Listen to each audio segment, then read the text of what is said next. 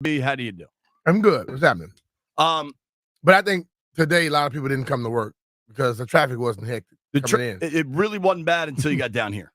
It wasn't bad when I got down here. I came straight in this thing, no hiccups at all. I was okay where you go under the bridge on where like Independence turns into Maine. Yeah. Where you go under that the train track bridge above you. I'd love to know the genius that has that shut down to one lane. Like, why are we doing that, fellas? Hey, take 100 lanes, 100 streets, and turn them into 25 and expect it to go fast. Well, here's the thing. We're going to get some actual expertise on this. Melissa Millette from NBC4 knows this stuff and is going to give us some information because what I got going on is camp. You know what's a lot easier to deal with? School for children. Camps all start at different times, all have different pickup and drop off, and we got camp. It's camp fever at the Finley house. Now, we got a lot to talk about. We got to talk about Hard Knocks. We got to talk about Family Feud. I had a very pleasant dinner at Maestro's and got to talk to some NFL people prior to that. Maestro's or Maestro? I don't know. I don't know that answer. I hear people say Maestros, Mastros, Maestros. Which one is it? Let's see if call in and tell us. See if Che knows. I'm gonna call Matt Che. Thank you to Che. Thank you to Nick. They set us up with a great table and we had a good dinner. I went to this Netflix screener of Receiver last night at the Motion Picture Association, which was a really cool spot. It was a cool, fun night, but I was in the thick of it, dude. So, as soon as I texted him, he said, "Yeah, if you want to come down here," he knew. So where the movie, for lack of a better word, where the screener was, is the Motion Picture Association of America, MPAA. You got to play. If he says it correctly, play it all over the microphone. Also, if you're watching on the stream, I'm sweating like a pig. Just so you don't smell like one, you good. I just got out of the shower. That's the problem. Is I need like 10 minutes to air dry, but I didn't have it because I sat in NATO traffic. Where was I? So, dude, the screener for this joint was at 16th and I, like 2 blocks from the White House. So there's security everywhere. There's like a demonstration. I legitimately think on the same block there was a pro-Ukraine and an anti-Ukraine protest. Like they were staring at each other. Well, normally that's how it happens. You also realize how much of this stuff is just made for the media because it's like the media. It seemed like a very international media horde was there, and then like they're kind of just chilling because it's 8,000 degrees and everybody's laying low, and then a camera pops up and everybody's like, ah, yeah. But dude, so we walked from there and over to Maestro's, whatever it's called, at where is that? 13th and F, perhaps something like that. 13th and G, maybe. Ooh. The restaurant. That is. It's at the corner of. Is it F and? I think it's 13th and F is my guess. That might be it. Yeah, maybe it's 13th and G. It's on that block. Whatever. Had a great dinner.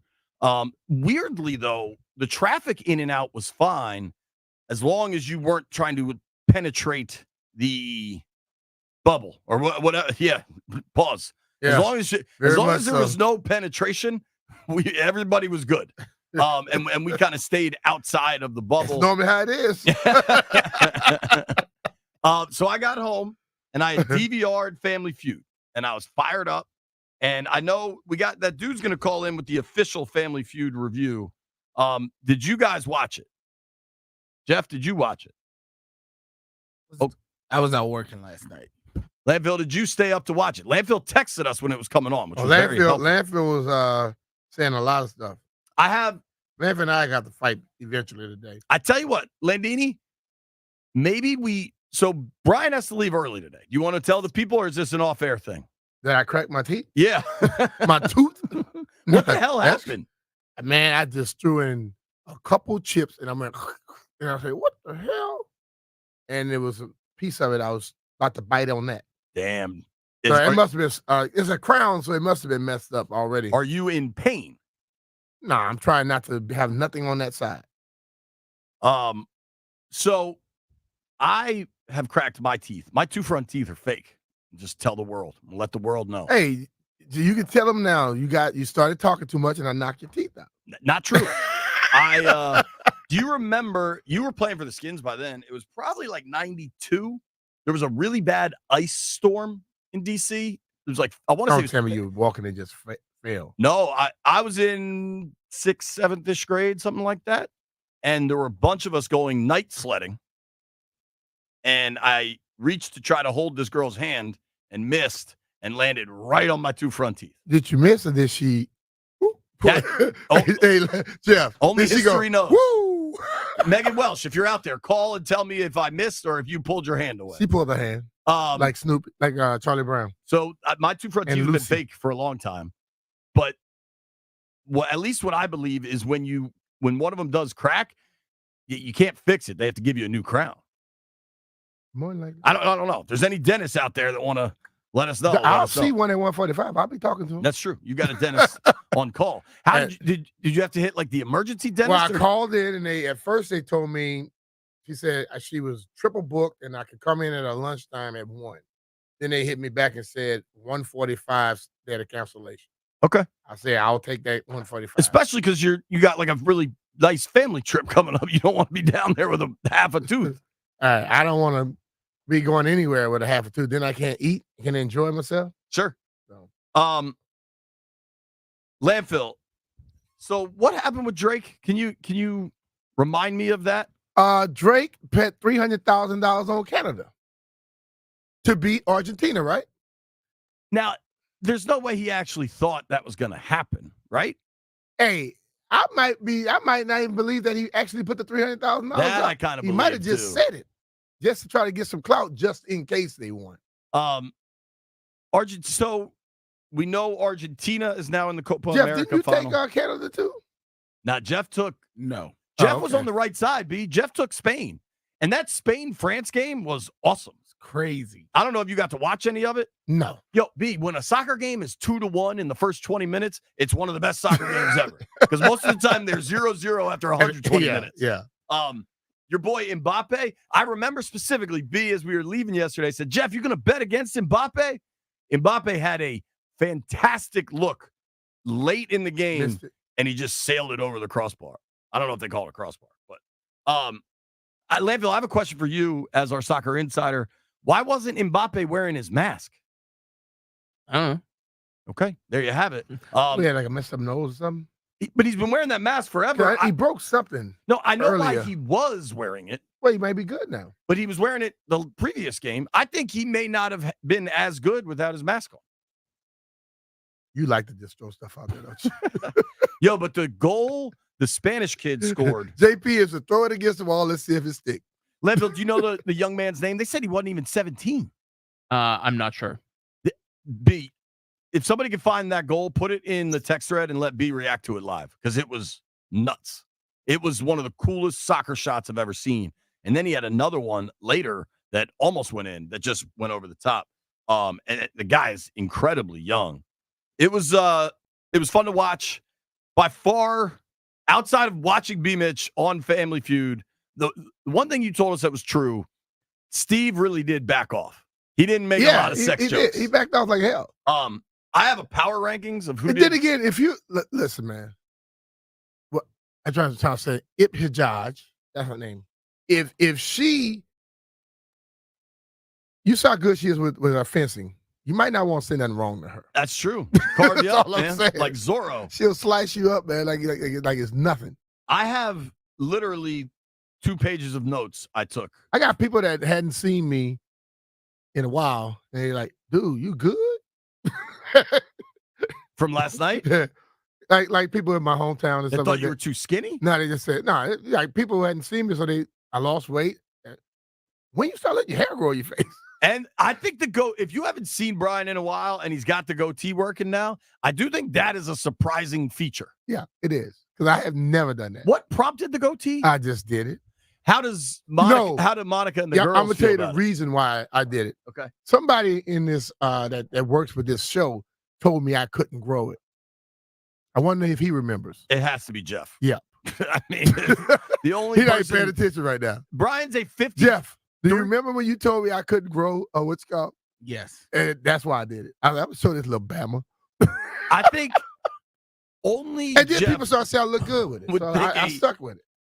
a fully grown man in his mid-50s, his early 50s, can't grow a goatee. Like, he's an adult male. Why? Do you know it's men that don't have facial hair in their 50s? I don't know why Brian has had a mustache. He grew that exact I thing. used to have a crazy mustache. And when did we grow out mustaches? That was just before COVID, right? 2018, maybe? November, right? No, and I didn't say he couldn't grow that. I said he couldn't grow all this.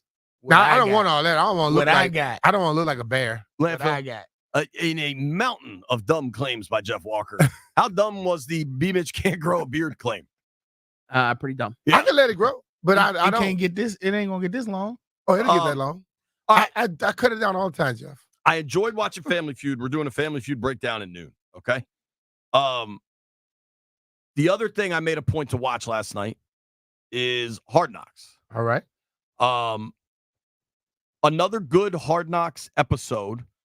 I continue to question the Giants' leadership, but that's kind of a different conversation. Well, that may be part of it. I'm telling you, man, Mara is trying his best. He got him on tape now doing stupid stuff. He's going to get rid of him, I'm telling you. Did you get to watch it last night? No. Okay, so you're going to I was at DC Prime.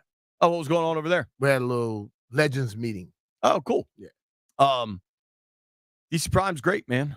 And apparently it's Maestro's is what I've been told. Maestro's? Okay, well, I'm going to just tell you this, man. Shout out to Che and Nick at Maestro's and the double cut ribeye. Well, that bone-in ribeye was good as hell. Yeah, that's what we got that last night. That's what I had. Now, we did split it. I didn't split it. It was like 32 ounces. It was massive. Yeah, the bone weighs about 14. No way it's 14. It's an ounce, dude. If the steak is 32 ounces, the bone's maybe 6 ounces. That big bone, the long one? The tomahawk, you're saying? There is no such thing as just... Okay. I want to get to... So, the Giants obviously had... they have the 6th pick, I believe, right? Because it was Bears, Washington, Pats, Cardinals, and then who was 5th? Now I got to pull it up. Giants were 5th, right? I thought the Giants were 6th. Chargers, I think. Chargers were 5th. Yes, thank you. So obviously, I think this offseason Hard Knocks is more interesting than the in-season one. The training camp one is awesome, but I don't know. This has been really captivating to watch because the first one, they're getting ready for free agency and all that. This one, they're going to the combine. So they're in Indianapolis. And considering they had the 6th pick, they got to talk to everybody. So they talked to Marvin Harrison. They talked to Rome Odunze. They talked to Malik Neighbors, the guy that they end up picking. Mm-hmm. But they also talked to all the quarterbacks. They talked to Caleb Williams. They talked to Jaden Daniels. They talked to Drake May. They talked to J.J. McCarthy. And they showed a lot of the interaction with Jaden. And I think people are reacting a lot of different ways, which I find interesting. But the week before, I thought was a really bad Joe Shane episode. It was nuts. Fantastic. Right? Yeah, it was nuts. I thought the week before was a really tough look for Joe Shane as he was like convincing the world why he's got to get rid of Saquon Barkley, which I think analytically and mathematically you can make a real argument for it. Like, I don't think his analysis was that off. I thought his delivery was really off with Shane. And then what he did, the subsequent moves didn't back up the analysis. Yeah. But that is last week. We're on to Cincinnati. This week was a big Brian Daboll week. And it may work. It may not. I'm not advocating for or against, but damn, Brian Daboll seems cocky. Yeah, he is. He seems cocky. And he talked about... But he has no reason to be. Watching that last night, it became very clear to me why a guy like Wink Martindale, who has been an NFL coach a long time and has a long track record of good defenses, right? I mean, you're talking about a dude that was with the Ravens, and then the Giants. Like, this, Wink Martindale has been in the NFL for 20 years.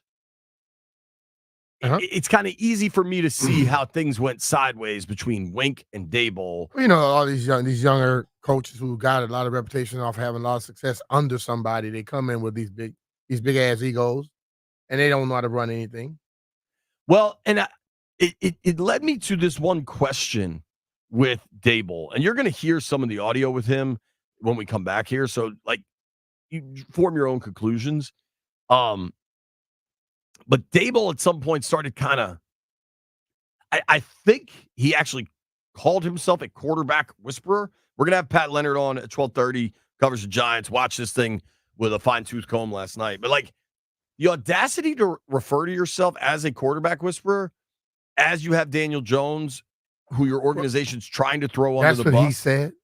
I don't know that he said it or someone said it about him. So I don't want to, definitively say that. Did that come out from him or from the show last night? At some point, it was mentioned in the show, yes. And, but you got to realize, too, man, like I said before, whenever people know that mics and cameras are there, they either say more of or less of what they normally do. Dude, they enhance, they play that stuff up, too, now. I totally agree with you. I don't know if it was the narrator or Daboll, but they talked about his extensive work with all these great quarterbacks. And apparently he was at Bama, I think, when Hurts was there. Maybe he was at Bama when Tua was there. He ended up with Miami for a little while when Tua was there. But this S drives me crazy, right? Mm-hmm. Who's my guy with the boogity eyes? Got 2 jobs, Jets and Dolphins. The dude that was with Peyton? Yeah. Adam Gase. Gase. Not only was Adam Gase, yes, he was with Peyton. Now, if you were the quarterback coach or OC for Peyton when he broke in with the Colts and then year after year after year improved to a point where he's one of the greatest quarterbacks of all time. Yeah. Like, I can get with that. Like, that dude. Not when he's already done everything. That dude played a role in Peyton's development, right? And Peyton, the guy he credits the most is David Cutcliffe, who was the quarterback coach at Tennessee. Yeah. But I found this claim from Daboll, and regardless of who's making the claim, like, the Giants are approving all this. Mm-hmm. You know who they credited? You know who got listed on Brian Daboll's resume as someone he worked with and helped? Who? Brett Favre. Certainly. When did he help Brett Favre? With the Jets. When Brett had already played almost 20 years in the league? Man, give me a damn break. When they showed footage of Daboll being the QB coach with Brett Favre in a Jets uniform. If Brett Favre saw that, he'll probably. I'll be honest with you, Brett didn't listen to most of his coaches. Brett did his own thing. It wasn't until Holmgren that kind of broke through with him. Please. We all form narratives in our life. That's how this thing works. But I don't know, man. I found that one a little much. Brian Daboll gave Jaden Daniels a fairly thorough pop quiz during the combine. You're going to hear that exactly when we return. It's Beamish Finley.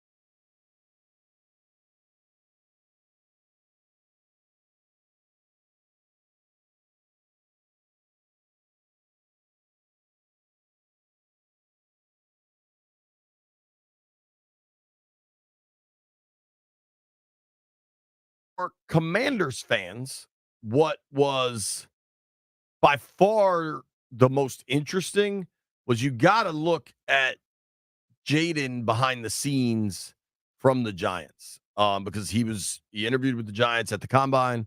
Let's play some of the audio. This is at the whiteboard. They're all in the Giants. So every NFL team goes to Indy and kind of gets to set up their own office space, if you will. And you've got scouts, front office folks, coaches, all these people in a room. And it's got to be kind of an intimidating. Was it an intimidating situation doing that? Because these guys have to walk in and it's like, Well, 15 eyes on you. It's weird that you walk into in football. All your life is about reaction and stuff like that. Then you walk in the room, you're sitting there, and people looking at you like you're a piece of meat, right? You know. And then this was more conversational, but it was definitely trying to get. I think a lot of times you're so game. concerned, like you hear horror stories about those things, and I think the big thing was always wondering, were they trying to trip you up? So, speaking of trying to trip somebody up. This is Brian Daboll, the Giants head coach, talking with Jaden Daniels, the now Commanders quarterback, at the 2024 NFL Scouting Combine. Hey, Jay, erase that Z, make him the F. Erase the X and make him the Z. Erase the W, make him the X. Erase the T and make him the H. Ready? Yep. Gun trolley right, 64 house X in. Give it back to me. Nope, don't look at it. Oh, you want me? Give it back to me how we call it. The whole play? Yeah. Gun trolley right, house FN, Okay, X in. X in. That's okay. And then if it's cover one, what do we want you to do? Probably. Don't touchdown. All right, I like that answer. I loved that answer because in the lead up to that, Daboll basically had him diagram a play out and then made him erase everything and change around all the positions, all the receivers, and then was like, all right, read that back to me. And so Daniels went to look at the whiteboard where he had just diagrammed it, and he's like, no, don't look at it. Look at me. And he did mix up the X and the F in a complicated jargon that he's unfamiliar with and learned 7 seconds earlier. It just seemed like he was trying to really have a gotcha moment with him. See, the whole thing about it is, what difference does it make if I can repeat the play, if I can't tell you what the damn play really means? You know, like those type of things right there tells me I don't think it tells them anything. Because when you tell me to play in my helmet, you're telling it to me multiple times. And you also have me with a wristband on to help me out with it again. So me saying something to you the first time, and if you repeat it back exactly right or not, what does it really say? You know, so a lot of that stuff it's to make them feel good about themselves. It just, honestly, if you watch that, I didn't think Drake May looked particularly impressive.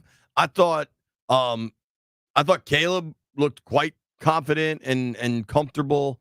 I thought Roma Dunze was really impressive. So my notes from the Hard Knocks episode is I couldn't get over Daboll was clearly trying to rattle Daniels. And I loved how Daniels responded in that moment. And it doesn't mean a damn thing. Daniels' frame might be too skinny. He might take too many sacks. He might throw 100 interceptions. But I loved in that moment, which is designed to intimidate the prospect. The design of this setup is not like a comfortable scenario, right? Yeah. There are dudes they probably try to make comfortable. I don't think quarterbacks in that scenario, Daboll was trying to make comfortable. That's not how I read the room. Like, I recall when I was going through it, I was sitting there talking to a scout, and this was the scout to him. He said, man, when I watch you on the field, man, you just constantly moving forward. And I hesitated. I go, and? He said, what do you mean, and? I say, that's just supposed to do on a football field, right? He's like, but I don't see you doing no dancing. I say, if you want some dancing, you go to a disco. Right. And at that moment, I'm like, I will never want to play for this guy. And he was guys from the Bears. Like, what the hell are you talking about? You're constantly moving forward.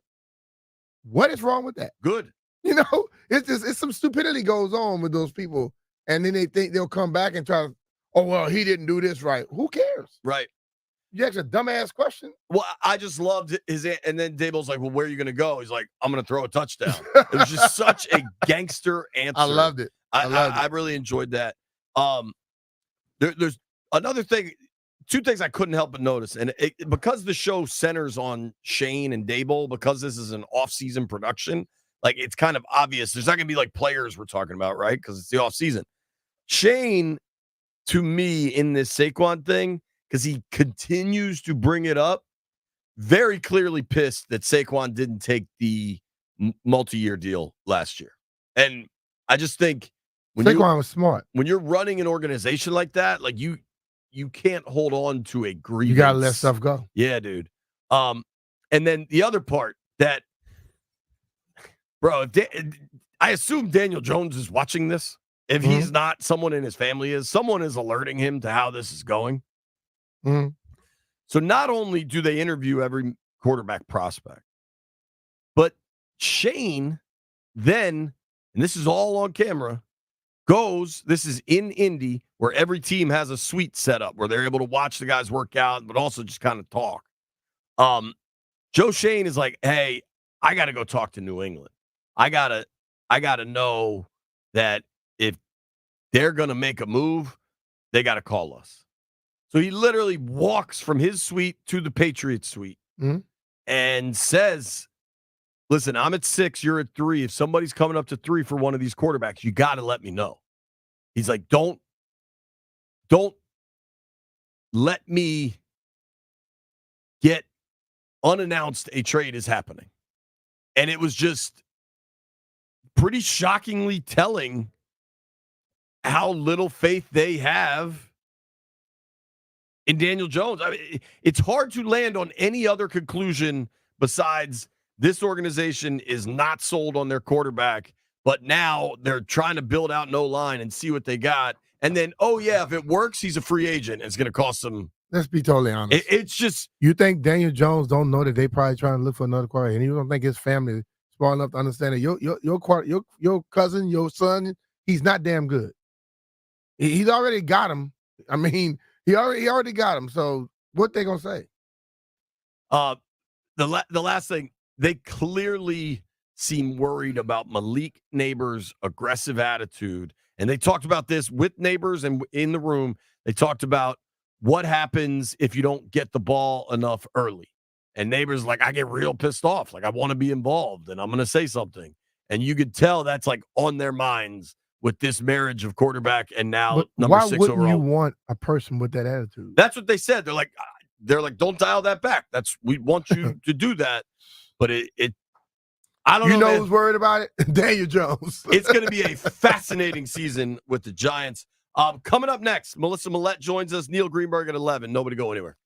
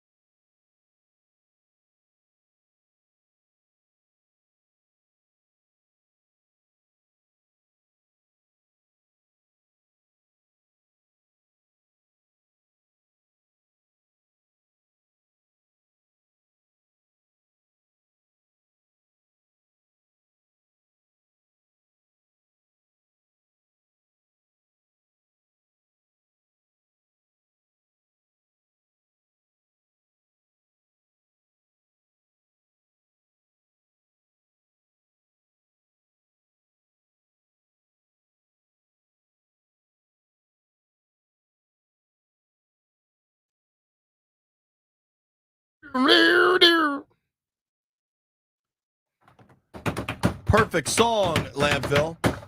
We're very excited to welcome to the program, I believe for the first time, News 4 anchor and traffic reporter Melissa Millette joins us now. My buddy. Melissa, what's up? Thanks for joining us. What's up, guys? How are you? We're good. We're good. What's happening? Oh, man, it is hot. It is hot. It is. Oh, my gosh. It is. I've been outside hot. for 3 minutes today, and I'm melting.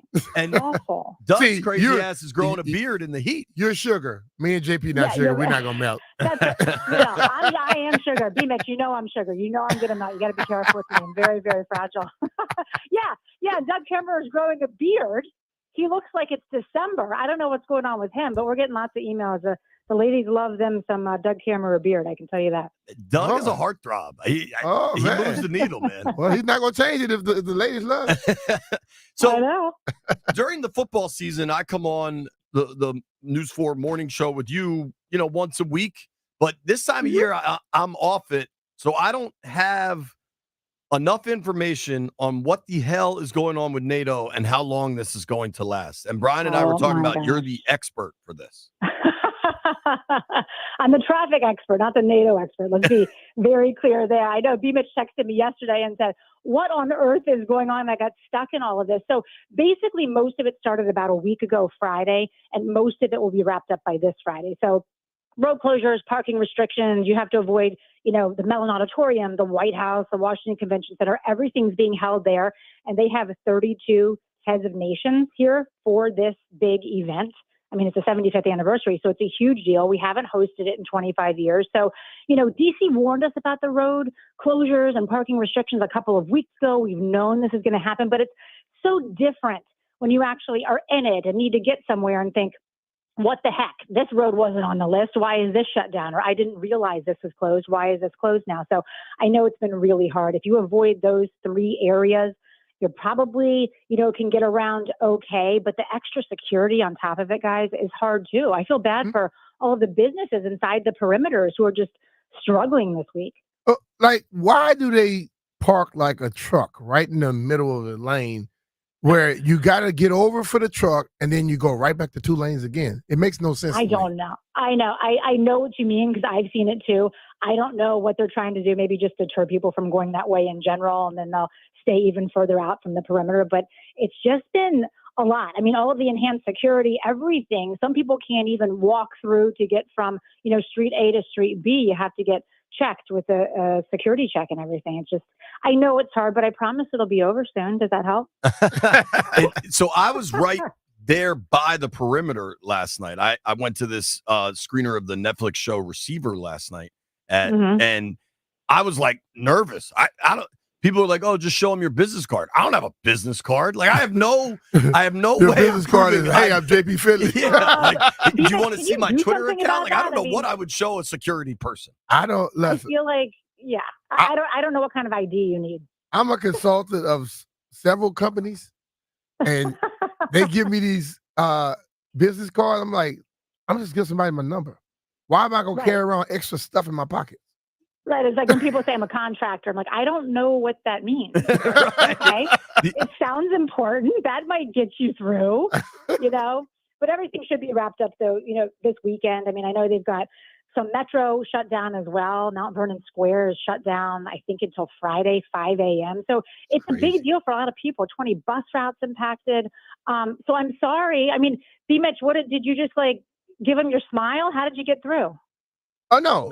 No, I just ride in, but I'm saying like B. Mitch's credentials are his Super Bowl ring. That no, generally but my whole thing is when I'm riding and I see traffic, I try to stay as calm as possible because all you do is get yourself frustrated and overworked.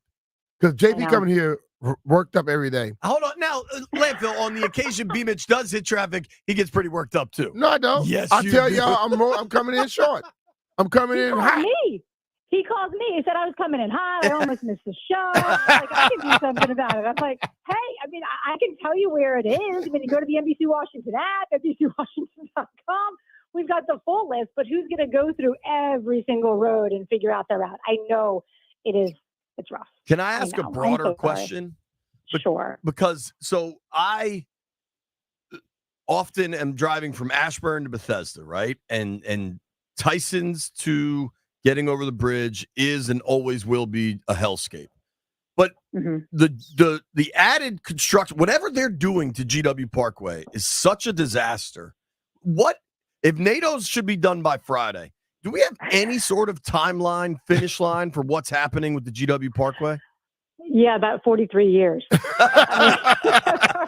Our best guess at this point. No, it's supposed to be done within the next 6 months to 12 months.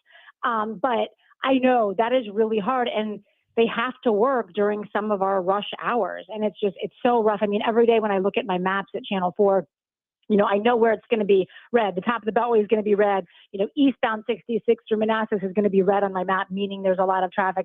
And then the GW Parkway is just going to be red or like purple, which means it's not moving at all. And it's hard. I mean, we live in an area that's so rough with traffic already. So then when something extra happens, it just puts us right over the edge. Like we've hit our threshold already Monday through Friday. So you throw in like a NATO situation. Right. Like, I just can't do it. I can't do it. At all. And then I have a theory, and it's your level of expertise. If you want to follow Melissa, it's Melissa Millette on Instagram or X, MELISSAMOLLET. A lot of good information and good dog pictures as well. So here's my theory. In the post-COVID world, I think rush hour is no longer as defined as it used to be because it's rush day. Yeah, dude. It's like nobody goes to work on Monday or Friday, but Tuesday, Wednesday, Thursday, good luck at any hour of the day. I know. Well, I would totally agree with you. And a lot of people have these more flexible schedules. So they're going in, like you say, 2 or 3 days a week instead. So the rush hour is sort of compacted in a way. But also on the days that people are going in, they're going in a little bit later. So now my rush hour for my people who live in Fredericksburg and drive to DC, they're still coming in. It's usually government workers coming in at 4:30 or 5, so they're still moving. But the guy who's going from Germantown to Bethesda a couple days a week, he's coming in now at 10 a.m. So now it's just an extended rush hour. It's this larger window, and therefore way more difficult for a lot of people. It's hard. I totally agree. And then I also, and I don't have any data to support this. I haven't tried to find it either. This is just my own speculation. I imagine in the post-COVID world where we were told to stay away from each other and all of these things, you've got way less people taking mass transit. And so there's that many more cars on days where people are going to work. Yeah, I would agree with that. I would agree that there are probably more vehicles. They are luckily probably more spread out, but that's also sort of balanced with the people that now get to stay home because of the post-COVID world and, fewer people going into commercial buildings. It is not what it was for sure. It's just changed a lot. And if you think of it as an accordion that was really sort of condensed back in the day in 2018, 2019, now it's just a little bit stretched out further. So it's giving me more job security throughout the day. Here's what I know is you have the perfect personality because you're nice and you're funny and you're engaging to just continuously give terrible news most mornings. Keep talking, JP. Keep talking. Let's get the bosses on the line. Yeah, Goldrick, if you're listening, she's perfect for it. Tell them how great I am. When my contract's up, they'll remember all of this. No, I appreciate that. You try to deliver news with a smile. I mean, I don't have the greatest news to report. People generally don't like what I have to say. I've been covering the Redskins for 10 years. I don't have much good news either. That's true. That's true. You and I never They're working on it, though. JP. It's different now. They're working different on now. They are working on it. My last thing, if you do one thing today, I'm gonna show this picture to B Mitch. Follow Melissa Millette on Instagram just so you can see this picture with her and George Mirasan. What? Oh, you look very, very Georgie. tiny in that picture. Okay, I'm 5'7". I'm not like a small little lady. I'm 5'7". I don't know how tall is George Mirasan. With your heels on? Know. George Mirasan's 7'7". So 7'7", and I think in that picture I may have heels on. I don't even know. So I'm probably 5'9", 5'10" in that picture. And George Mirasan was the nicest man on earth. So nice. But I met him recently at a school visit where it was sort of a career day thing, and he was just so sweet. I think I saw B-Mitch. I saw you maybe the day before. I am always seeing you out at charity golf tournaments. Mr. Philanthropy, Brian Mitchell. I love it. I never get to see JP, and we work in the same building. JP's How is kind of that like, standoffish. That is impossible. That is not true. I just am not there in the morning usually. Melissa, we got a That's true. boogie. Thank you so much for making Have fun time for today. us. Take care of yourself. You're welcome. Avoid DC. As we sit in the Navy Yard. Thank you very much. Try to get out. Okay. All right. Bye-bye. That's our friend Melissa Millette. Good luck. The NATO stuff will be over by Friday. Hopefully it's kind of back to normal. Neil Greenberg joins us next.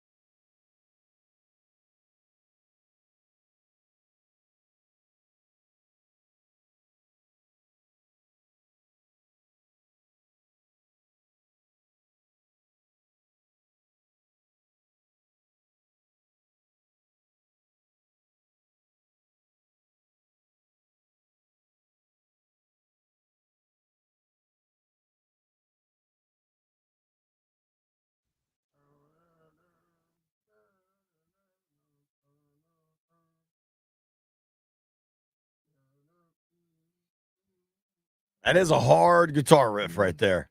Whenever you hear Ozzy sing an Iron Man, it means it's time to talk to our Iron Man, not Cal Ripken, Neil Greenberg, a very physically imposing man from the Washington Post. Greenberg, what up, dude? I'm doing great. I am trying not to physically impose too many people. It's hot out there, so be careful with the physical imposition. Yeah. I don't wear a tank top for that reason. That's why. What did you have me bet on this morning? You texted me. I put it in. I don't know what it is. It's women's tennis. Donna Vekic, plus 150. I have this. I actually Wimbledon? think she should be favored based on how she's played on grass. So I think that it was a decent bet. So I think the match isn't like until tomorrow, like 5 a.m. So maybe I'll wake up to some bucks. All right, we're on it. When Greenberg texts me a bet, I just put it in blindly. I don't know how good of an idea that is. But dude, I wanted to talk to you about 2 TV shows that were on last night. Did you watch Hard Knocks? Yes. What do you make of Brian Daboll? Like as a person or kinda as a person, as a coach? Yeah, all of it. He's in a tough spot. I don't know if he can run. I mean, 7-second 40-yard dash. Is that what he said he can run? Well, that was obviously what a wacky bit. He's literally doing bits for the cameras. Yeah, I think that it's tough. I mean, it's a make or break season for the Giants right after kind of having underwhelming last year. It's a tough spot. I've been focusing more on the front office type stuff than I have been on like Daboll specifically. Well, then specifically, what'd you think of Daboll trying the gotcha game with Jaden, and how do you think Jaden performed? Yeah, I think a coach has to. He can't be playing like you want to be respected, right? Like you can't be playing games and try to. I don't know. Just be a coach, right? Like just be the guy that they want to follow, and you don't need all the shticky stuff. I don't know.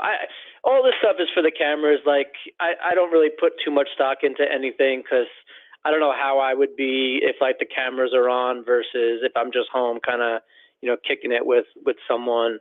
I don't know. But they have cameras in front of them all the time. I mean, but this is a little bit different, I think, right? I mean, but as a coach, like failing the interview, like I get that those interviews are kind of like that's what they're designed for. Didn't Gruden like give like a whole big, what's 42 Red Wing 67 Dart Hawk down? Like didn't he do that too? Like wasn't that his shtick in the? Well, he used to do the quarterback camp, right? Like he used to do I can't remember exactly what it's called, but it was like Gruden's QB camp where he did that with rookie quarterbacks, and it was like an ESPN show, I think. Yeah. When he I thought it was like at the combine type stuff. No, it was a show, but a guy repeating a play you just called back or not repeating it, what the hell does it really tell you? Right. I mean, there are some people that are very good at that. Like Joe B, like doing like the Caps games, Joe Beninati, like he remembers plays from like 15 years ago that would absolutely blow your mind, right? Like some people are just built that way. I would have a hard time telling you what I had for breakfast this morning. Right? Like funny, it doesn't mean that I'm not smart. It just people process stuff in different ways. And to ask him to like recite a play on the whiteboard and he forgets the pass protection and and all that stuff. I mean, again, he's a kid almost. Like you have to give him some grace. It's a lot of pressure situation. He understands his future is on the line in these interviews, I'm sure. But just some people process things differently. Some people have great recall. Other people don't. I don't know. I'm willing to move past it, and I get why they do it, but you don't always have to be the smartest guy in the room. Sometimes the best person is the one that has smarter people around them. There you go. Yeah. I think that's fair. I didn't take much from most of that last night, but it made me. I loved Jaden's answer when he's like, "Yeah, I'm gonna throw a touchdown." You know what I mean? It was kind of a polite, man, bleep this. You know what I mean? In a sense, yeah. Yeah, and that's, again, a whiteboard on the field in the moment. I mean, it's all different. We're never going to know how someone is going to play in the pros until they play in the pros. Right? 100%. I mean, it's just so much different. Yep. Speed, talent, all that stuff. Just get them out there and let's see what happens. And, Mr. Irrelevant was an MVP candidate this year, right? So, nobody really knows anything when it comes to evaluating talent to the degree that they can stand on a high horse and say, well, I know more than anybody else. I mean, it's just not how the NFL works. The determination that Tom Brady is the greatest quarterback of all time, he was a 6th rounder.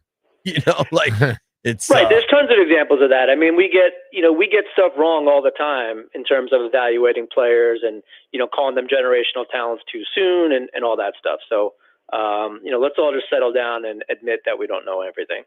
100. I agree with that, and I appreciate it coming from a dude in the analytics world. I think you have who knows everything.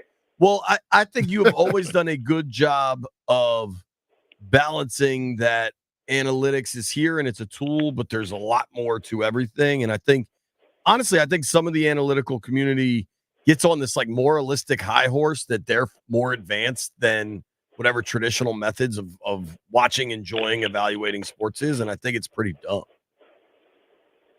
Well, I think that's the secret to my longevity, to be honest with you. Being able to translate into English what the analytics are and aren't, but also understanding that the more we know, the less we know, right? The more we gather information, the less we know about the subject in its entirety. And I think that, it's a humbling experience. And, you have to look at analytics that way, that, it has the answers, but it also asks more questions that you have to figure out as well.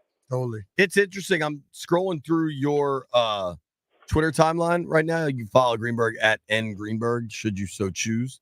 And you can tell how light we are on sports in the world on Wednesday, July 10th, because Greenberg's Twitter feed is about Devil Wears Prada 2, the legacy of USA Today, something about numbers that I can't really even contemplate. Apparently, everybody at Johns Hopkins gets free college now.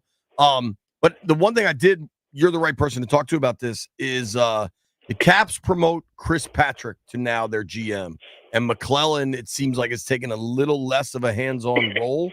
What do we need to know here, and how easy is it to dismiss that this is the dude who ran the team forever's son, and now he's running the team? Yeah, that certainly raises some question marks. But you look at the path that Chris Patrick has taken, and yes, you'd have a hard time convincing me that his dad didn't have a hand in giving him these opportunities. But he's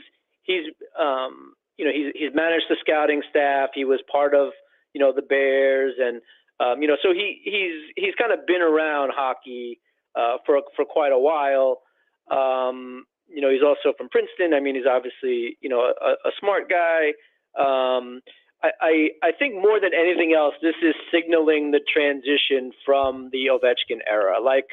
I think obviously he's going to be tasked with one, kind of stewarding Ovechkin's chase for Gretzky, but also team so that it's not, the doors don't get blown completely off once Ovechkin decides to hang it up, and we're only 2 years away from that.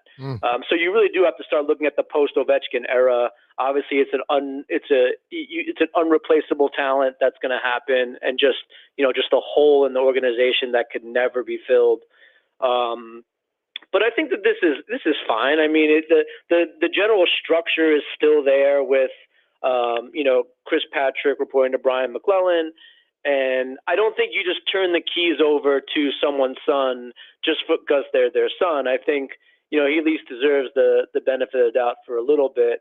But I can certainly see why some people would say, yeah, but But let's wait and see. I mean, he's got a tough task in front of him to guide this organization over the next couple of years. Well, and I think nepotism is rampant throughout the world in a million different things. But just because somebody is somebody's son doesn't necessarily also exclude them from being able to do a good job. Right. I was going to add that as well. I mean, most times they can't do a good job, though. Right, I think you see it go both ways, though. You know what I mean? Right. You can be someone's son and be very talented at what you're doing. It's just that's a tough sell for a lot of people because they don't want to believe that, right? They want to believe like the only way that they can get somewhere is through hard work, and if someone else gets quote unquote lucky, then that like they don't deserve their success, and obviously that's not fair.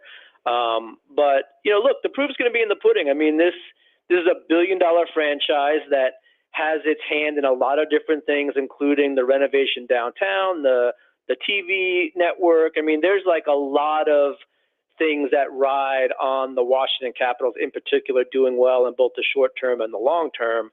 So this isn't an easy job by any stretch, and we'll see. I mean, if this team is underwhelming for the next couple of years, I mean, we have a definitive point of change that we can look at and base the record on. For sure. Yeah. So Greenberg, I think we're actually going to open the phone lines up here in a minute or two. Is it Bleep You Wednesday? No. It's a simple All right, question. it is No Grudge Wednesday. I'm not. Dan Steinberg won't let me get into any arguments on Wednesday, so I guess it's a good idea. Dude, you're always welcome to get into arguments here. You generally do, Yeah, especially you start a lot of them. Yeah, you start a lot of them. So let's ask you this question before we ask callers and ask the boys in the aquarium and so on. Expectations are a hard thing to define, right? I think expectations tend to be ambiguous unless you're maybe the Chiefs, the Niners. Their expectations are winning Super Bowls. Maybe you include the Eagles and the Bengals in that territory, whoever you want to pick.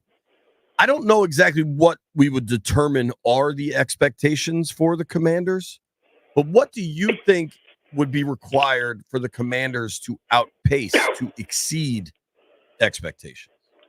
Well, I think expectations are a sub-500 season, right? Not like a terribly sub-500 season, but definitely 6-7 wins is what the betting markets are putting it at. I think a lot of pundits kind of have it that way. I personally think that that's probably wrong, only because, again, we've talked about this on the show, we have no idea how well or poorly this new top to bottom organization is going to perform with all the new parts, right? Like nobody can tell you with any certainty that it is going to work to this degree or it's not going to work to this degree. Like a team, like you said, like the 49ers and the Chiefs, like there's a lot of continuity there, right? Like we know the quarterbacks, we know the systems, but here it's something completely different. So, the downside in the NFL, even for the worst teams, is what, like 3 or 4 wins, right? Like, you can usually see like a really poor team get to that threshold. So the downside is relatively low. Like, I don't see why you wouldn't have higher expectations, especially as a fan, because this could work. And I don't think it needs to work all that much more than last year for there to be a bump of 2 to 3 wins. And that's just the way that the NFL is. Yeah, I mean, somebody's going to bump. Why not Washington? And I think if you get average quarterback play, I think that gives them a pretty good chance at this thing. I think coaching can make a big difference. I think the defense being much better than they were last year can make a hell of a difference too. Yeah, and I think the worst thing, and we talked about this last year, the worst thing that could possibly happen to Washington is they win a couple of games early, because then the expectations just start to go crazy, right? I remember being on the show and saying that Washington was like the 5th worst team after they won a couple games, and my Twitter feed was on fire for like 5 days. They were 2-0, and you put out your power rankings and had them 27th, and came on the show, and I tweeted it out, and people were very mad at you. JP was trying to set you up, dog. But that's the worst thing that I think could happen. Like if you have expectations, you kind of have to stick with them and modify them, right? So like if you think that they're going to win like 8 games and they go 3-0, like to start talking about 12 win record and playoffs and Super Bowl contention to me is like a little bit weird. But again, I mean, a lot of things can go right. And if just a couple of those things go right without everything else going terribly wrong, I think that it could be a very good season, relatively speaking, for 2024. Well, the good part for your concern of a hot start and people getting over eager is I think the opening quarter of this season is pretty tough. And then you get the Browns and the Ravens. Like, I think they get some really winnable Yeah, but if games. they get 2 wins in the opening one, that's going to really make the expectation go crazy. I mean, if they open 2-0, beat the Bucs and the Giants, and then you got Monday Night Football against Joe Burrow, yeah, it's going to go nuts. I think it starts a little lean and then improves over the course of the year. The other thing is you typically see young players improve in the second half of seasons, and I think there'll be some of that. What? Go ahead. I was going to say, like, they've actually done. I'm looking at this one study now, and Washington has a difficult season comparative to other teams since like 1999, when you take into account like time zone differences, road games, rest, miles traveled, et cetera. They're only like 40% of seasons that are more difficult than Washington's this year. Dude, I don't buy that. People can come up with whatever they want. From October to the middle of December, the furthest they travel is New York. Like, right, but again, I mean, this is right. There's a bunch of stuff that goes. 2.5 months with nothing more than a bus ride. We're going to be all right. The season schedule is set up for them to exceed expectations because it's not as difficult as some of the other teams. All right, but here's the nonsense in that. Francisco. The AFC North is really geographically compact. So the mileage ain't that far, but going up to Pittsburgh and Cleveland, I agree with those you. are And ass travel, kickers. the way that they travel is luxurious and everything else. I'm with you. We got to go or Landfill's going to flip out. We are going to need some British Open bets from you, and we're going to need an Olympic preview from you at some point. Yeah, one day. Thank you, Greenberg. Okay, love you guys. Talk to you later. All right, man. That's our guy, Neil Greenberg. When we come back, what are expectations for the Commanders, and how does Washington exceed them?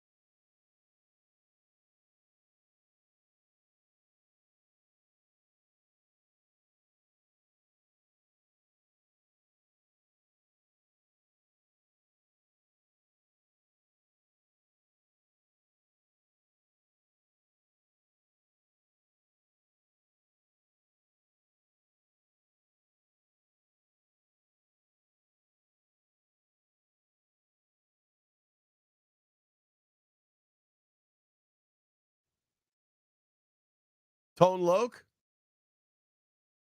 Shout out to Tone Loke. Tremendous acting as a police officer in Ace Ventura. All right, B. It's a fairly simple question. Landfill gives it to us straight. I think the tricky part here is what are expectations, but the question is, what will it take for the Commanders to exceed expectations this fall? It's going to take Jaden being everything we think he is, with an offensive line playing far better than they showed us last year, and a defense that's going to be remarkably better. Because we put all the pressure on the quarterback position. As a former player, I understand that everything helps. Everything around that quarterback makes his job easier, which in turn makes him be able to be who he is. If your defense gives up 25, 30 points a game, your quarterback is pressing. If your quarterback's pressing and the offensive line isn't great, quarterback's going to get his ass kicked. Point blank. You're not going to use your running backs effectively. So for me, I think everybody that was brought in, those pieces have to be as close to perfect to allow everything else to grow properly. Kind of get cohesive. It's like you take a plant and you just go plant it over here in this rough dirt with no water. You take another one, you take the potting soil and put it in there, you water it, you put some food. That plant grows. But why does it grow? Everything around it is right. Over here, everything isn't. So more than just Jaden having to be the guys around Jaden going to have to be who they are, who they can be to allow him to be able to go out there and be that icing on the cake. Yeah, for me with expectations, the person I have the most belief in is Peters to build this the right way, right? And so for me to deliver upon expectations isn't about a record or playoffs or what, but it's for players. I'd say draft picks, but especially the free agents that got multi-year deals, Luvu and Armstrong. That's who I'd be looking at there to show that they are cornerstones for a longer term goal. Because the goal to me isn't this year. It is 3 years from now being a real contending team.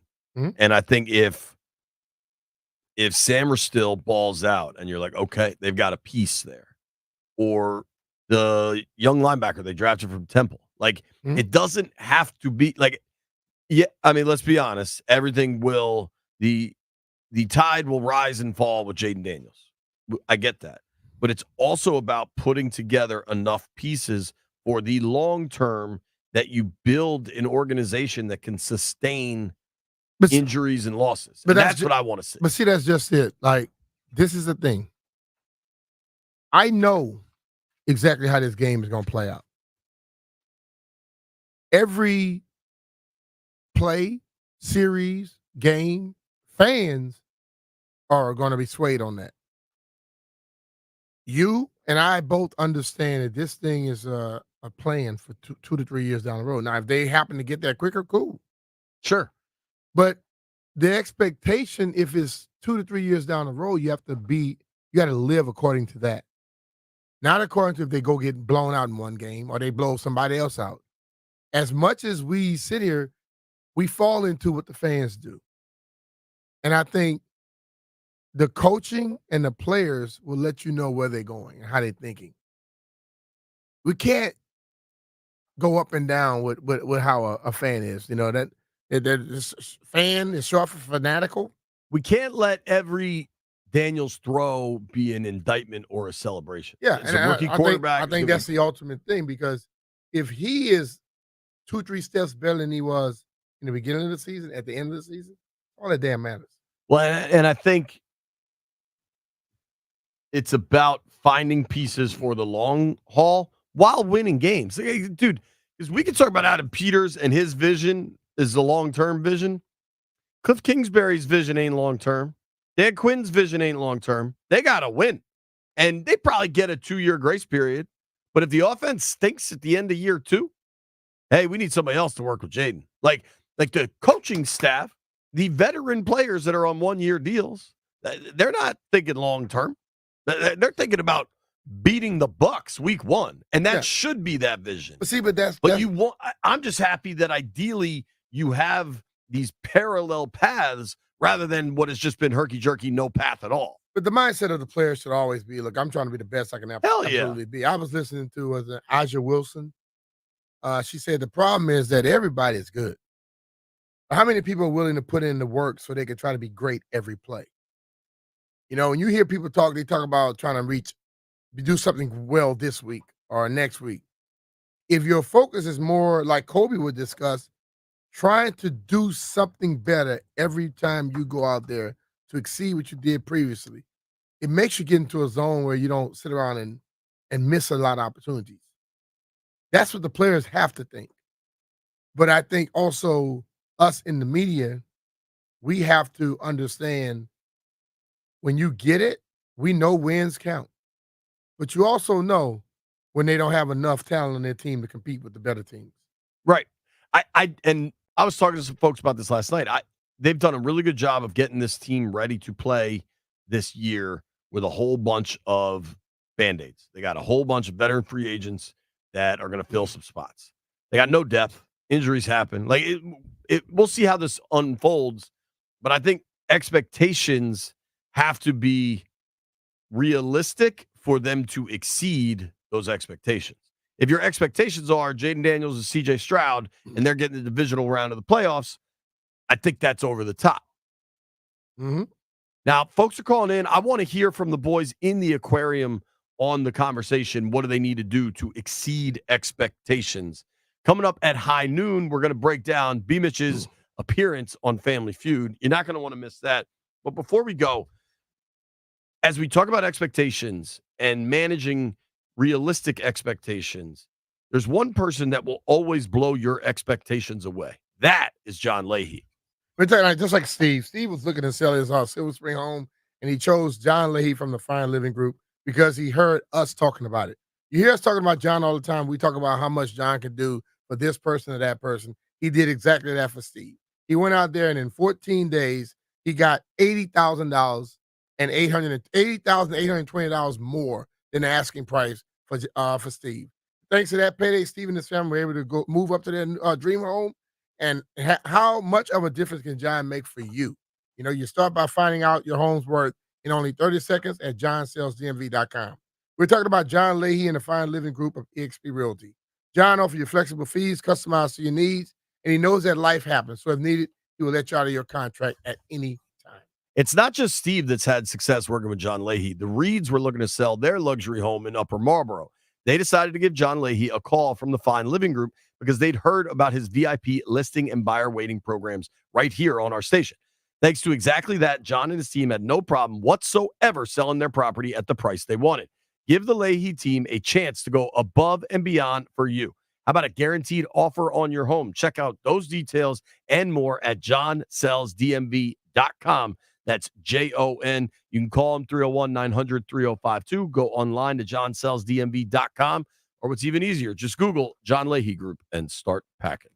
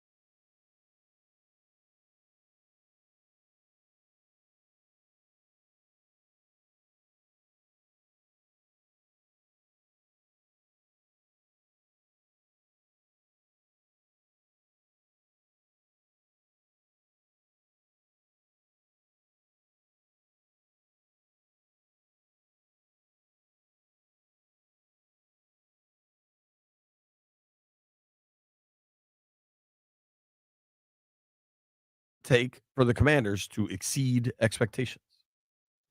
You know, one of the things I thought last year that was kind of the biggest problems was how frequently they threw the ball.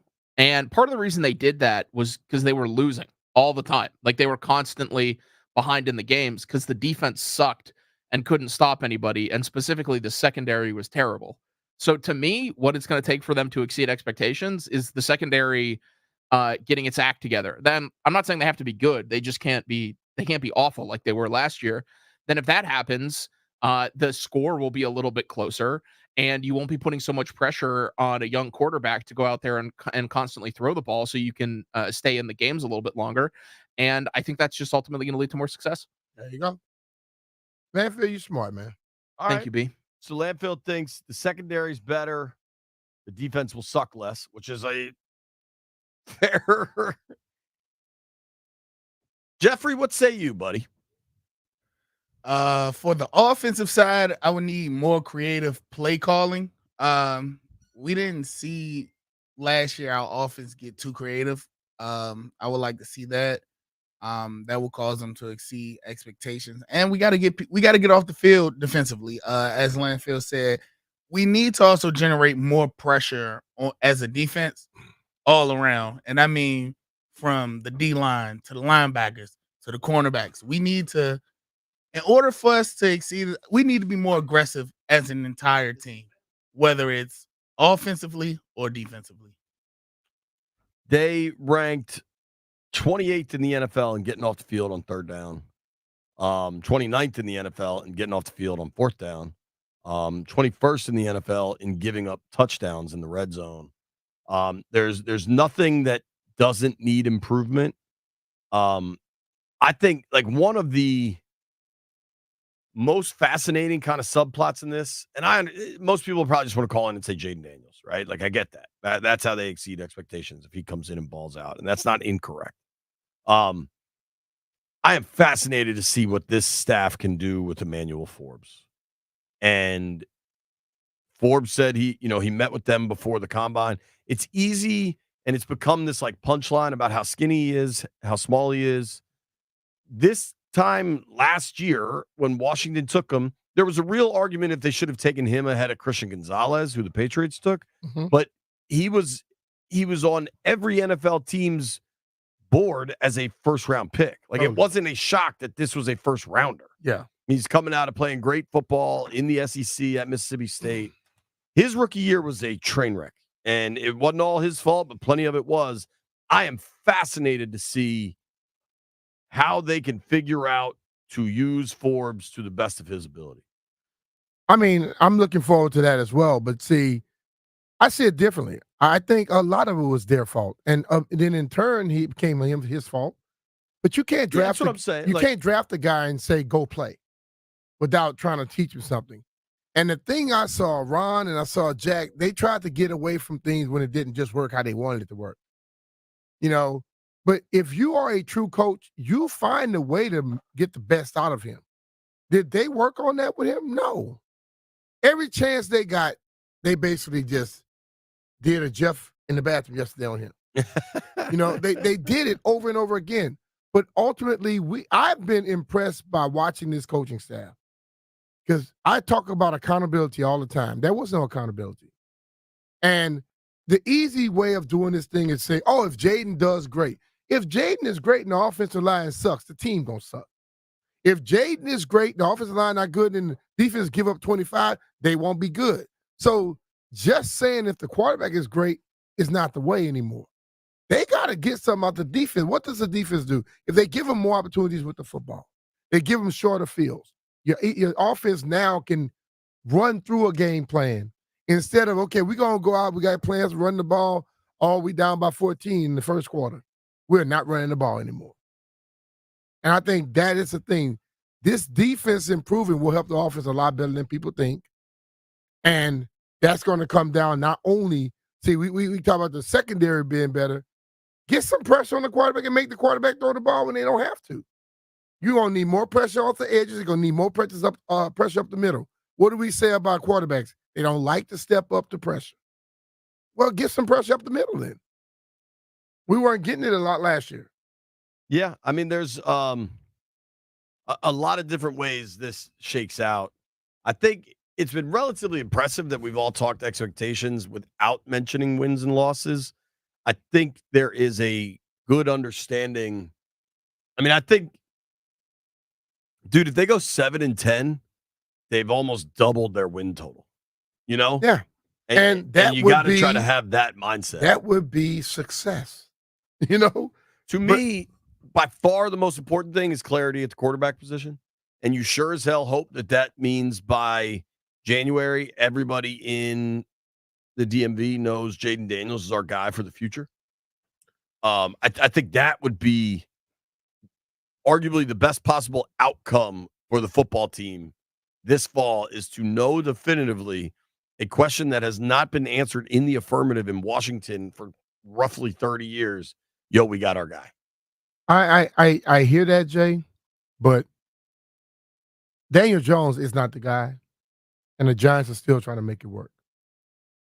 See, people that work in those positions in this league, they don't take the mindset of, oh, after 1 year, I'm gonna let this go. You know, it happened in Arizona when Cliff was there because he wanted Kyler, and Rosen wasn't getting it done. That doesn't happen most times. Right. If you draft a guy at the number 2 pick, he's going to get 3 years, 4 years to show you what he can do. I'm not saying that will definitely happen. I'm just saying I'm just saying the best thing that could happen. But if he takes a step forward, you have to start pushing that and adding people around him so those steps can continue. Why do people say when we got our quarterback, we start building around him? Because when you make it easier for him, he can be very successful. But if the quarterback has to carry the load all the time, it doesn't work. Take the load off Fanny. It is time, folks. Last night about 9:30 Eastern, we got to watch Brian Mitchell play Celebrity Family Feud. There were high points, Landfill. There were low points. We're breaking it all down. Phone lines open. If you watch Family Feud, Captain Todd said, I had popcorn ready and a gin and tonic sitting there with mom at 9 p.m. on ABC, and Steve Harvey comes out and no B-Mitch. Let's start with the time we were told. Nobody go anywhere. It's Family Feud talk.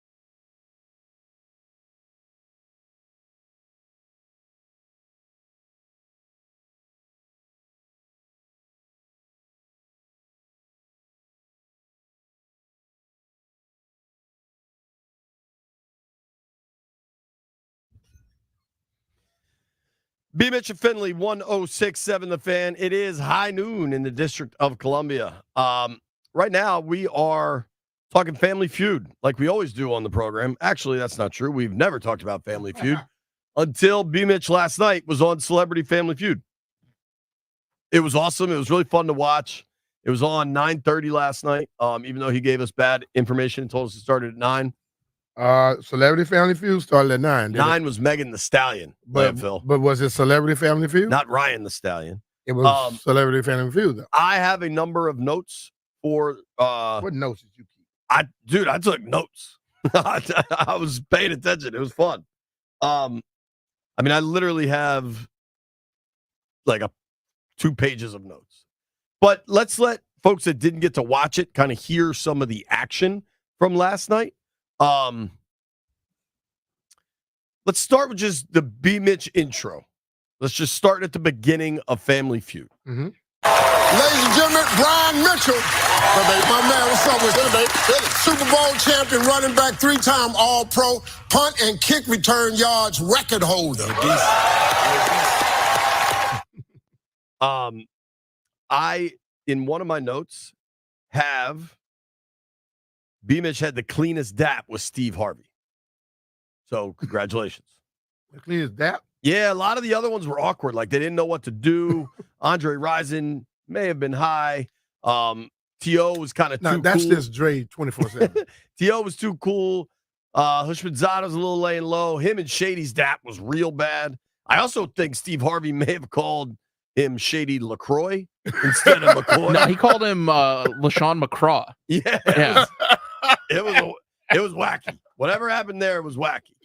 Oh boy, let's keep taking people through the show. That thing is like when they're doing it, it's all live, and for his producer, she be cutting him. I bet he goes at him, boy. Now the first question was, who is a person that sees your butt, your bare butt? And here is Brian's answer. Oh, man. Hey, Brian. What's up, man? That was a good Hey, man. We talked to 100 single men. Tell me the last person saw you bare bottom. Massage therapist. That's a good one. I like that. Massage therapist. Now, and you know when I said that, y'all, I immediately thought, I hope these people don't even start thinking stuff like the show and stuff. I'm serious. No, but you have always talked about how you got massages as a player and how they just helped you stay ready for But I'm just saying, when I said it, I'm thinking like, oh, this is national TV. You know, people start thinking. What was funny was, I'm watching the show, and I think you guys already had 2 strikes, or at least one, because Andre Rison gave a terrible answer. He said his bike seat. No, so T.O. said doctor. Yeah. T.O. said physician. Oh, let's just play it. I have the audio. Oh, you have it? All right. T.O., tell me the last person who's seen your bare bottom. My physician. Oh, I like that. I like that. The physician. There we go. But then this is where it gets real. Well, Rising, we out of all the safe answers. No, I already know it. 100 single men. Tell me last person seen your bare bottom. The doctor. Yeah. Yeah, that's good.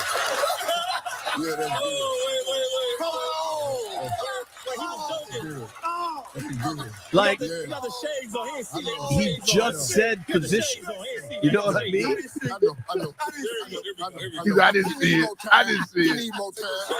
It rises. So you were in a position where the good answers were taken. Seat on my bicycle. That's a person. Well, hold on. That also implies that he wears his bike, that he rides his bike naked. Yeah. Because it was your bare bottom. Steve Harvey was very clear. That was a really poor. So my 2 I have seconds. a text straight with my bike riding crew. They were like, "Yo, man, I just ride his bike naked." You don't want to think about that on the bike seat, dog. Nah, man.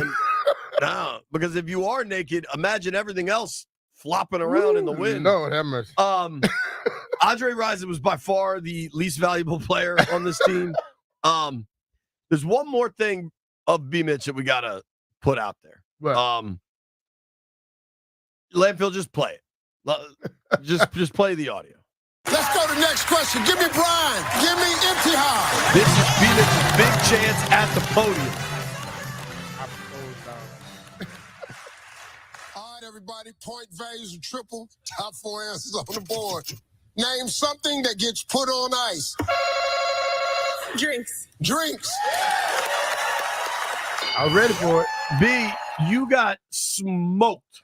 Yeah, but see, this is what they You don't. got What they smoked. don't show you is when we got up there, she had both of her hands up here, and they said you can only have one, but having both hands would be cheating. So when we got up, I said, "Oh, you need to move one of those hands," and I said, "That's what y'all told us, right?" And the lady said, "Yes." So she moved the hand, and while Steve started going into the thing, and boom, she was on it. But it is what it is.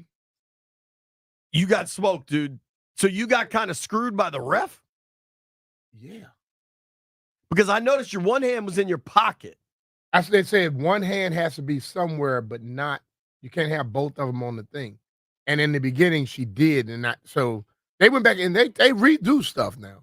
I'm sure. Now, I thought, I got to say, there's few people that understands what to do with ice better than you. Oh, I had cocktails, packing coolers. I was going straight drinks. Right. Drinks, and then I was going to say seafood, because when you have like fish and shrimp and all that's on ice. That buzzer got you, but it did seem kind of rigged for the girls to win with Tara Lipinski, the ice skater, answering questions about ice. They did what Andre did a couple times. Wacky ass, and they just let them wait till they could change it up. I mean, there was a question, but it was fun. We asked for a rematch. You should get one. I hope they give me some more teammates though. Steve Harvey at one point asked, "Where's an area that you don't like to make out with your girlfriend?" And T.O. said the movies. It was, and then, there were a lot of wacky answers. Tara Lipinski said that she doesn't like making out while walking her dog. Who the hell makes out while you're walking a dog? But you know what, Landfill, at a certain point. Hey, man, some people do different things, Jay. That's true. We got to turn it over to an expert. Our guy Josh in Alexandria yesterday made his case why he should be the official reviewer of Family Feud. This dude watches a lot of Family Feud, understands the ins and outs, and we welcome Josh in. What up, Josh? Josh, what'd you think of B. Mitch's performance on Celebrity Family Feud? His performance, well, I mean, the masseuse was a good answer. That made the board, and that's good. That's about all I could say about Brian's performance, though. It was so tough short. to get smoked at the podium like that. The girls demolished them, start to finish. I did make a note. Nice ring, player. I saw when you went up there. I saw the little gleam of the Super Bowl ring. Oh yeah, so that's cool. But man, were her hands fast.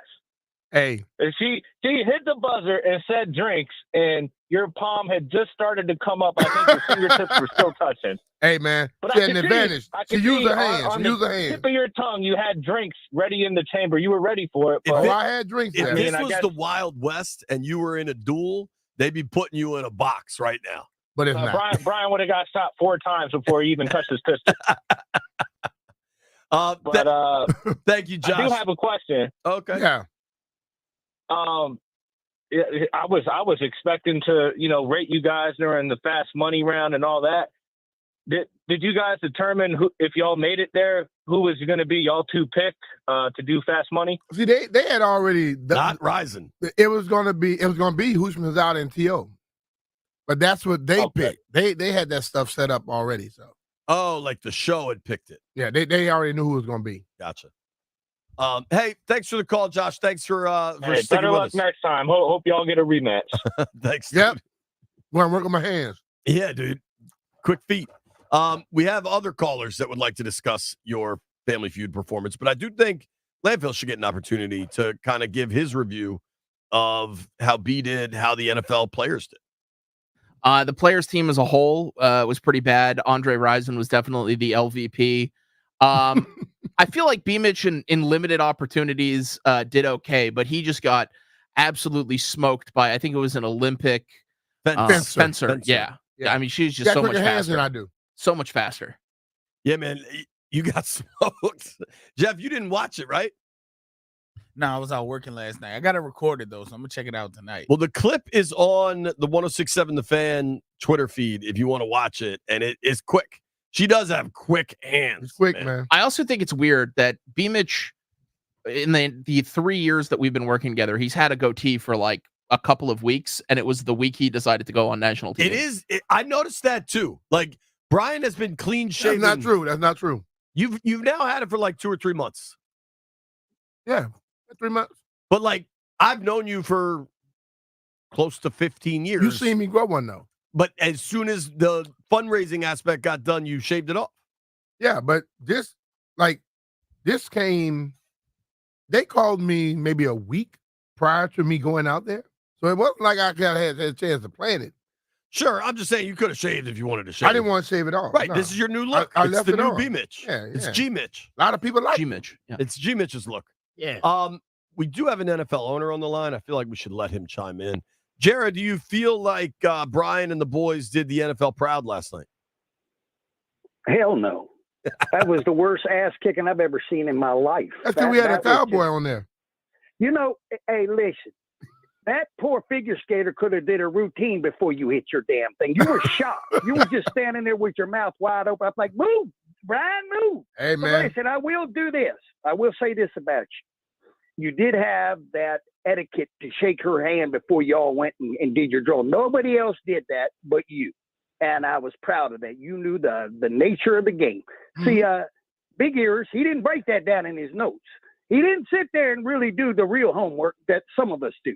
Hey, but Jared, the first thing that I saw was you go out there and shake that girl's hand before y'all had your face on. That Go is ahead. that is a good point. But Jared, I wanted to ask you said that was the biggest ass kicking you could remember. Did you forget already that the Packers came to Dallas in the wild card round and almost put up 50? Yeah, I mean, listen, Finley, you have your fun. Have your fun. Because I think there was a couple of years ago when we dropped 58 on your ass. Yep. So, I mean, it all comes But around. at least they brought their we'll benches see. with them. Yeah, I know we did. We had to because these cheap ass bastards here, man. They don't give you the right equipment. Thank But you, anyway, Jared. have a good day. Hey, listen, Brad, good job. Just don't freeze up like that anymore. Thank you, care. Jared. Let's go to. It was fun, man. I had fun. It seemed like you were having fun. Mm-hmm.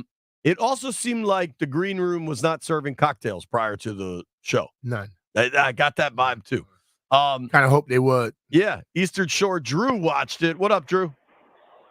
Hey, guys. Hey, first off, I think relative to the NFL players team as a whole, B-Mitch, you did pretty well because some of those guys had a real rocky game. But if we were to have this discussion yesterday and said that the answer that you had to give, the answer to the question you were going to get was going to be cocktails, I think everyone would have said, oh, B-Mitch is getting that first. Yeah. And then you got smoked on that one. So I was completely surprised about that, B-Mitch. Yeah, but I knew the answer. You did know that. Yeah, you know. I but agree with you, I Drew. kinda feel like maybe you had one or two beforehand because your reflexes Nah, are I didn't slowing have down. any. I didn't have any. If I had some, I'd have been better. Of all the questions for B to lose on, the answer being drinks is a tough one. But to your point, also, and then, Drew. And then I did think I thought he cleaned up, the masseuse answer a little bit. Massage therapist doesn't sound as bad, but I did kind of think your mind might have been a little in the gutter on that one, B-Mitch. Nah, man, So, never. I think the massage therapist answer. I'm a professional athlete, dude. I got massages all the time. I think that might have been the best answer your team had all night, because with the question of who's seen your bare ass, you kind of run out of people to think of between the doctor and your wife, your mom, your dad, your wife. So I think, girl. But you got one that only had 3 votes, right? So that was a tough answer to get. Well, I wanted to ask a question there, but I'm asking a question now. Why go get a massage if you're gonna be fully dressed? That's a good answer. If only Again, 3 the people last said, so there's a answer bunch is of people always the getting hard one. massages around here with their jeans on. And that doesn't really make much sense to me, right? Thank you for the call, Drew. Appreciate you, buddy. The other thing I noticed, Landini, I don't know that we can access this. The introductory music to Family Feud is iconic. Like when now I haven't watched Family Feud in a while, but when I heard that last night, I was like, hell yes. I love that song. It's just it's kind of similar to the Sanford and Son song. Just an awesome, it's just an awesome song. All right, Jeffrey, at least get line one lined up for me. Our guy Che from this is an earlier program. Che, what up, dude? What up, guys? How are you today? I'm so sorry I was on a crazy call, but when you guys hit me up earlier. It's all good. We were trying to say Maestro, or Maestro. What is the name of the restaurant? It is Mastro's, and I always love that people try to correct me when I met the family who owns the company, who started the company. It's Mastro's. That's what I always call it, Mastro's. Mastro's, got it. Did you get to watch B. Mitch on Family Feud last night? Well, the thing about it, Finn, is I did, but I just realized Brian's head's so big that I have to get a bigger TV or maybe a projector because it didn't fit all the way. And I got a 70-inch, so I'm gonna have to get a bigger TV. I see you trying to get beat up when I see you next time. Might need an 80. That's gonna cost you a damn tomahawk. I'm gonna need the tomahawk to fight you off. I'm talking about tomahawk steak. Che, thank you again, and thank you. I'm gonna go on a record to say that I don't like the goatee. It looks like you're auditioning for your OnlyFans. So I'm not trying to impress you, Jay. That's a great call, Jay. You call in more often. It was a pleasure hosting you last night, man. We had a lot of dignitaries in there, and then they told me that the biggest dignitary was you coming in there. But it was our pleasure to host you. And I will say this, much as Brian, I give him a lot of hard time. He's always been super gracious to me and my family. So, of course, I had to extend that to you as well. So I appreciate that, man. I may have been the biggest something in there, but I don't know about dignitary. Thank you for the call, though, dude. I appreciate it. He heard everything you were saying. Appreciate you. All right, guys, going, man. All right, that's our guy Che. Check him out at Mastro's. We'll say it right. Mastro's, bro. Mastro's. He just told you. He did just tell me. Oops.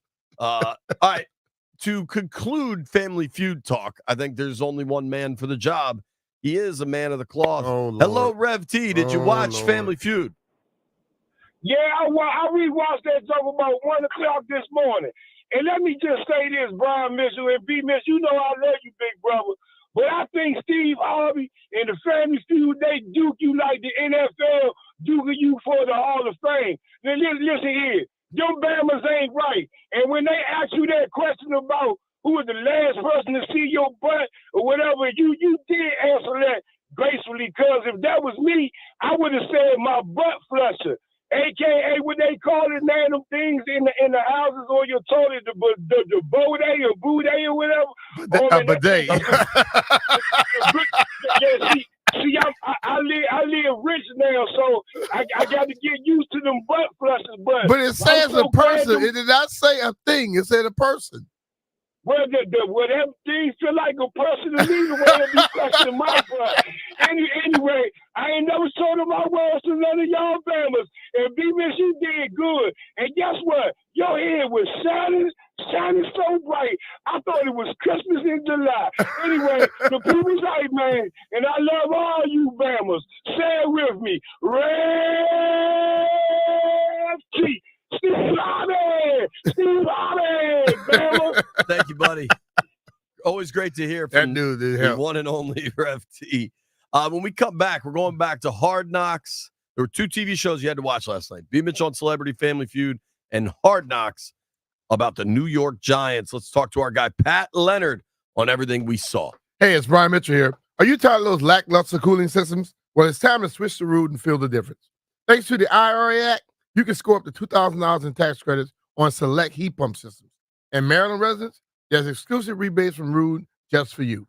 Personally, I've upgraded to 3 Root 18 series inverter heat pumps to stay cool at my house. Root keeps me comfortable whether I'm chilling at home or hosting game day parties. So beat the heat this season and visit Root.com. That's RUUD.com to see why they're the MVP of cooling. And remember, if it ain't Root, it ain't right.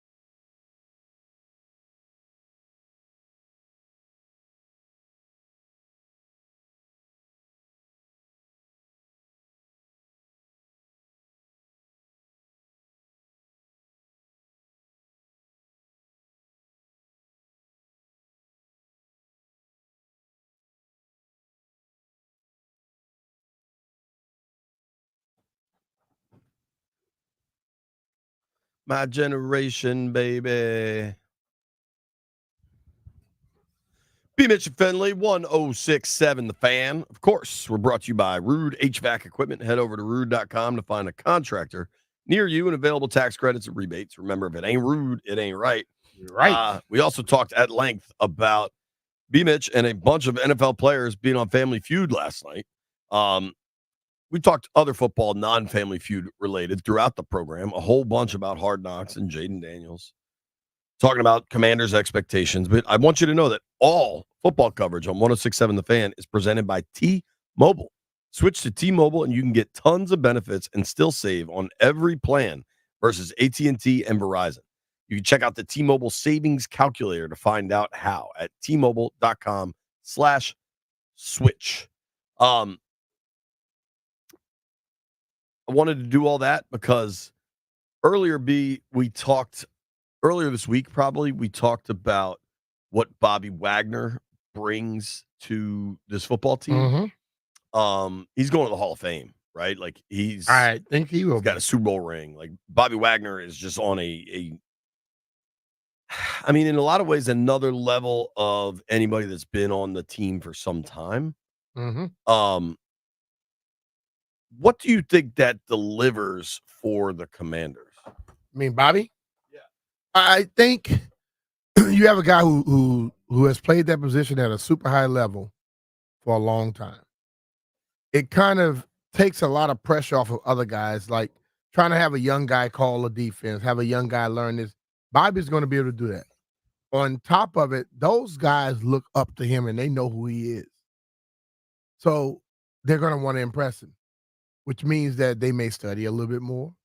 They come to work a little bit better. And think about it. He's 34, 35 now. When he's out on the football field working and they see him working hard and not complaining, what does that do in essence for a team? If you see a guy who's a potential Hall of Famer, future Hall of Famer, working his ass off, you can't complain. You got to come to work. He just turned 34 Yeah. 2 weeks ago. I've asked Bobby a couple questions now, but as he was wrapping up mini camp, he did a press avail, and I was like, hey, understanding it's only June, like, what do you think of this team? And he was like, it's only June, bro. Like, I just love the level of honesty with which he can operate with, and I think it's only June, but he's still getting ready, right? And it's only June, it's only July, it's August, and when it's August, he's gonna be ready to go. And I guarantee you, people in his position know, and there are guys in that defense understand when it's time to play, you can be ready to play. Because I don't think he gives a damn about calling somebody out, telling them they're not doing enough to help them win. Well, and I loved this. So the last great linebacker in Washington was London Fletcher. Yep. And Fletch joined the one of the Commanders' internal podcasts with Mike Jenkins and Fred Smoot, talking about what Bobby brings to this organization. And London Fletcher, who knows a thing or two about being in these positions, said instant credibility. Yeah. He still brings playmaking ability, even at 34 years old. It reminds me of myself when I made the transition to DC. Fletcher added, you bring him in first and foremost for his leadership. He's a great leader. He's been on great defenses. He knows how to run the system Dan Quinn wants. But it's one thing to be a leader. It's quite another to also to be able to make plays, and he's still a high-level playmaker. Yep. All of that I agree with. If you look at last season, he finished with 183 tackles. I believe he led the NFL in tackles. 11 TFLs. He had a fumble recovery, 3.5 sacks. Like, he's all over the field, and I think Washington will just be so well served to have that, and it hasn't happened in so long. Yeah, agree. I mean, like when people speak about leadership, everyone say I'm a leader, or most people say that guy's a leader. Why? Because he makes the most money, or he's been around the longest. And those things don't automatically make you a leader. Leaders are people that are selfless. Okay? Leaders are people that can motivate others, influence others, not just the person that just want to take credit when things go well, or try to act like he's so mad at the media all the time. That's not the leader necessarily. What guy can say something and offense, defense, and special teams take heed to it? That's when you find out who your leaders are. For sure. And I think it should be more focused on like getting young guys better and building things out. And I think that's where they are. I don't know. The last who was Thomas Davis, right? Was who Yeah. Ron brought in. Hmm? And Thomas Davis was a great player. Can't leave when you're not starting though, or on the field playing. Well, and I think they tried to play him and it wasn't there. And that thing kind of went sideways. At that point, Thomas Davis had played, he was 37. Is there any part of you that wonders what Wagner has left at 34? I mean, last year I looked at him and people go, "Oh, he don't cover as well." Hell, he got guys that their first year can't cover. Right. Second year can't cover. But the whole thing about it is, as an overall linebacker, he's as good as any out there right now still. And a lot of times it's not about him being the fastest and this, that, and the other. Can he help other guys come along quicker? Can he have the other guys want to work harder and put more into this game now to get more out of it? That happens on multiple teams. You know, we have in this town, we act like you got to have all young players. Not going to win for you. You got to have a delicate balance of young and old. Some guys right there in the prime, so you constantly keep that wheel rolling. And that's what we haven't had for a long time. Well, and dude, when Rivera got to town, he tried to establish that he was the sheriff, right? Like, I'm the law and everything's coming through me. And that's okay. It didn't work, obviously, but these guys are trying something very different. The fact that there's no concern with bringing in a guy with the star power of Bobby Wagner who can, like, if Wagner, say things go sideways and they're 1-3 and Wagner blasts the coverage schemes, like, that carries weight because this guy knows what he's talking about. And they are more than comfortable enough to allow someone with the gravitas to question them in the building.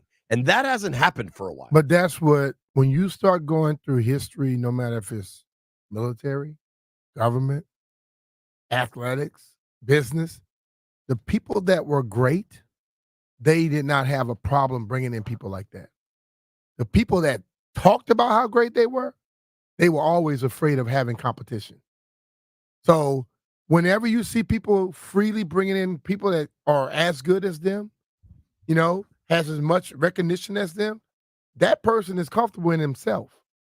A lot of people that are not comfortable in themselves are uncomfortable being around those that have to make them work harder. Sure. You know, I always use the example of a friend of mine was a teacher and started to do extra stuff for the kids. The other teachers say, "Hey, you got to stop that. We're going to have to start doing more work." Well, if your concern is not to benefit and promote these kids, then why the hell are you working with them? Great point. Here's what we're going to do. Quick break. Pat Leonard joins us next, and we're giving away Dirty Heads and Slightly Stupid tickets.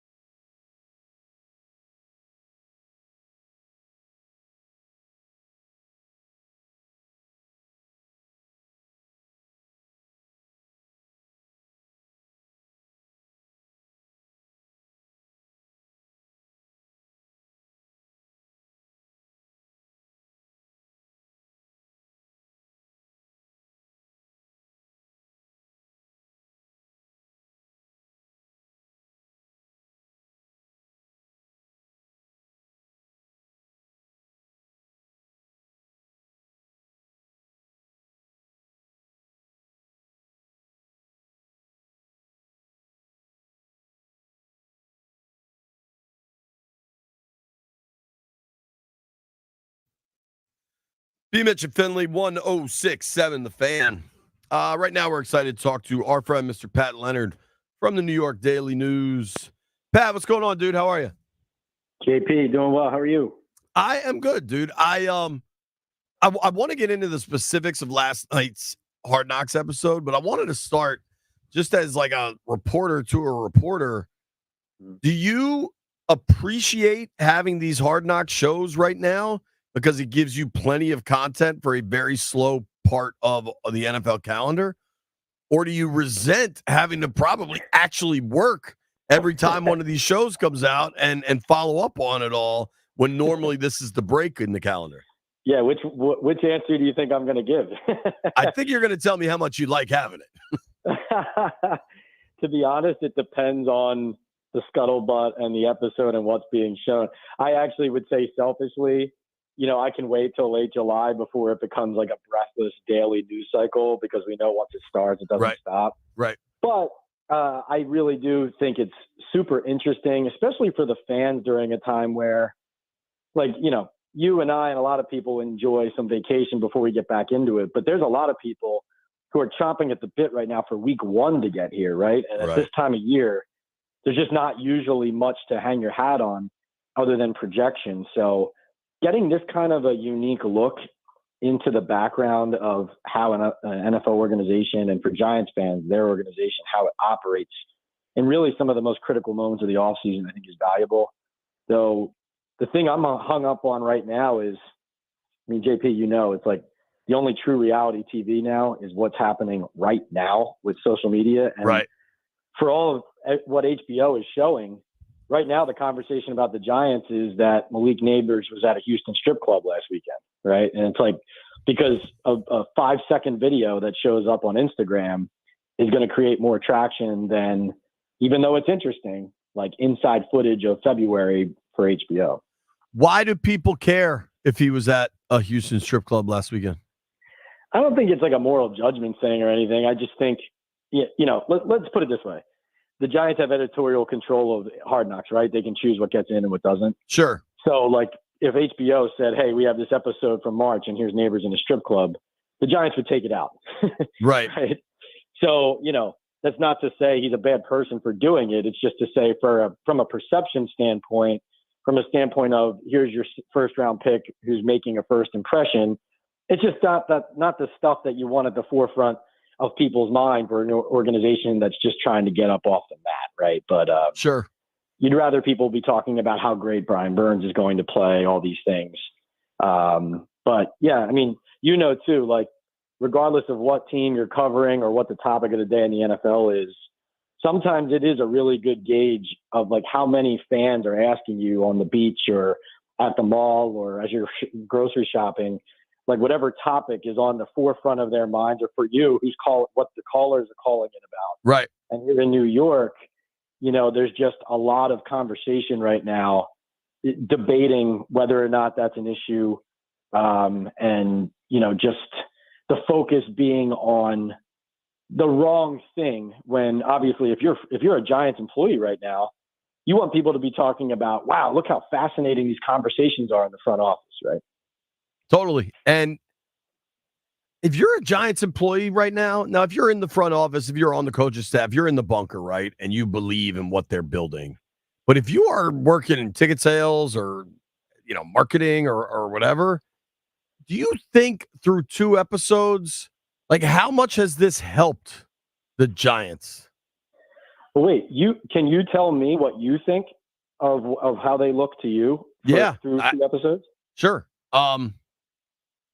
Now, some of this is also knowing the moves they've made since, but Joe Shane sure seems kind of pissed that Saquon didn't take the multi-year deal last year, and it almost feels a little personal and not wanting to sign him. And Brian Daboll seems like a pretty cocky fella. Those are my 2 big takeaways thus far. And they clearly really wanted Brian Burns. And they also seem to not like Daniel Jones very much because they went to the Patriots and were like, yo, we might trade up. Let us know. I don't disagree with anything you said. It's just funny. It's so valuable when other people come to those same conclusions because almost, being around the Giants every day, when I say things like you just said, oh, you have an agenda, oh, you're acting grind, oh, you're being negative. But I think what you're saying is the reality is, like, when they just open the doors and they turn on the cameras and they let you see these conversations, it's not the well-oiled machine that you would hope it would be if you were a Giants fan, let's say. And here's what I think. I think people forget because the Giants won a few games in their first year, and really they only went 9-7-1 and won one playoff game. It's not like they went to the NFC title game, right? Right. But people forgot that this general manager and coach were doing this for the first time. Like, these guys are not experienced in the positions they are in. They've been in football a long time. Joe Shane's a seasoned scout. Brian Daboll's worked with a lot of quarterbacks and run offenses. But last year, I think, was a good indication that they were lacking in the experience department, right? And one thing you hear the Giants say, whether it's on or off the record, is when things go wrong for them right now under this regime, they have trouble like stopping it from getting worse. And I think when you see these decisions and how they're being made internally, there's some pretty good advice being thrown out there by guys like Chris Rossetti and Tim McDonnell, and some interesting points here and there made by Shane and Daboll. But by and large, JP, it just sounds to me like they don't have enough experience in making decisions that are going to set a strong foundation. And I think the number one that you just pointed out is, now obviously we've done reporting on this too, so we knew this, but it's another thing to really see somebody tell Shane to his face that Saquon's going to have a really strong market and that he's, their best offensive player and they're not sure what they're going to look like offensively without him, and see Shane not only misevaluate the market and what Saquon could command, but also come across like, just because of personal reasons, he's not really interested. Right? Like, yeah, that's what it comes across like. And that's not what you want your leader making decisions based on. Well, and it seems like I'm totally with you. And the Saquon thing has kind of taken over the show in a lot of ways. And I find it fascinating to watch the GM have to tell his owner that we're not going to pay him. And then the owner be like, man, I really hate this idea. Like he's with you, but like, if it doesn't go well, or if Saquon rushes for 1,600 yards or something in Philly, like I think that Mara's going to remember that. I also find it fascinating, at least for me last night with Neighbors, they seemed really excited about Malik Neighbors. And maybe I'm projecting based on what I know outside of the episode, but they also seem like nervous of Neighbors and Daniel Jones and how different those two appear to be. Yeah, it was funny because while they point out that Daniel, like they had Jones look at the player and that he loves the receiver and this and that, they also were very keen on understanding that if Neighbors doesn't get the ball early, he's going to be pissed off. And you and I both know that Daniel Jones is not a guy who and just this offense in general. Are you telling me Neighbors isn't going to play a game in the first 2 to 3 weeks of the season where he doesn't get a target in the first quarter? Of course he is. This is the Giants offense. I mean, they struggle to get the ball out. Not to mention that Scott Hamill, the college area scout, and listen, credit to the Giants for leaving this in to give us like kind of a fuller picture. But he said of Neighbors when they were going over it, he said, we need to get around this kid and see if we can work with him because there is a lot to the personality, And I think you could tell, this was interesting there too. You could tell Daboll loved him. Right. Yep. But you also it's hard because you want to collaborate and be a tandem as a coach and GM, and you want to have that alignment that the Giants constantly say they like about Daboll and Shane. But as a general manager, you also want to, maybe you have to save a coach from himself sometimes. And really, the buck stops with you. I think it's fascinating. It really comes back to JP. They were in a position possibly to just get a quarterback without having to move. And then they won a few games. And now, as you saw, the conversation with Elliott Wolf as we were all reporting in real time, the Giants were trying to get up to number 3. Right. And it was because of the quarterback conversation, but they were just too far from it. And therefore they ended up understanding what direction they would probably end up going in because of that.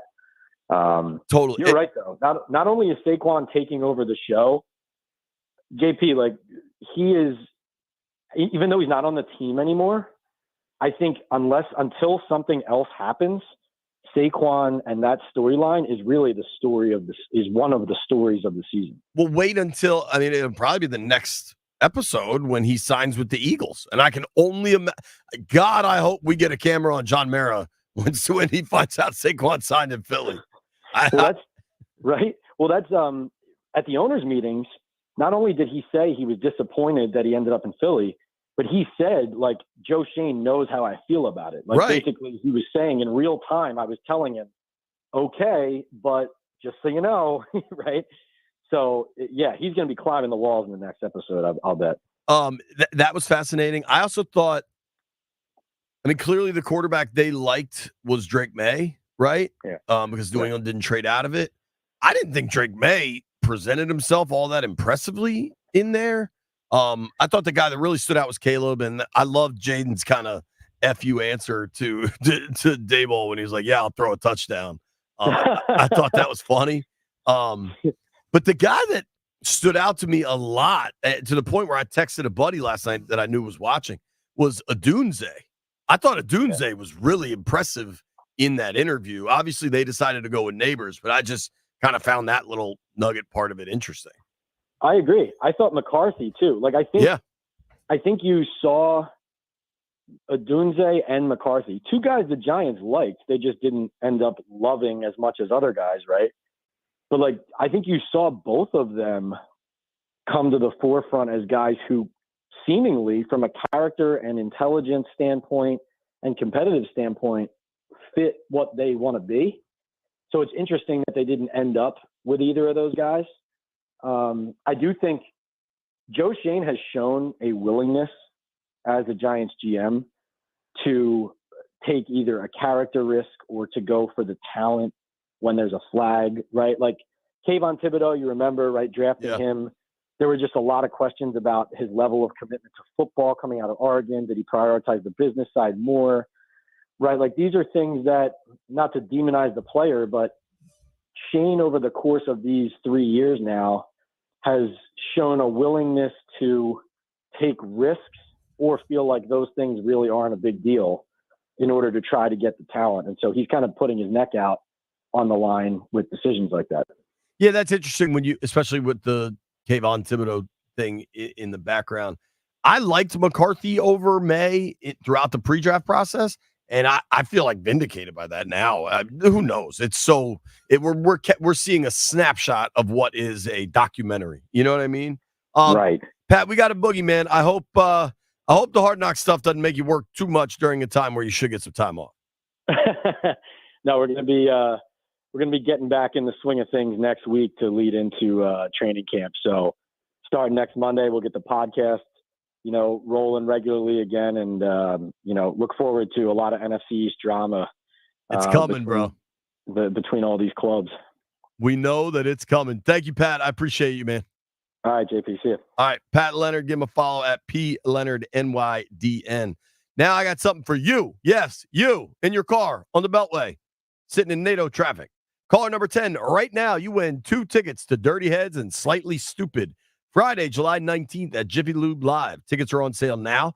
For tickets and more event information, visit thefandc.com/events. Tickets courtesy of Live Nation. 800-636-1067. Caller 10, you're getting the tickets.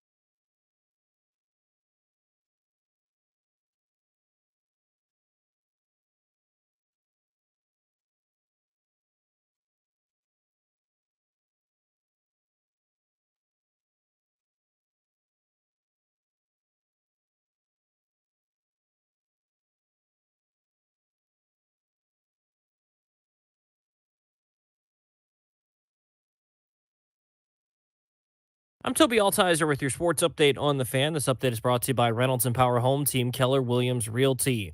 Earlier today, Nationals general manager Mike Rizzo joined the Junkies. He talked about C.J. Abrams being selected to the All-Star game as the Nationals representative. C.J. being picked, I think, is a great honor to him and to his family, and to the development people in our system that have really kind of fine-tune his approach at the plate, his hitting stroke, and that type of thing. And he came as advertised with an unbelievable skill set. And tonight, the Nationals look to bounce back after they lost Game 1 of the series last night to the Mets 7-5. That's 3 straight losses for the Nationals.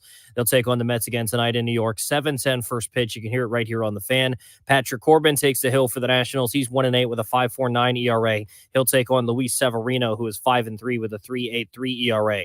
In basketball, Kawhi Leonard is withdrawing from the U.S. Olympic team. Derek White is going to take his spot, and the Wizards announced their Summer League roster, which will include all 3 first-round picks, Alex Sarr, Bob Carrington, and Keyshawn George. Some other notable Wizards on the team, Johnny Davis and Tristan Vucevic. Their first game is Friday against Atlanta in a matchup of the first 2 picks in this year's draft.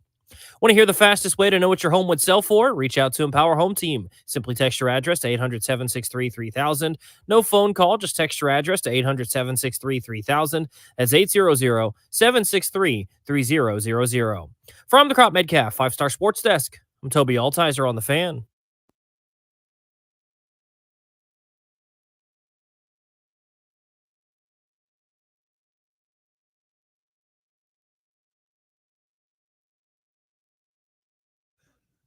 Whoa, whoa, whoa.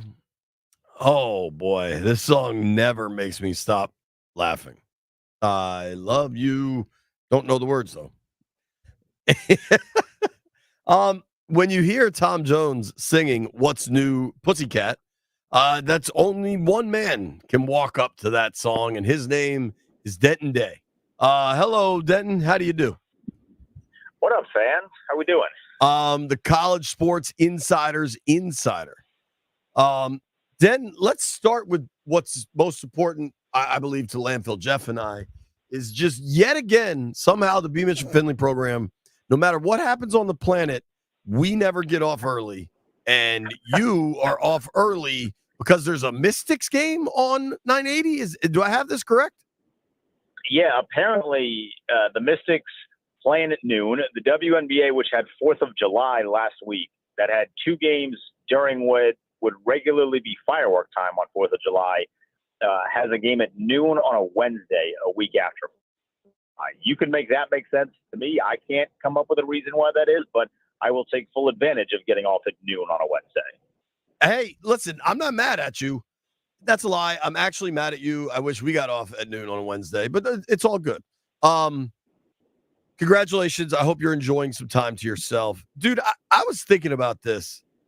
We talked a little last week about Texas and Oklahoma joining the SEC, and I think Sark has Texas performing at a high level. I don't know about Venables. I root for the Sooners. I'm pro Sooners, but I don't know that they're ready for what I think will be a fairly significant step up in competition. But dude, Texas has a bad habit over the years of dropping a dumb game. And now they're going to be going to Oxford instead of Lawrence. You know what I mean? Like you're going to be playing Ole Miss and Florida instead of Iowa State and TCU. Like how significant is that change going to be for Texas and Oklahoma playing an SEC schedule? It's massive because for years, like decades on decades, they were always anticipating to win those conference games. The only real challenge, it felt like every single year, was each other when they played each other in early October. So it's going to be really interesting to see which one of the two does a better job getting acclimated to the SEC, because for years, at least we'll say the last 10 to 15 years or so, maybe going all the way back since Colt McCoy has been there.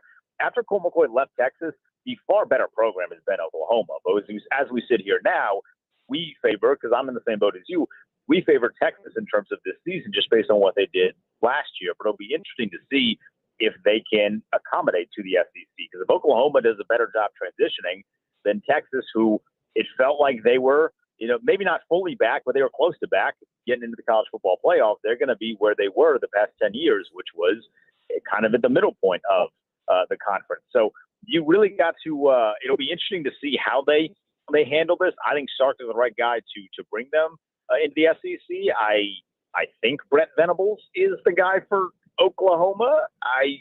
We've only seen 2 years of him. So, I don't really know. I don't think 2 years of a coach is a really good sample size, especially when you're doing something that has been largely as unprecedented as Oklahoma leaving to join the toughest conference in college football. Yeah, dude. How far out are we from the week 0? 5 weeks? We can't be that far, right? Yeah, it's coming up here. I think week 0 is so the NFL is 9 weeks away. I think 50 days from week 1 was what I saw today. So week 0 would be a week before that. So we're 40 some odd days. I think week 0 is about August 24th ish, and it's July 10th. I mean, that's crazy. We'll have college football to wager on. Not that far off. So I just pulled up Texas's schedule, right? Colorado State, they win. Sorry, Steve Sands. Then they go to Michigan. They go to Ann Arbor their first year in the SEC. It's funny how that pans out. It's interesting. That game, we're going to learn a lot about both of those programs because when the first top 25 drops, Michigan is going to be ranked relatively high, considering the fact that they lost about half of their coaching staff and all of their really, really good players. So we're going to learn a lot about both of those teams when we get that game. I understand wanting to get to the SEC as quickly as possible because there's a lot more money wrapped up in the SEC. That's totally understandable. But, man, joining the SEC and having Michigan on your schedule that same season, that's a tough go for Texas. Yeah, it is tough, dude. And then you keep going. They get UTSA, Louisiana Monroe. So they're probably 4-0. Maybe they're 3-1. Who knows what happens in Michigan. But then they get Mississippi State at home, Red River rivalry in Dallas. They're still going to play that at the Texas State Fair, right? Texas, Oklahoma. Yeah, that should be Texas State Fair in Jerry World. I mean, I've never been to the Texas State Fair. I've heard a lot of really good things about it. If you love gluttonous food, which during college football season, who doesn't? Sure. So that's one of those traditions that even with the realignment, you got to make sure that stays the same. So that's the plan. But dude, in consecutive weeks, Texas goes on. Well, I guess it's a neutral site game against Oklahoma, and then hosts Georgia. I mean, I'd good luck. Yeah, this is the first year. Thank God for the SEC that expansion is here in the college football playoff. Because if it was, I mean, these teams are going to cannibalize each other now that you're not positioning one specific team in Georgia that has largely for the past 5 to 10 years had a cakewalk compared to the SEC West on their side of the SEC. These teams are going to cannibalize each other. I don't think it's out of the realm of possibility that the SEC champ is going to be a 2 or 3 loss team just because everybody has to seemingly play everybody this year. Yeah, and I wonder if they'll ever actually go to a 9-game conference schedule like everybody else. Elsewhere around the SEC, I just pulled up on ESPN college football top 25. Georgia's the preseason number 1, Ohio State number 2. This is just so bizarre because it's Georgia SEC, right? Number 1, Ohio State Big Ten number 2. That makes sense. Number 3, Texas, also SEC now. Number 4, Oregon. Oh yeah, they're in the Big Ten.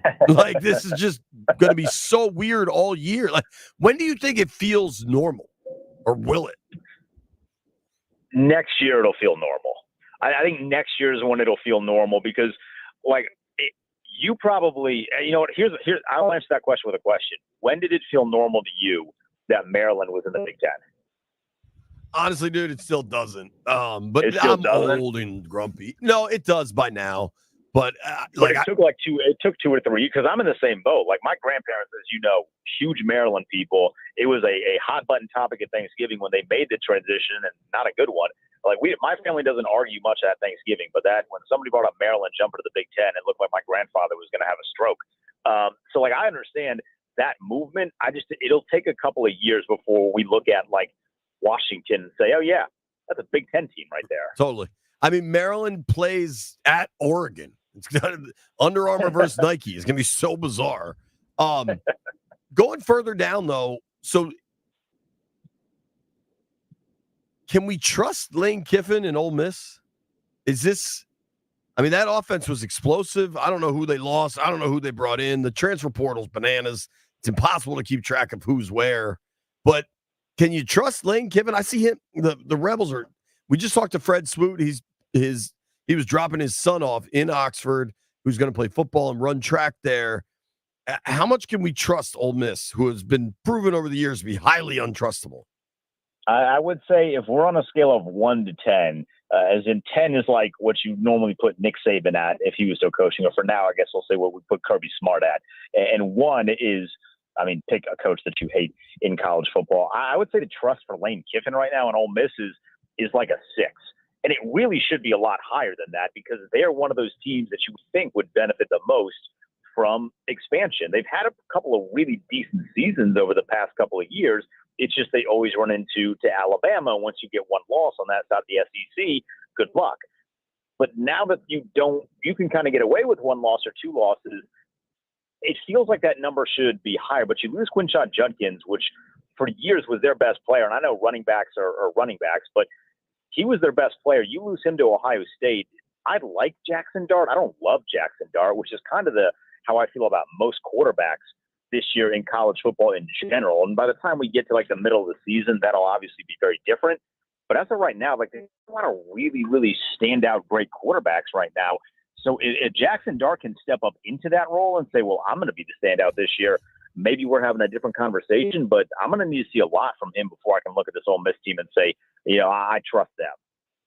Yeah, dude. So Kirby Smart, with Saban gone, Kirby Smart, I think, is the only dude in college football now that nobody's complaining about. There's not a complaint about Kirby Smart. You go through the rest of the list. Ryan Day, all of a sudden, can't beat Michigan, can't win the big one. Sark hasn't won the big one. Dan Lanning, they've been good. Oregon. Notre Dame, I'm sure there's plenty of complaints there. Lane Kiffin, can you trust him? Bama, you've got DeBoer, who just took over. Can you follow in Saban's footsteps? What's the name of the coach for Missouri? Like Dinkelheisel or something? That dude hasn't proven anything. Drinkwitz, yeah. What is it? Drinkwitz. It's an interesting. He's a unique character, by the way. Yeah, I mean, how is Missouri is expected to be really good? They beat Ohio State last year in the Cotton Bowl. Yeah, Luther Burden III is going to be so much fun to watch. He's the best wide receiver, depending on what you view Travis Hunter as.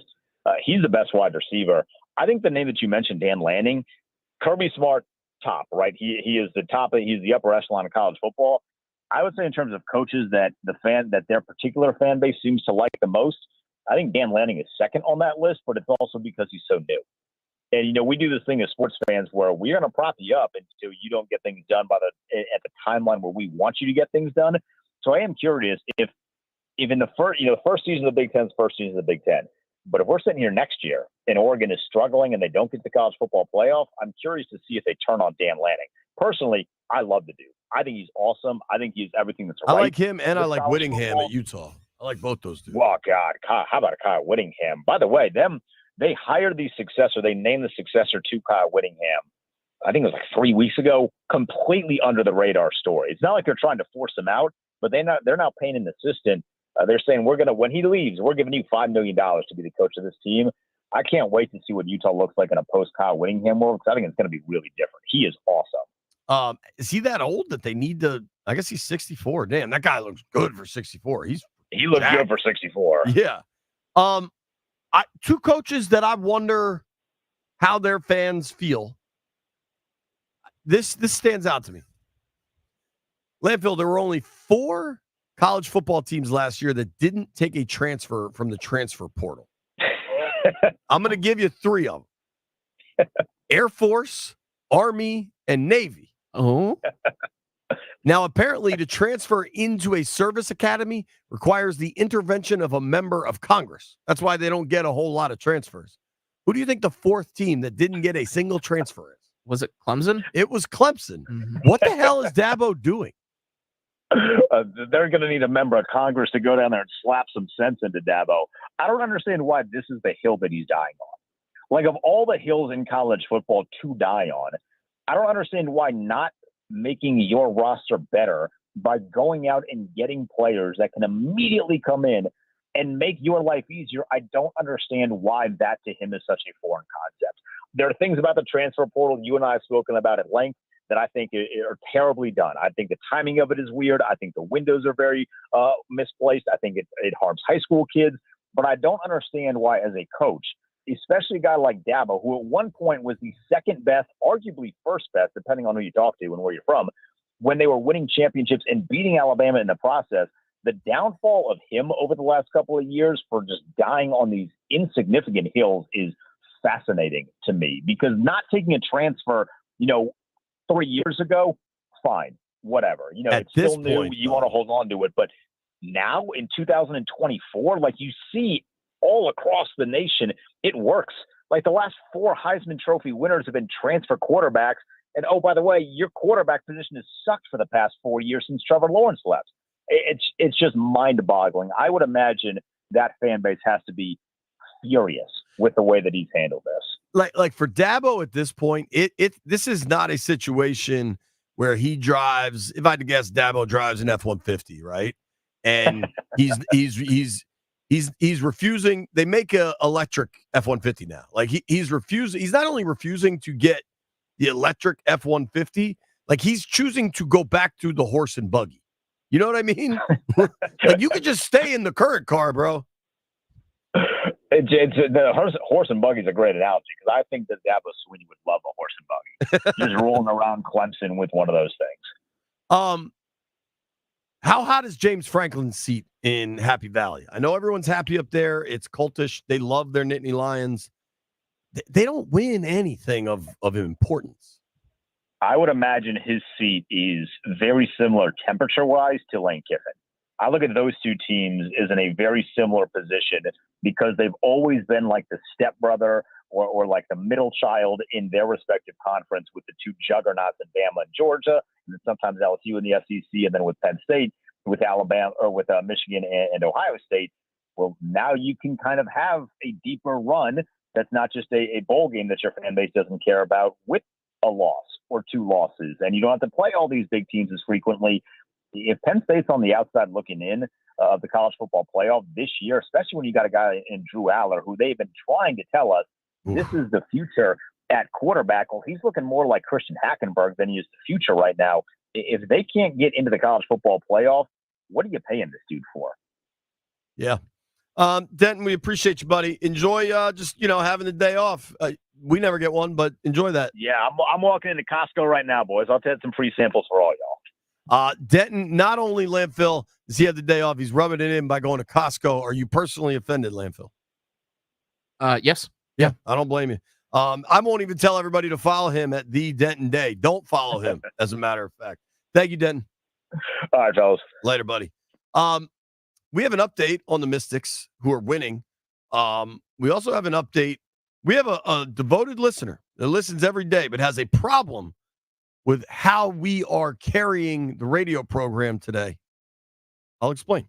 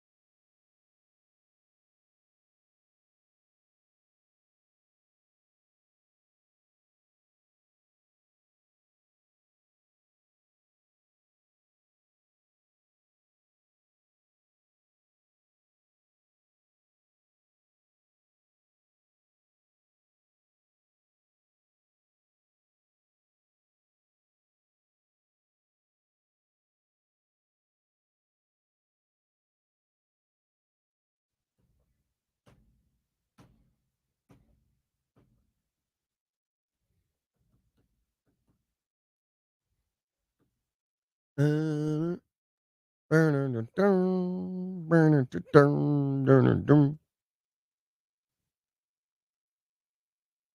Mitch and Finley, 1067, The Fan. Yesterday, I wrote a story for the NBC Washington website that it's easy to be dismissive of a pair of gold pants, but I think it means a little more than just pants, that the Commanders brought those back. I think they are trying to reach back to the past a little bit and move forward at the same time, and something they really couldn't do under Dan, and now they're able to, and I applaud the effort. I think it's a very subtle, casual way of doing so. I think the people that are change the name back or else are you're just missing the boat because that ain't happening.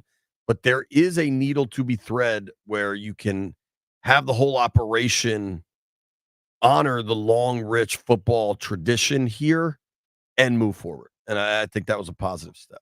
There's a few things I want to cover from around the interwebs here. I got this tweet that I think we should at least discuss, Landfill. Tice Basketball. Shout out to Tice Basketball, who says, I really, really love B-Mitch and JP, but I'd rather watch Brian's hair grow than to talk about the Giants. Why do we care? LOL. I get it's the off season, but come on, let's talk about anything else. Let's get Jeff a girlfriend. LOL. So, Jeff, quickly, how is the love life? One, I don't want no girlfriend. Two, bro, I'm not even gonna say that on air. I just know church is on 1,000. All right, preach. Landfill, can we open the phone lines up? If there are any women that want to date Jeff, you are free to call in now. 800-636-1067. If there are any women that want to call in and date Jeff, phones are open. Or you could also, send me a DM. But this landed me on an interesting point here. And thank you, Tice Basketball, for listening. Of course, Rooster showed up. That was another person I wanted to discuss. Well, his show doesn't start till 2, so he's got nothing to do right Bruce, now. come sit over here. How did he show up when we talk about me looking for a girlfriend? That is weird. So now the two bat signals for Rooster: free food or Jeff's love life. That's a weird place to be, Roost. Of course, he doesn't have headphones, so of course Landfill will insult him for hours. But hello. Where's B Mitch? He cracked his tooth. Oh, yeah. So he has an appointment at 2:30. I think he had he had to get like the emergency appointment. You get in when you can get in. Get it, tooth hurty. Oh boy. Anyway, if you're gonna make that terrible dad joke, that is Grant Paulson dad joke. Grant is the youngest old man dad joke maker in history. Anyway, how are you, pal? I'm good, buddy. Yeah. So I got a guy mad at us for talking about the Giants. We're talking about the Giants because they're on Hard Knocks. Yes. And it's been fairly fascinating. It's been, I didn't see the whole episode from last night yet because I was watching the Nationals and the Mets. And did you watch B. Mitch on Family Feud? I saw some of the highlights and I heard you guys play all the audio on the way in. And I just say this. I mean, very kind of expected out of Terrell Owens to be disappointing. TJ Houshmandzadeh, I was maybe expecting a little bit more out of him. I haven't seen the video yet of B. Mitch being slow to the draw. He was slow to the draw. Or maybe that woman was just very fast. Yeah, I mean, I can't get mad at B. B Mitch. had the best answer. Andre Rison was awful. It was Andre Rison that was really bad. I was thinking Terrell Owens. I did want to ask you something. Bad though. wide receivers, pain in the ass wide receivers. So as we're talking about, we're talking about the Giants because they're on Hard Knocks and it's like revealing news every week. Yeah. But next week, July 22nd, I think it's next week, maybe it's 2 weeks, is when the NFL Network will reveal the top 100 player countdown. Mm-hmm. I'd rather talk about Hard Knocks than that list because I think that list, I get that it's player generated, so we think it has some value. Most of the time, it's like equipment managers filling those things out. Well, and you know this. We've both been in a lot of locker rooms. A lot of times, not all the time, not every player. This is maybe a sweeping generalization. A lot of players do not watch the sport that they play. Right. You know what I'm saying? They play video games, they play Netflix, what have you. Watch football more than other sports. Maybe, because it's a once a week thing. I don't know. But I think most football players, let's say 65% of games are played Sunday at 1 o'clock. I think the Monday night game they're watching. So that's where it does change the dynamic a little bit. Obviously, if you're playing at 1, you're playing at 1. They're Right. you're not. And even the 4 o'clock games, as you know, right? When the Commanders play at 1 o'clock at FedEx Field, I'm it takes you barely 2.5 home for the hours to fourth get quarter, home. right. Exactly. So they're not watching any of that. So what is interesting about the Hard Knocks? I mean, obviously, I'm sure you've talked. I didn't hear you talk about with the Jaden Daniels Brian Dable exchange as Joe Shane's just sitting there, and he's just going through the play call, and he did screw up a little bit, part of the Mixed just a up tiny X and little F. exactly. But I mean, to recite that, to change all the things that Dable was kind of making him Very impressive. really, and then he was like, "Oh, throw a touchdown against cover 1." I thought that was such a gangster answer. Yeah. I loved that answer. I also Gets you excited. Dable seems really cocky to me. But there was something else I I wanted. don't disagree with. We're taking a tour around Twitter, which is always a lovely place. Yeah. I got this. Now you're not allowed to speak until I'm done. Okay. Okay. Landfill, I do need your full attention, however. There's a fella, Chris in Hyattsville, who I kind of think hates me, but I don't really care. He tweeted at me and Russell. He said, "Does anyone complain about traffic more than JP and Russell?" Now, I just saw this, so I just replied. And Landfill, left hand up. Chris in Hyattsville, you busted me, pal. I definitely complain about traffic. I am guilty. All right? Landfill, is that accurate? Is that an accurate statement? I complain. I do it. You do complain about traffic, correct? Okay. Chris Russell's response, I never complain. I just point out the absurd truth. What a liar. Liar. Liar. You complain, dog. Am I allowed to talk now? You're what? Yep, Okay. You're up. I don't look at it as complaining. I just look at it as pointing out a public service so that everybody understands that no matter where I drive, there's horrible traffic and dumbass drivers. What I tell my wife at home when I complain about stuff, she's like, God, you're always complaining. And I said, I'm basically a professional complainer. That's what they pay me to do. So I'm willing to own it. I think it'd be a good time to take a look at that man in the mirror, Bruce Dizzle, and see what you got. There's a lot of things that I have to take a look at in the mirror, and none of them are pretty. I would just say this: Chris in Hyattsville is also somebody like Brandon Ayuk that should immediately get off of social media, immediately get another job or something else to do because he's got way too much time on his hands. Speaking of time, Landfill and Jeff, I'd like to ask you both. Now, I've done way better about this. Now, sometimes I am downstairs. I'm in the building, and I walk in right as our show is starting, but I've been here, and we've been prepping via the text thread and everything else. Few people in this building walk into the studio closer to the start time of their show than Chris Russell. Is that accurate, Jeff and Landfill? Yes. Very. Now, despite what many have heard, Rooster's show actually starts at 1 on Team 980. This is the first time you've actually been accurate. Well, because I want to give people all the facts here. Yeah. And usually Rooster gets to the studio, to the office here to where we all coexist about 12:58, roughly, right? Jeff, Landfill, does that sound about right? Sounds about right. Yep. And so today, somehow, because nothing good ever comes our way on the B. Mitchell Finley program. They need 4 hours out of us come hell or high water. You mean unlike tomorrow? Virginia Tech could be in the national title game, and we're getting 4 hours. Unlike no matter tomorrow what. when the Nats and Mets we're play not at talking about 12:30? tomorrow. Oh, okay. Rooster usually gets to his show with 90 seconds to spare. Yeah. And today, the Mystics are on your air. Yes. Rooster's off the air, and he got here 2 hours early. They're up by like 20. I did Shout not out get to the here. Sticks. Go Sticks. I did not get here 2 hours early. What time do you think he got here, Landfill? I got to the building at around 12:45. Around 12:45. I normally get to the building between 12:15 and 12:30. But see, I am doing all of my prep in my at home on the way. I mean, I'm listening to you guys. I'm texting. I'm absorbing I'm constantly on You're Twitter. also now just lying. There's no way you're usually here around 12:15. Lie constantly. Because Essig's walking around looking for you at like 10 of 1. You usually between 12:15 and show. 12:30 is my most consistent, accurate arrival time to the building. I'll take the now over. to this floor. Now, just because I don't come here and immediately look for Where food. do you go? The toilet?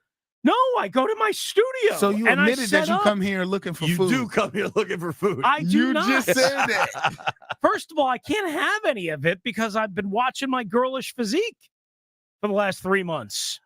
Yeah. Boys, I mean, Grant Paulson just told me I look slim. I don't know about that, but you look great, dude. Yeah. I have repeatedly been at the complimented gym you. 7 days in a row. Attaboy. I've complimented your hair a number Thank you. of times. I appreciate that. 12 out of 13 days, by the way, JP Finley, but who's counting? Hey, man, keep it up, dude. Yeah. Proud of you. Thanks. You have performed better in your current streak of going to the gym than B. Mitch did at the podium on Celebrity Family Feud. And that's a sentence I never expected to say. That's fair. That's fair. You may or may not have a show to get to. You're here very early. Maybe there's free food circulating. How much time is left in the Mystics game? I don't know. You guys know. Yeah, it's not on your TVs here. Nothing's ever on in here because there was like 9 minutes left just a couple of minutes ago. So I assume there's like 5 or 6 minutes left. When that game is over, then, we'll have to do what we do. We have an update on our boy Barstool Nate in the World Series of Poker, and something I at least want to touch on before I get the validity of it, but I at least want to make mention of something Tom Sherwood is reporting, which is pretty damn interesting. Nobody go anywhere. Thank you, Roost. Glad you're here early for once. Thanks, buddy. All right, Appreciate we're coming right back.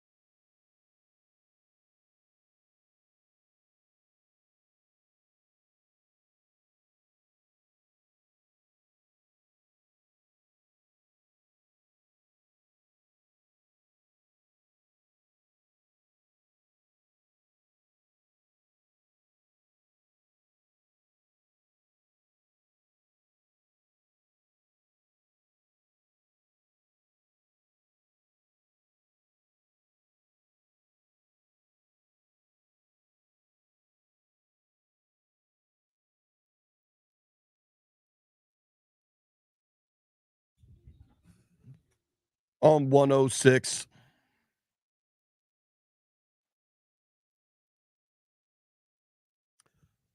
B. Mitch and Finley. All right, dude. Mystics on an absolute tear. What's the score of that thing, Landini? 85-70. Boom. Against the Indiana Fever. That is correct. They have some famous players if you pay attention to this stuff. They also have a gray court, apparently. Their court is gross. And the amount of, God bless them because they're getting so much attention. They've jammed 8,000 advertisements onto that court. I do love that they have Cheez-Its at the free throw line. Yeah, that's pretty great. Shout out to Cheez-Its. We appreciate you, Cheez-Its. I do like Cheez-Its. I also thought, can Russell hear me? You guys have the audio playing in there? William Wilt just tweeted me. Once again, Russell proves he's a hack. NFL players watch a ton of ball because they watch game film. So why wouldn't they be able to accurately compile a top 100 list on their contemporaries? The best part for my guy, William Wilt, I'm not going to let Russell respond. We're just going to let that ride. Now I'm getting a one-finger salute from two fingers of Russell. I did want to read this, and maybe we could try to get Tom on the show tomorrow, Landfill. Tom Sherwood is now working for WAMU, NPR, City Paper, all sorts of stuff. I'm almost, unless there's different Tom Sherwoods out there. I think he used to be at Channel 4. He found a Commanders insider poll that shows 63% of Commanders fans want a name change. That sounds about right to me.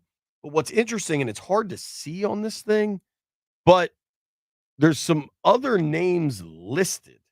And the last thing we all want to do is get caught up in what should the name be again. And I simply won't entertain that conversation. But it is fascinating that of these names listed in here, 42%. So I'm just reading from this document that Tom Sherwood put out.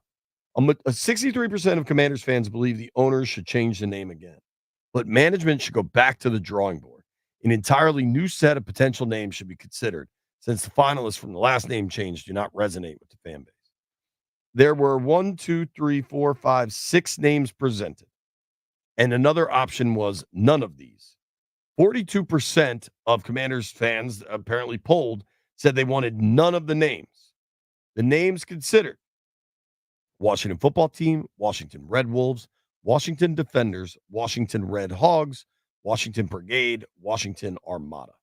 Of the vote, the football team got 19%, the Red Wolves got 17%, the Red Hogs got 6%. I find that interesting. I think if you put this thing on social media and the Red Wolves people start going nuts again, that will go nuts. I do think overall, 81% of Commanders fans feel the overall fan experience will be better this year under new ownership. That I totally agree with. I also think it's zero surprise that more than 55% of fans want to see a new stadium built at the site of RFK Stadium in D.C. I spoke with somebody last night. Now, remember, I was at a fancy event in D.C., which means there's lobbyists at fancy events in D.C. And I asked about the RFK Stadium site. And the person, you ever walk into a bathroom after somebody else has walked in, after somebody else has left the bathroom, and it smells like Jeff had an acai bowl? I asked about the RFK Stadium site and the legislation surrounding it. And the face this person gave me was the face you make of walking into the bathroom after somebody else. Like just that, I don't know if that's going to work kind of face. Now, I think there's certainly no answers. We don't know what's happening. But I also wonder with RFK, you still, like, if you could get the feds to the finish line, and if we've learned anything about our federal government is that getting them to the finish line is awfully difficult. And the way these politicians are, they're turning on each other right now. Like, who knows what they're going to do? If you can overcome that hurdle, you still got to deal with the D.C. government and get them to come up with the cash, because they just committed a whole bunch of cash to Chinatown. So I wonder if Westmore and the folks in Prince George's County and Jeff, who wants the stadium to stay in Landover. I wonder if they're not in the driver's seat. But there's a lot of moving parts, a lot of kind of exciting stuff surrounding that. I think it would be cool. I think they're going to change the name again. All I want to happen, though, is that they just put out a press release that says, yo, the new name is the Washington Warthogs, whatever it is. Do what the Guardians did. Have Wale narrate a video like Tom Hanks did. But B. Mitch always likes to make the point that if they start winning as the Commanders, that the name change will stop mattering, right? Cleveland Guardians are tied for the best record in baseball. I bet nobody in Cleveland's upset about the name. Jeff, who won any bets? I was the only one to hit my bet last night. The O's laws. Landfill know better than to pick against me. And for tonight, I got Uruguay and Copa, and I'm taking England in Euros. I'm taking Colombia. Guys, we really need Uruguay tonight. Remember, I got a future on Uruguay. I've offered to buy lunch if they win. My guy Jaime says it's going to be a 1-1 tie, Uruguay, Colombia, and then Uruguay wins on PKs. I just need him to win. That works for me. Can I take England straight up? Yep. Is it too big of a favorite? All right. Give me the English. Thank you to everybody that listened to the program today. Thank you to Neil Greenberg for joining us. Thank you to Pat Leonard. Thank you to Denton Day. Thank you to everybody that called in. Thank you very much to the Olympic fencer that performed significantly better than Brian Mitchell at the Family Feud podium. Thanks to the boys in the aquarium. Thank you to Chris Russell. Grant and Danny coming your way next. You made it this far. I owe you a beer.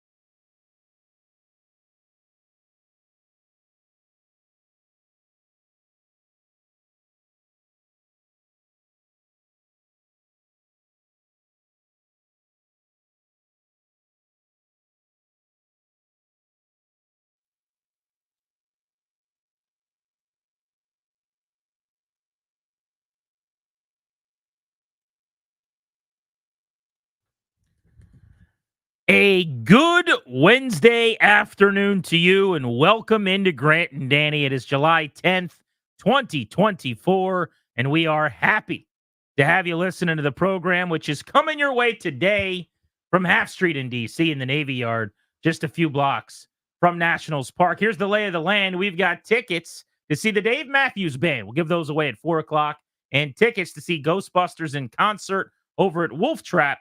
Those could be yours at 6 o'clock today. Danny, how are you on a piping hot day in the district? Toasty. 45 minutes outdoors playing some pickles. Third game, I melted. Felt like I was going to puke, almost passed out. I'm like, I got to stop. It's not fun anymore, man. Just out for just a little bit. 45 minutes on Operation Less Fat, which is ongoing. We're in the middle of it. It's been going on for a long time. We're not successful yet, but we're working on it. But my God, dude. It's so stupid. We need a break. You know, like how your dad, not your dad specifically, what one's dad in general. Dennis Edward Paulson. I don't even mean DP. I'm talking about anybody's dad. They would like stand on the porch or like look out a window with like a cup of coffee and go, "We needed the rain." I find myself doing that now. I'm like, will it just rain and stop this crap? That's what I want.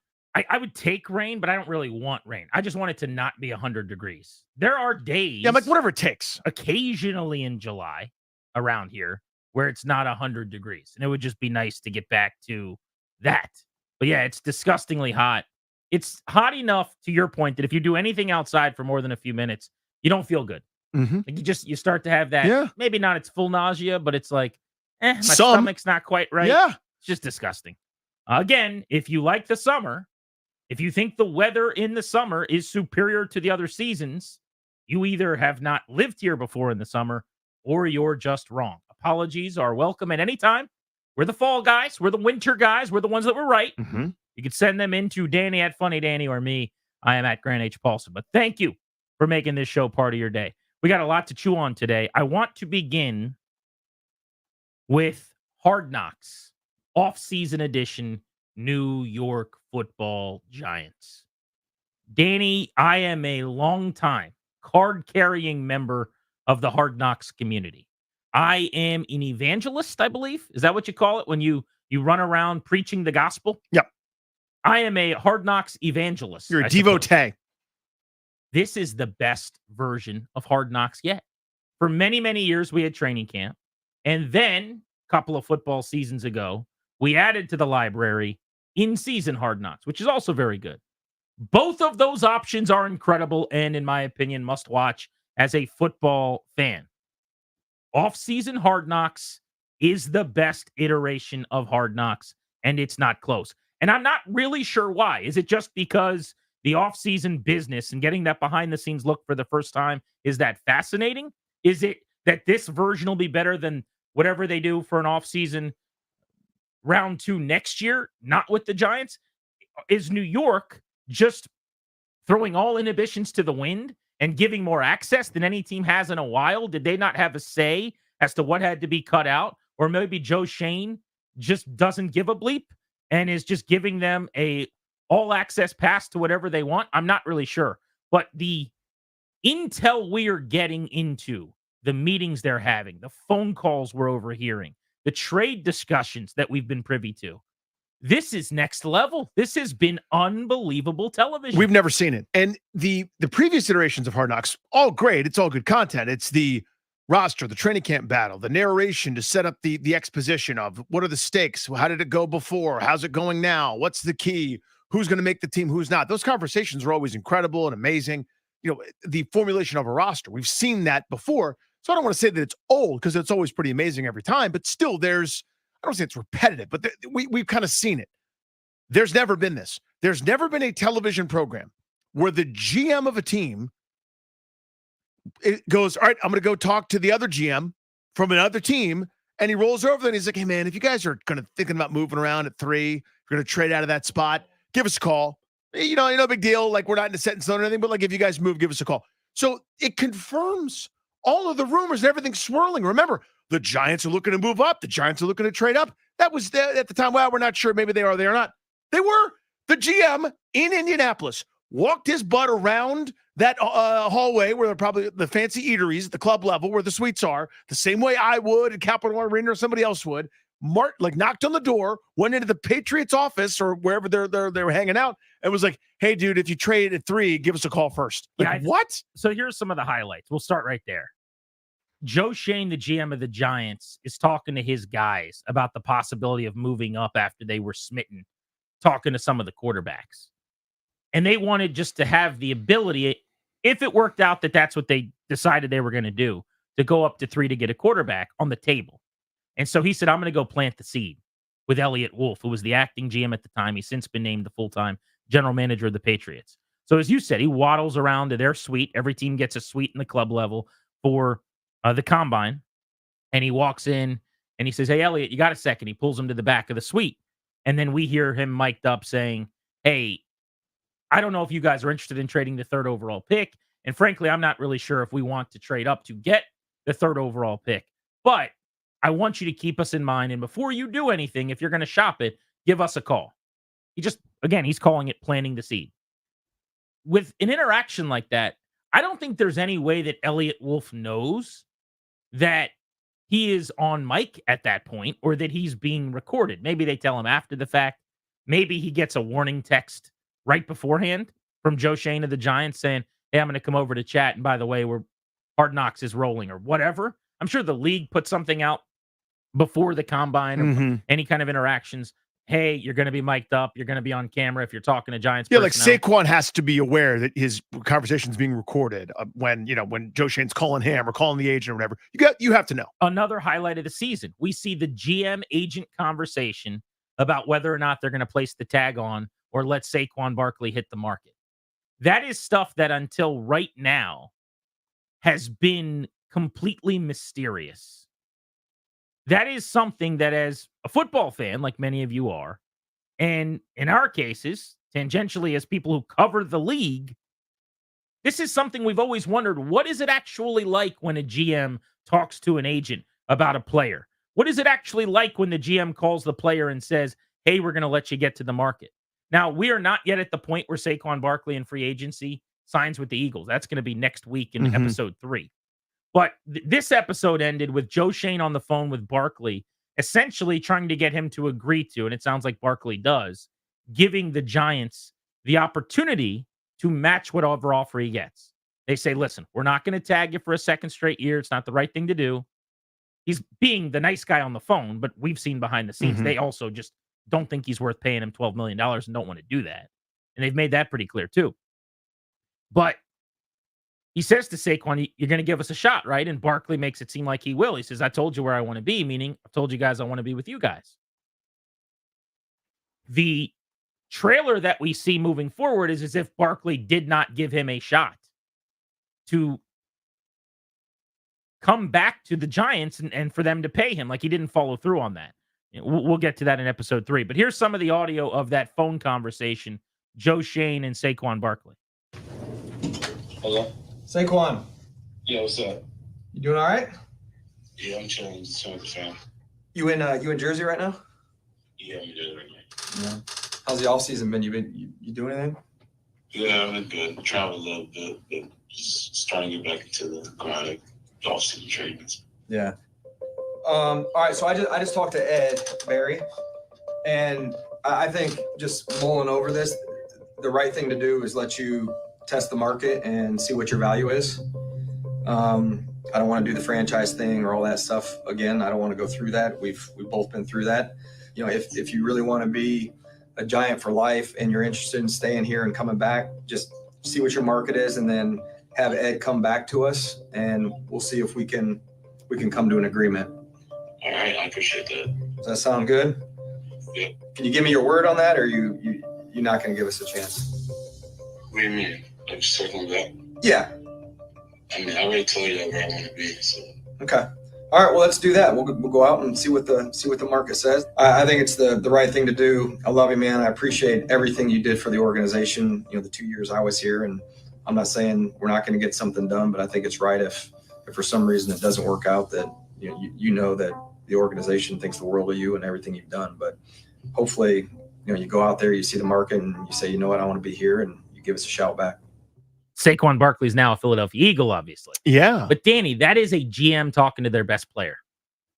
one of the dominant storylines of the NFL offseason that we just listened to that phone call. Incredible television. Now, especially now that we know the result, right? Yeah. I mean, and I know there's other beats we're gonna get to, but knowing who they drafted, and then the lens from now they're looking at these player interviews at the NFL Combine, all this content, I can't believe we're getting it. Here's I can't my believe question, though. All right, it is irrefutable and completely not even in debate that the access into this Giants offseason exceeds that we're getting with the training camp and the in-season versions, right? That's a good starting point to launch into this. I don't think anyone would dispute that. Fair? Yep. My question is why? Is this the league taking some power away from the teams?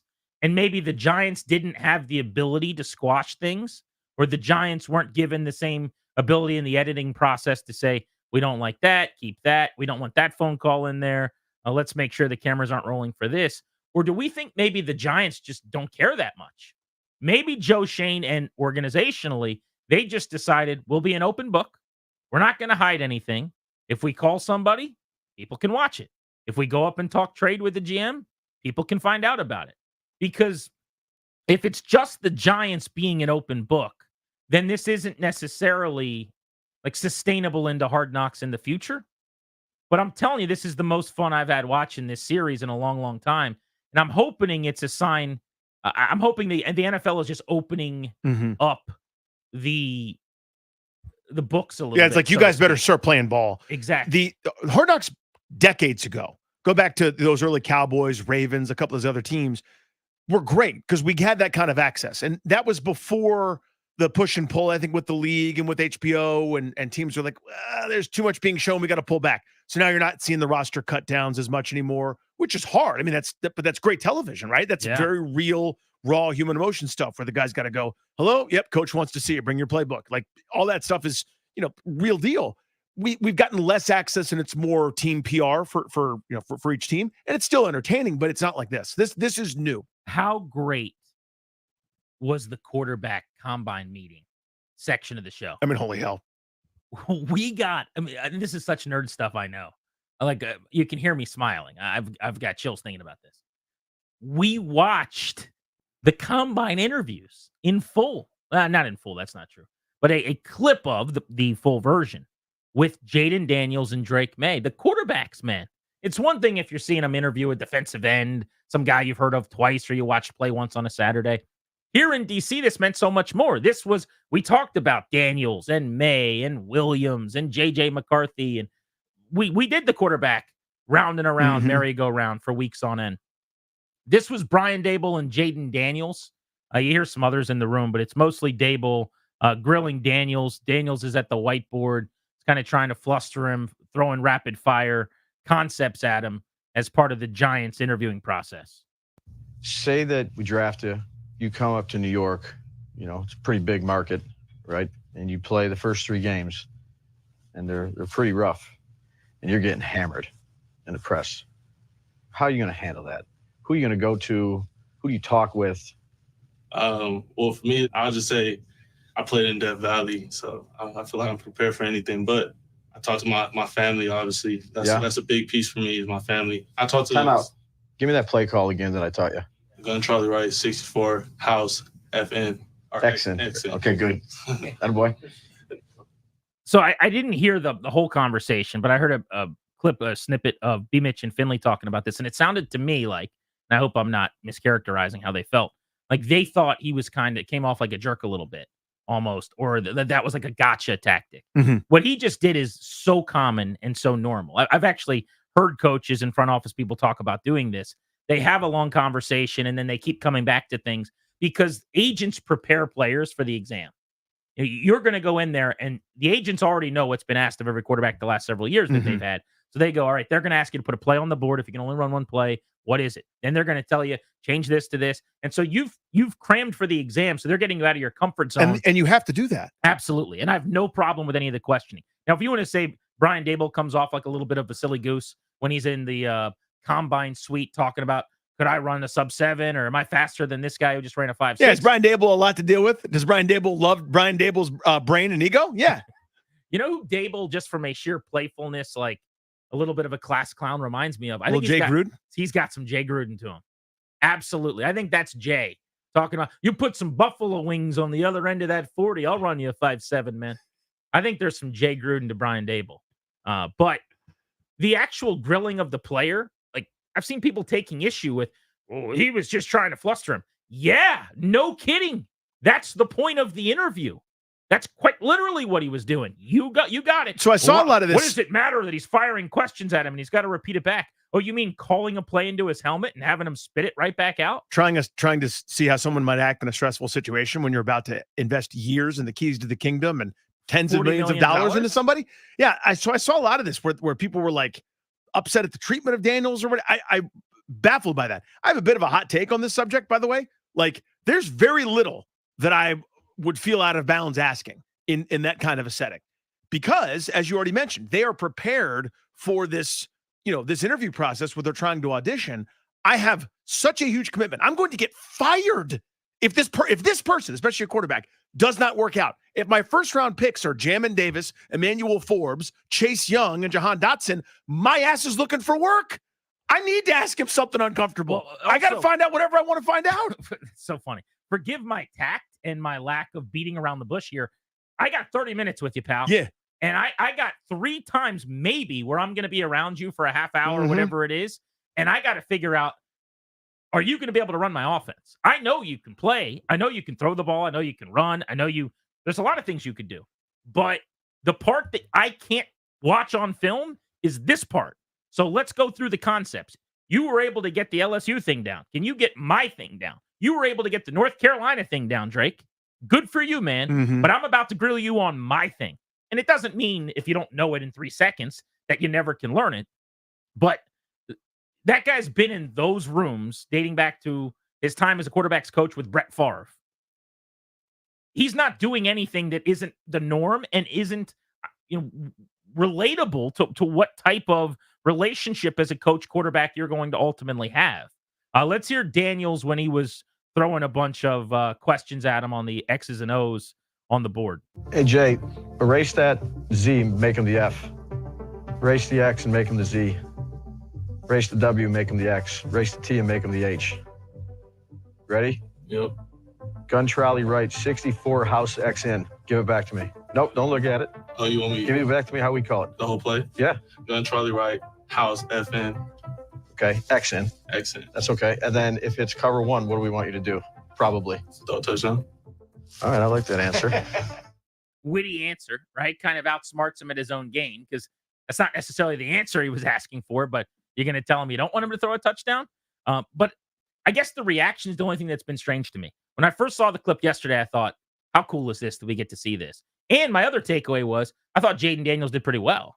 Like, he basically repeated everything on these concepts and weird words that Dable uses that he doesn't use back to him perfectly. I thought he passed the test. Among the takeaways you saw was Jaden Daniels struggled at the whiteboard. No, he didn't. I didn't get that out of that at all, number one. And the other thing was Brian Dable's a jerk.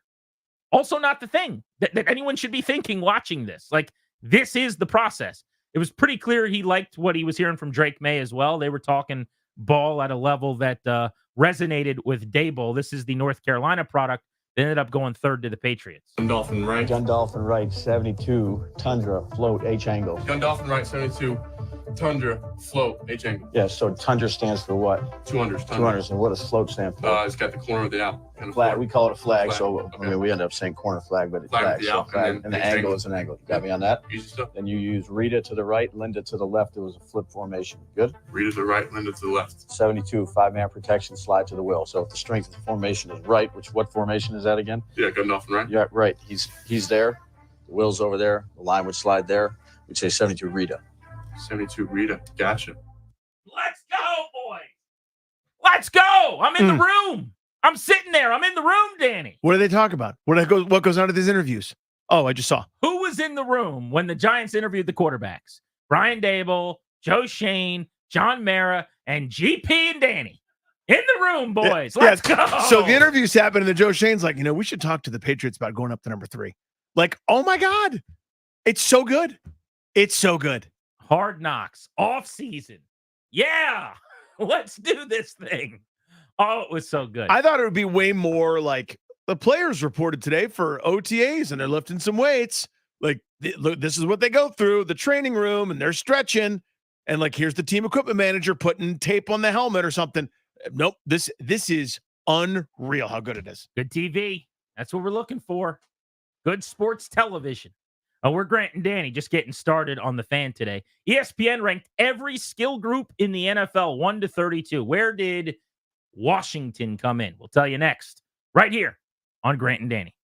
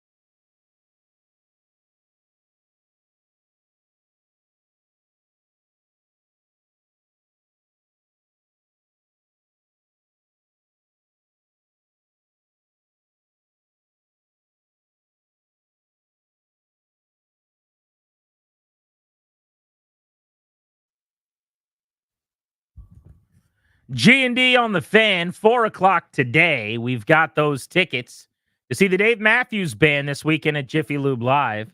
And at 6 o'clock right here on the Fan, Ghostbusters in concert at Wolf Trap tickets. Could be yours. We are taking you up to 640 ahead of the Nats and the Mets here on Grant and Danny today. ESPN.com ranked all 32 NFL teams by their skill position group talent. The way they define skill position group is talent at the wide receiver, tight end, and running back positions. So these are pass catchers and ball carriers. 3 position groups: receiver, tight end, and running back. You throw 32 teams into a blender and you pull them out. They ranked Washington 26th of 32 teams. And I want to read you the write-up from Bill Barnwell here. But before I do that, Danny, 26 out of 32. They were ranked 21st going into last year, a Jahan Dotson regression ago. Mm-hmm. And if you go back 2 years ago, they were ranked 22nd. So here you are with a rookie quarterback, and Barnwell is saying this is the worst skill position group they've had in 3 years around a quarterback. So I'd have had them a few spots higher, but I think the point remains. They're in a bucket of not that good. We know some of the names. That doesn't matter. Just because you know the names doesn't make them good players. There are, I sort of did the exercise informally when I was thinking about it, running names through my mind of, 15, 16, 18 teams I'd rather have their skill guys over Washington's. I'm more of a believer in Austin Eckler as an outlet, as a pass catcher. I'm optimistic and hopeful that Ben Sinnott turns into a multifaceted Kyle Juszczyk, if that's even a word, type weapon. But what are we really talking about? It's not like a 1,000-yard player, out of an offense here.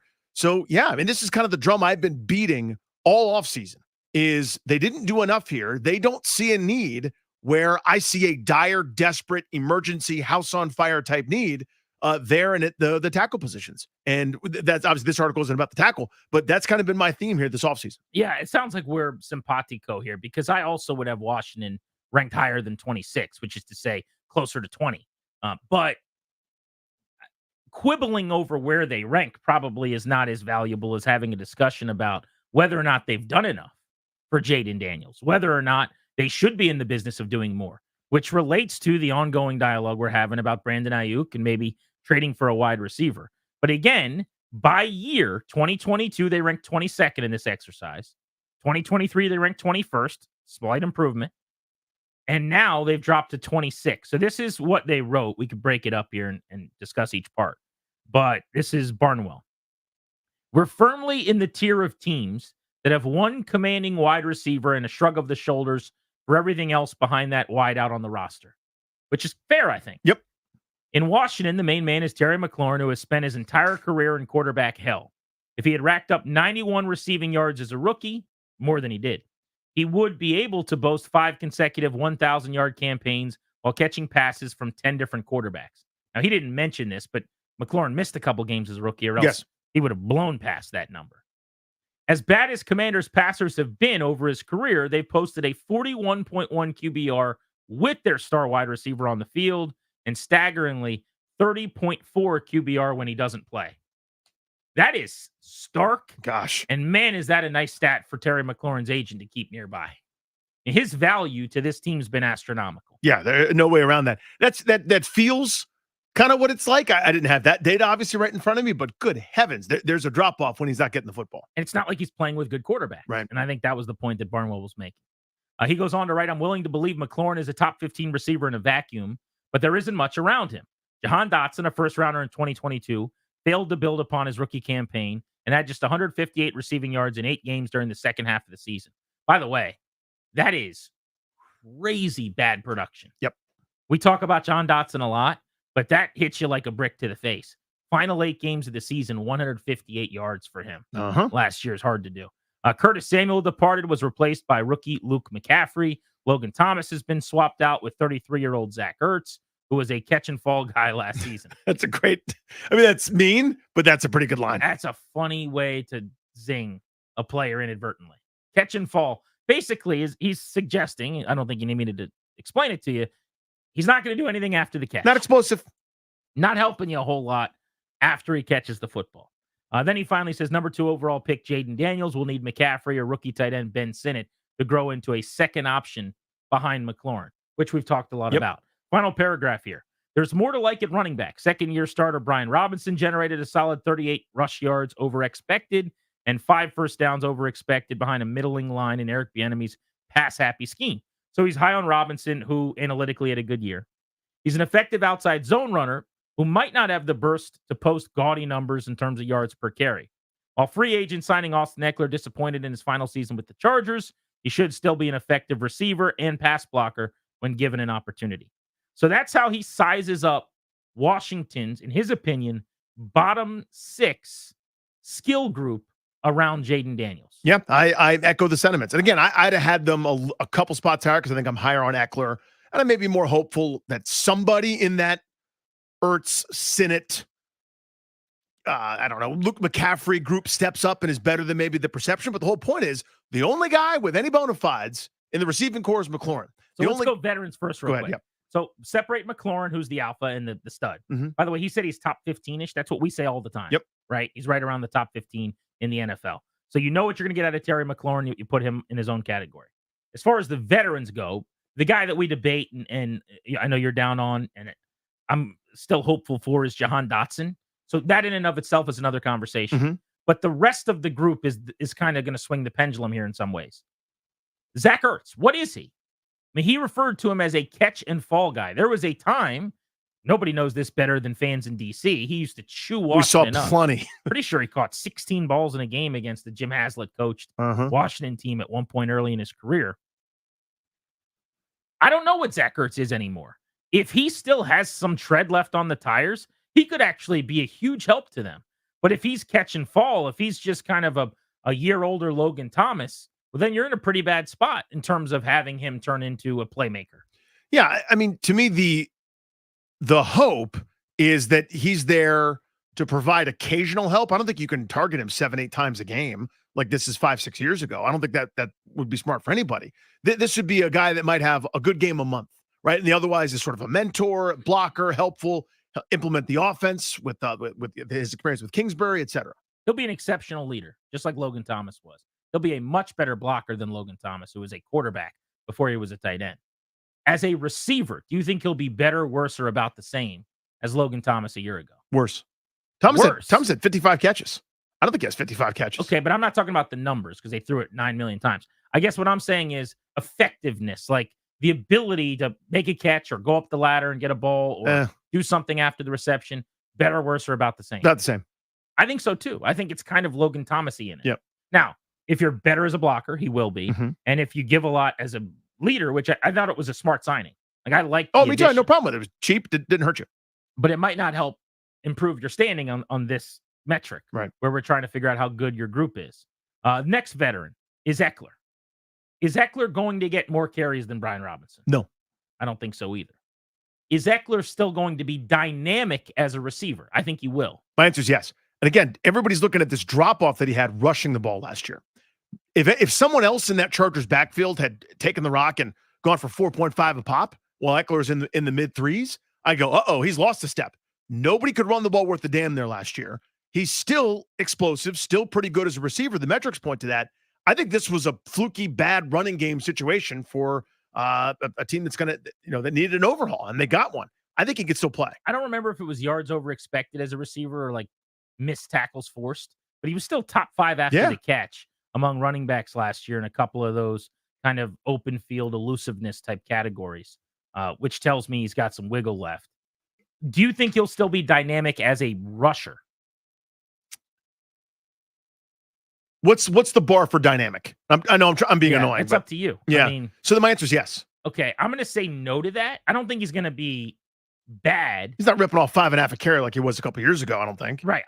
If his role is Chris Thompson under Jay Gruden, shotgun, getting carries, outside zone, hitting the edge, all that stuff, I think he will not be as dynamic or prolific or kind of, as much a weapon as like Thompson was back then, where he had that burst and that speed. I don't see it that way. But I think to just throw him in there at the end and say, and they have Austin Eckler, I think he'll give him a lot more than that.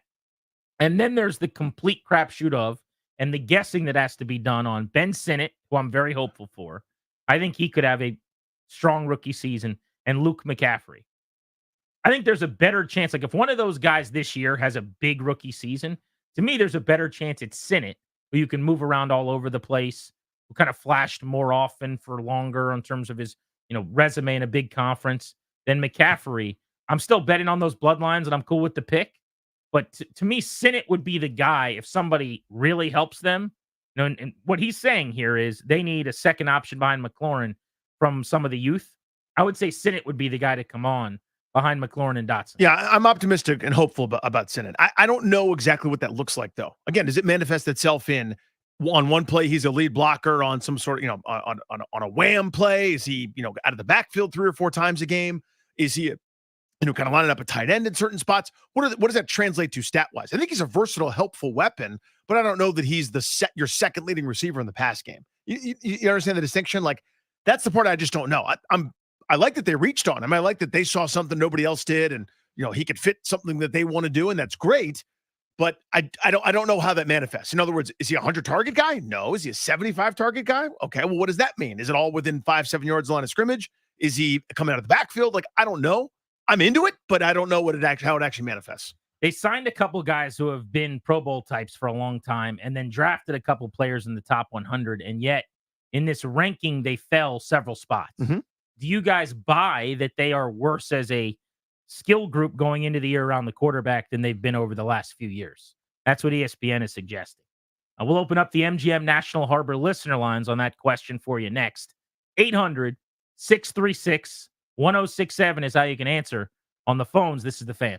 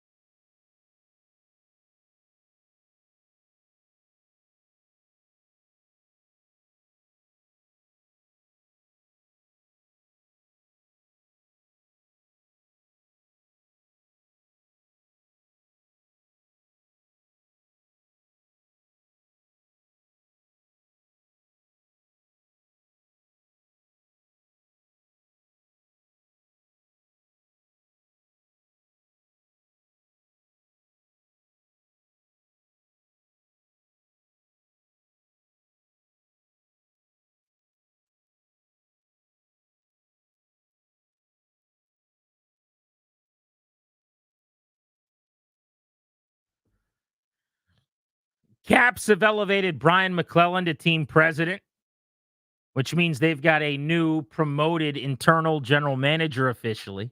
The Wizards start Summer League on Friday night against the Atlanta Hawks. Nats are in action tonight, Citi Field against the Mets, and the Commanders are creeping up on training camp.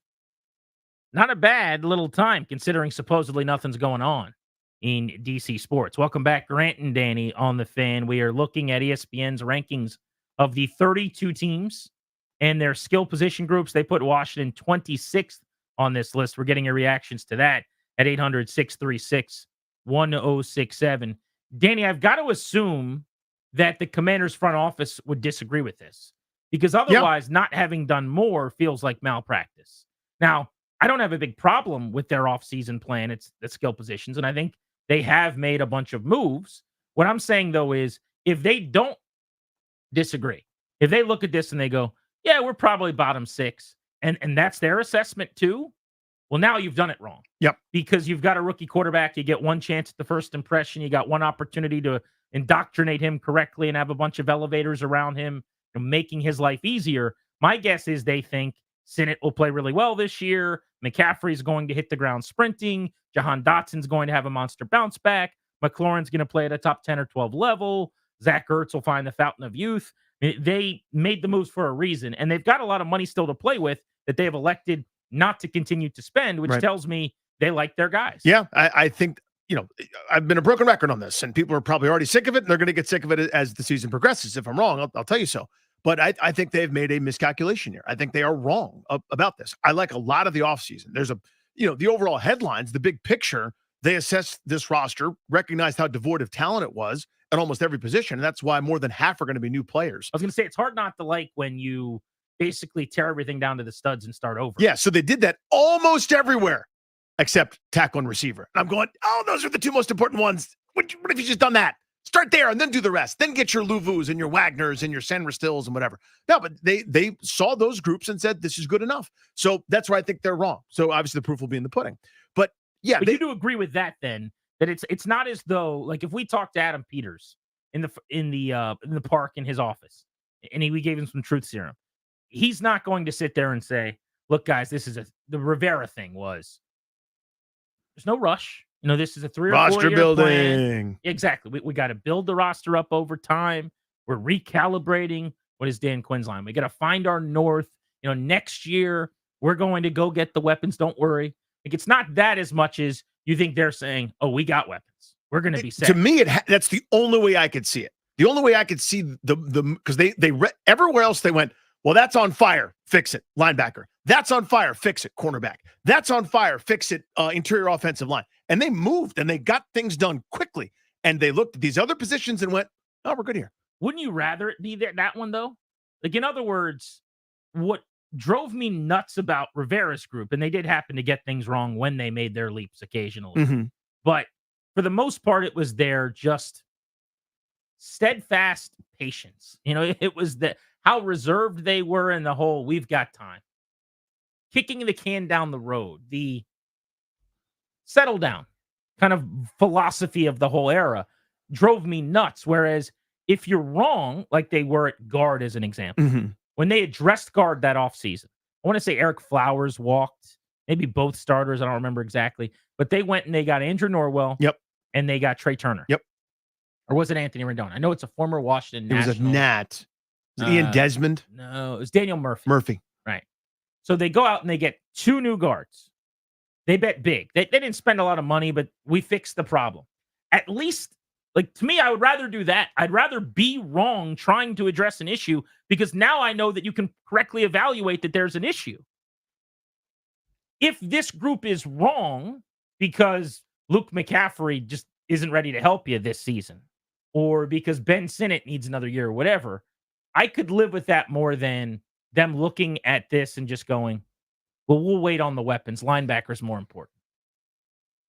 Huh. I mean, so my core philosophy is it doesn't matter if Bobby Wagner is awesome again, or Frankie Louvu hits, or Mike Sanders-Still is a slot corner for the next 5 years. How did Jaden Daniels play?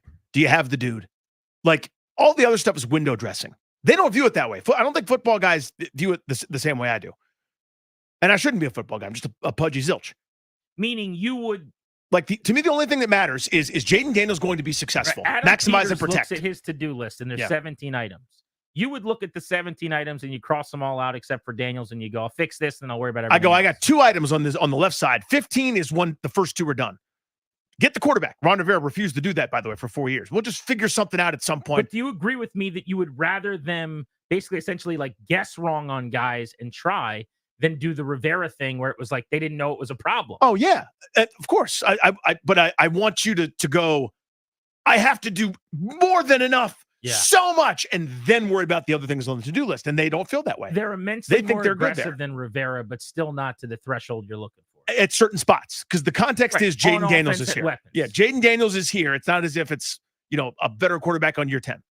At some point next hour, I'd like to get into the updated odds on some of the expected quarterback competitions around the NFL. And we should hit that today. But next on Grant and Danny, Mike Gundy, the head coach at Oklahoma State, said something that has gotten him in some trouble, and understandably so.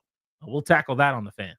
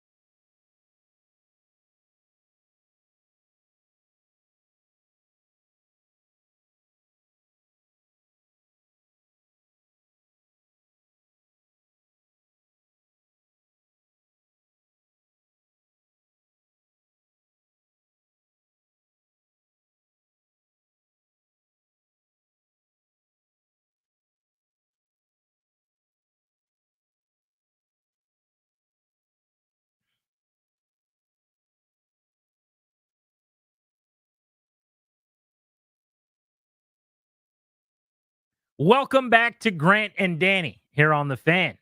The exclusive sponsor of this show is the law firm of Condori and Murad. They're going to guide you and your family in the right direction and help you draft a will, set up a trust, or create a healthcare power of attorney.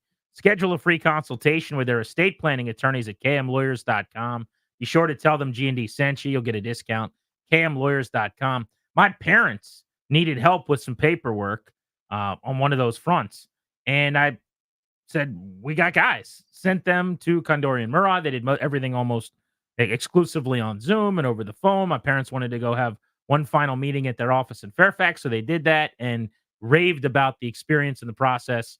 They took really good care of them. We've hung out with them, gone to games with them. They're good buddies of ours, great listeners of the show. So if you have any guys are the needs best as it pertains to your will, trust, a power of attorney, healthcare-wise, Condori and Murad got you covered. Welcome back to G&D. Remember, 4 o'clock, we've got tickets. They can be yours. We are giving them away today.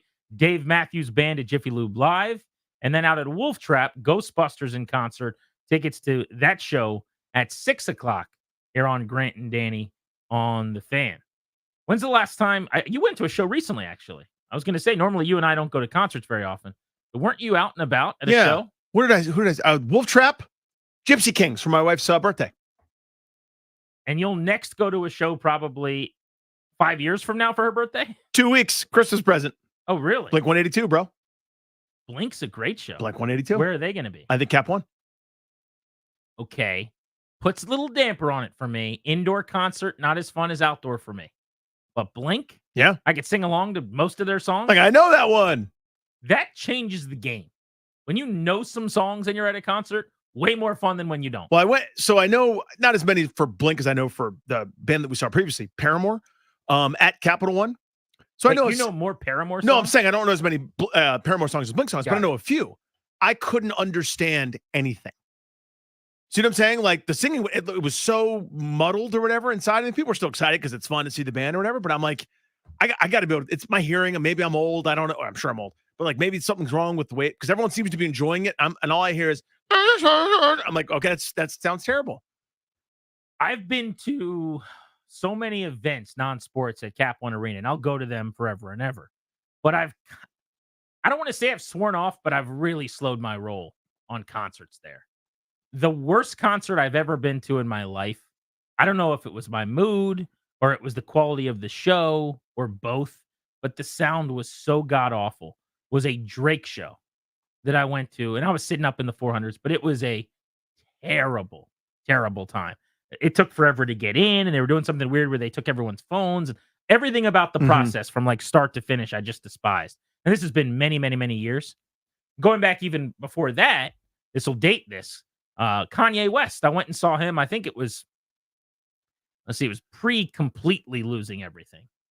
It was just eccentric at that point? It was back when I was still a Kanye guy. Okay. I don't believe in people being canceled. I believe in the ability, though, to cancel people for yourself. Like, what should happen is if you don't like the way someone operates or things about them or what they do or what they stand for. Enough of us move on that there's no longer success for that person? You just kind of decide without making a big public stand about it. I'm just not going to go to your shows anymore or buy any of your music. College Dropout, probably my favorite album ever.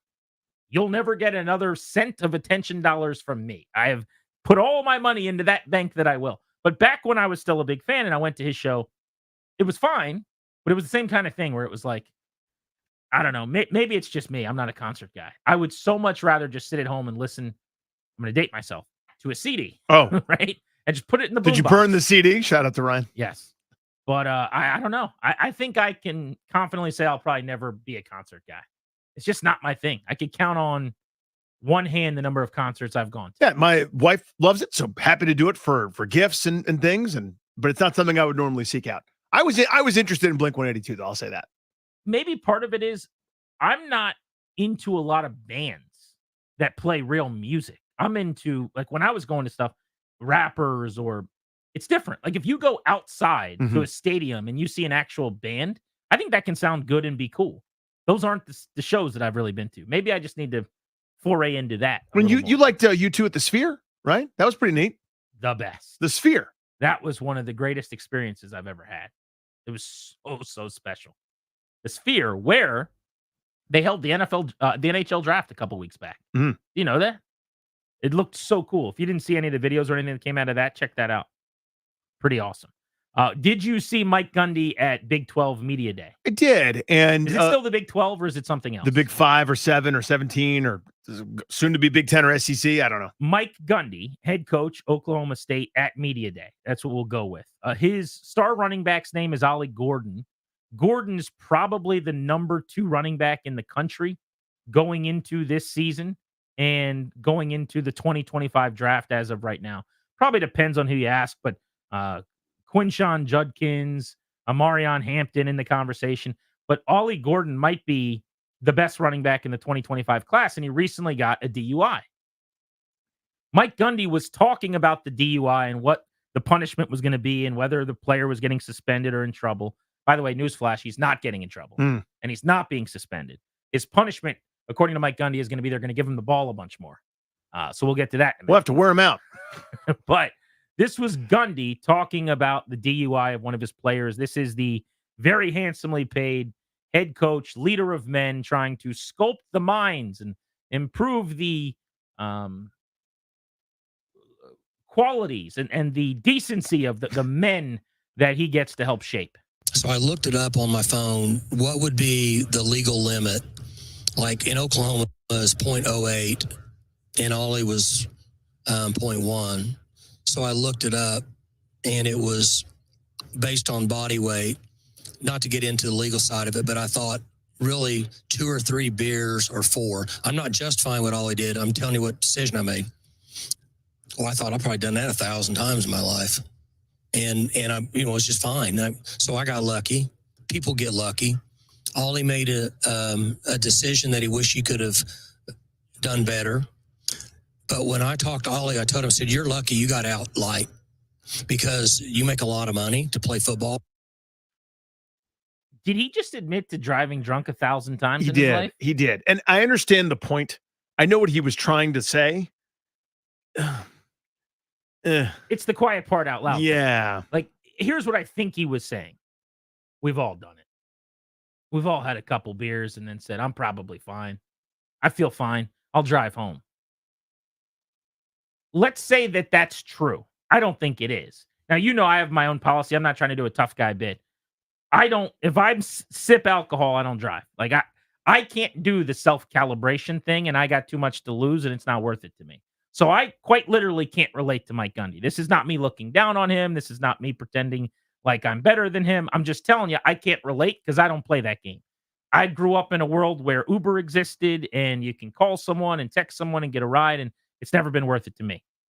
So I disagree with the premise that 1,000 times on average, all of us are going, I've had a few beers. I guess I could drive. Again, not special, but it's just not the way I think. Having said that, I am willing to say that I'm rare in this way, that I'm a nervous, anxious Nelly. And a lot of people do feel like, I know most of my friends, most people in my life, they're comfortable having a couple of beers, an hour later, whatever it is, feeling like they can drive.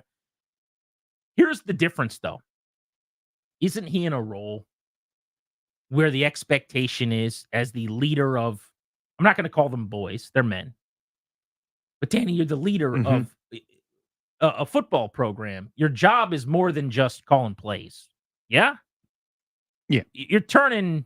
It's the idea you're supposed to, there's still an into better illusion. people. Yeah, there's still an illusion that you're molding youngsters. There's still an illusion that you're a father figure. There's still an illusion that you're the... Is it an illusion, though? Yeah. It shouldn't be. Well, I mean, it shouldn't be, but it is. I mean, when we get behind the scenes access, and maybe it's what they choose to show us. I don't care what you think about Nick Saban. I'm not saying him or Dabo Swinney or any of these other guys are holier than thou or great dudes. I have no idea what they do in their free time. But when you see access to these guys, there is an element of them being fatherly. There is an element of them doing some life coaching. We're going to go out and change a tire today, boys. Tomorrow we're going to, like, that's still a thing. Shouldn't that be the expectation? Well, of course it should. But again, it's the, you could be as fatherly as you want, but if you go 7-5 2 straight years, you're fired. You could be the greatest role model ever. Like you know what I mean? You could be a choir boy saint who does the right thing every time, always. But if your offense is a little outdated, they'll send you packing.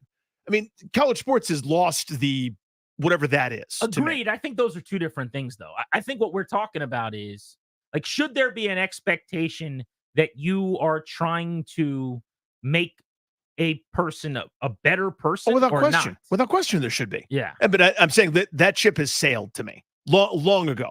And I think it's unfortunate. I think it stinks, but I think it's over. I mean, to me, he's doing the Gundy's trying to do hey, this is relatable. Like when I talk to my son, my oldest, about drinking when it's going to happen, within a few years, like, listen, I did ridiculous things in high school because I was afraid of getting punished.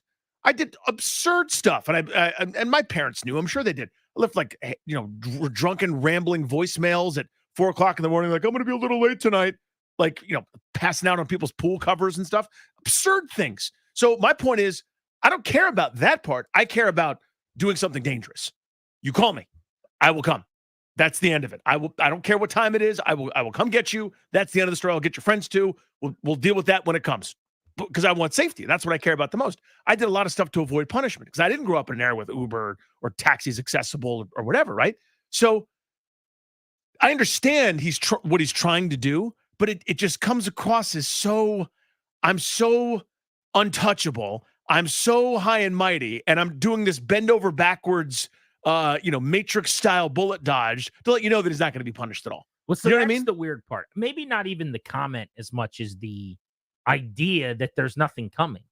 Like, if an NFL player gets a DUI, they would get suspended, right? Or is there a chance they wouldn't, do you think? I actually don't know how that triggers. I know there's certain violations of player conduct where it's an automatic. Correct. I don't know if there's a probationary I'm pretty thing. sure there's nothing automatic, but Darius, look into that. See if you can find an NFL player DUI and if there were any ramifications thereafter. It might be a fine from the team, something like that. I would imagine there are clubs that have suspended guys because they want to send that message. I mean, we just had a tragedy take place where the allegation is allegedly there was alcohol involved with the driver that killed 3 local young men who played high school football in this area, who were either at varying levels of their careers in college or the NFL. And you see this all the time still, that people are still making these terrible mistakes and terrible decisions that result in the deaths of victims that have no business getting caught up in nonsense. And their lives are either ruined in some cases or over in others, tragically. But I think more so even than him trying to level with everyone, hey, we've all done it. We've all had a couple beers and said, I'm fine. It was a 1.0, guys. It wasn't a 2.3, okay? It was barely over 0.08. Here's the part that really surprised me. Where's the clip, the second clip, of him talking about if there's a punishment, it's going to be that he's going to get a lot of carries. I DM'd it to you if you don't have it. It's at the very end of this answer. So it's about 40 seconds of him talking. But the question was basically wait a second. So you're punishing him or you're not punishing him? Not a punishment. We got to go eat ice cream. Punishment, you got to go to your room without your Xbox. Yeah. Not a punishment. You're going to get extra carries running back. That's not a punishment. Right. We're in a time where you guys are essentially employees. You guys make lots of money to play this game. It's different than it was 5 years ago. And your punishment's going to be facing the facts. That's why we brought him here today. I said, you're not going into hiding. You're going to face the music. You're going to have to stand up and talk to people and answer questions. And hopefully, more than football, you can learn from the situation you've been in. Because if not, then we have a real issue. But he's going to play. And I'm going to do what we think is best for Oklahoma State football. And I think it's best for Ollie to play. If there's any punishment, it's make him carry the ball 50 times in the first game. Reminds me of, remember years ago at Ohio State when Jim Tressel was the coach? And there was I don't know, it was Terrell Pryor and company. I can't remember who it was. They were getting free tattoos or some kind of minor NCAA violation. But he was like, we take this incredibly seriously. We take this really seriously. Now, he's not going to miss the bowl game. But what we're going to do is next year, he can't play against Toledo. All right? It shows you that we take this really seriously. Come on. It's the business. If that guy was the backup running back or the third string running back or, holding a clipboard or not dressing on game day, he'd be suspended. There'd be a big show. I mean, it's. He's referencing that players are now employees that are paid, and that maybe that's a part of this. How should that change the algorithm at all, one way or the other? I don't know that it should. No, I mean, none to me. But again, but it's also we're still in uncharted territory, and everybody that screamed for a lot of this didn't think about what would happen when you open up the box. They didn't have to. They wanted to feel like they were heroes, that players should get paid, and then let's not worry about any permutations or repercussions. I get that. I get that base desire, but there's no collective bargaining. There's no senior entity to go, if you commit this violation, here is your suspension, right? The old NCAA is kind of on the way out in terms of governing the sport. So now, like, do you have the right to suspend me? Am I entering an employee contract? I know here I do. If I do something inappropriate or wrong, I can be disciplined for that. That's part of my employee deal. What contract does he sign? Like, does the NIL control board, the NIL group that's paying you to endorse, Timmy's Car Wash, are they suspending you for conduct unbecoming? I have no idea. That's, again, this is so wild, wild west. Everybody's kind of made up a big fund, and how good your fund is at getting players money determines how good you are. So for me, when he says in an interview on live television, the punishment for this player is going to be that I'm going to give him the ball more. And he means that, by the way. Like, that's not him making a joke. He means that I'm going to make him work more. Football cowboy. Woo! Well, okay, I guess. Mm-hmm. To me, that's just rubbing our noses in the fact that this is a joke. Like, what would be more acceptable, because we all know it's a joke, just don't rub our noses in it. Right. What he could or should do is he comes up to the podium and they go, hey, are you going to suspend this guy? Is he in trouble? And he says, look, we're going to handle this internally. Yeah, we'll keep discipline in-house. We're going to talk to him, and we haven't decided exactly what we're going to do yet, but we take this very seriously. And then when the season starts, you don't have your star running back suspended because, of course, you don't. Yeah, you had to run wind sprints until he puked or something. Why would you, right? You got to win a football game. So do it that way. But to just come out and say he's going to run the ball more and have to score a couple more touchdowns, that's going to be his punishment. He's going to do some push-ups after he scores because that's his touchdown celebration. Well, to me, it's just kind of like letting us all in on the charade. Right.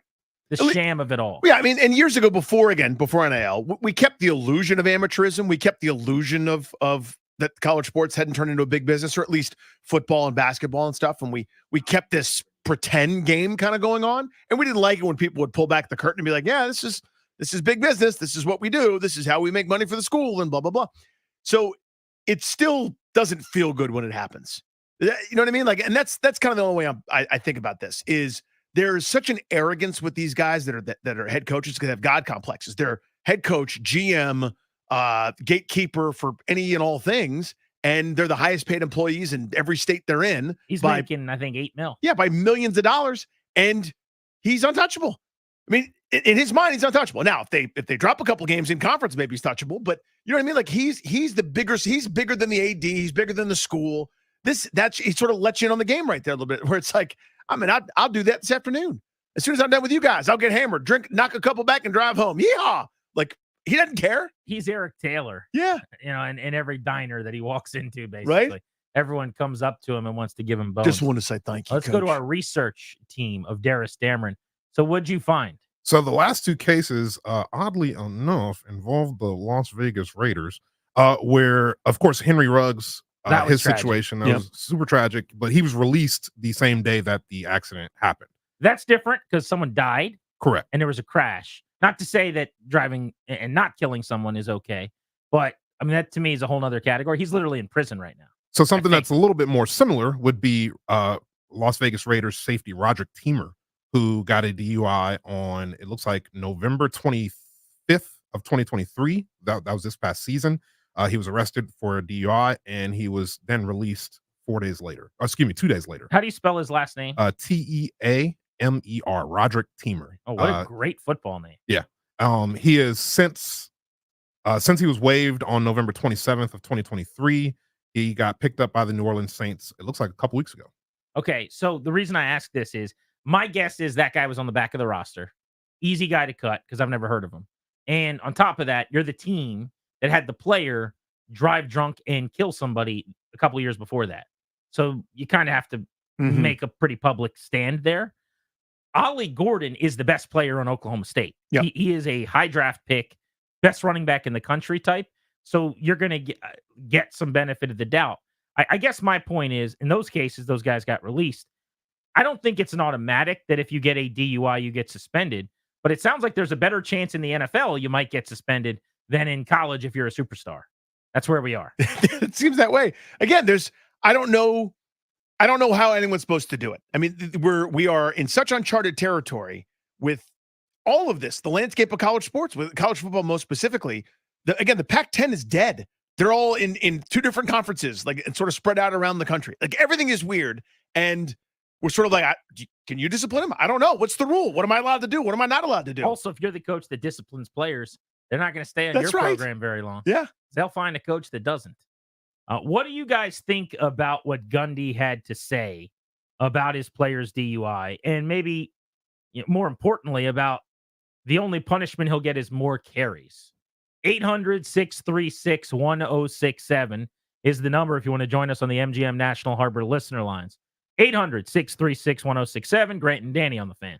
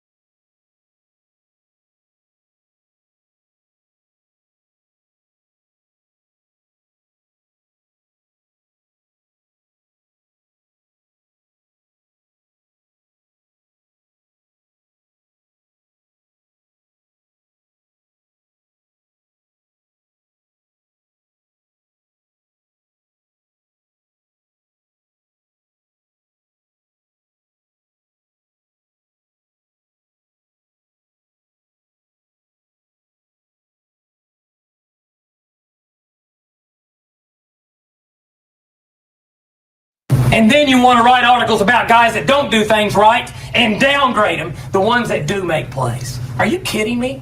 Where are we at in society today? Come after me. I'm a man. I'm 40. I'm not a kid. Write something about me or our coaches. Don't write about a kid that does everything right, that's heart's broken, and then say that the coaches said he was scared. That ain't true. And then to say that we made that decision because Donovan Woods, because he threatened to transfer, that's not true. So get your facts straight. And I hope someday you have a child and somebody downgrades them and belittles them, and you have to look them in the eye and say, you know what? It's okay. They're supposed to be mature adults, but they're really not. Who's the kid here? Who's the kid here? Are you kidding me? That was the first time Mike Gundy said something that everybody in the country talked about for a couple days. He is back with a comment getting dissected in 2024, some 16 years later. Welcome back, Grant and Danny on the Fan. Still one of the great coaching rants in the history of sports. Indeed.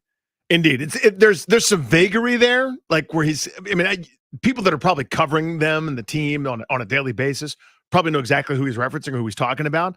But he made it pretty well known as he stared at her and screamed at her the entire time. It's this one of those general things where it's like, you downgrade a kid, and I don't know. I think didn't really quote the article itself specifically, but it is an all-time rant. Losing the forest for the tree here. I'm a man, I'm 40 is kind of the quote. That's the takeaway. Not as much you lied, the players are transferring. It's the I'm a man, I'm 40, which you still hear people talk about all the time. Just one of those pop culture lines at this point. But Mike Gundy yesterday, inadvertently, I guess, admitting to driving after drinking 3 or 4 beers, his words, 1,000 or so times in his life, while not defending, he says, but rather, I guess, relating to his player's mistake, who we will not be punishing unless you consider giving him more carries a punishment. That's how Gundy said he plans on punishing him. Let's go to Scott in Strasburg on Grant and Danny. What's up, Scott? Hey, guys. Thanks for taking my call. Hey, buddy. Yeah, this is exactly, I called in about a year ago. You were talking about the debate of paying college athletes. And my argument was, look, they already have a free ride. They are getting thousands and thousands of dollars of free education. If you put money on top of it, you are making entitled monsters that will be unmanageable at the pro level. And what we're seeing here now, do you really think he's going to feel the consequences of those actions? The head coach is saying he does the same thing. He just hasn't gotten caught. He goes into the NFL, and we're going to see so many Antonio Browns that will just be unmanageable. But there will always be a team that, because you can run fast or catch the ball, that will take a chance, and it'll just be bad for the sport. So I appreciate the phone call. That part I'm not as upset with. I know some people might be. I understand that that's something that sticks in your craw, so to speak. The last part to me is the key takeaway. We'll make excuses if you're really good.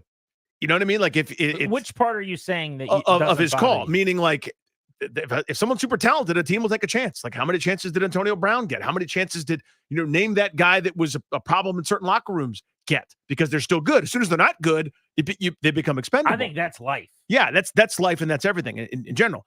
To me, the objection to paying players, so to speak, and by the way, that toothpaste is not going back in that tube. But the objection shouldn't be they'll become entitled monsters.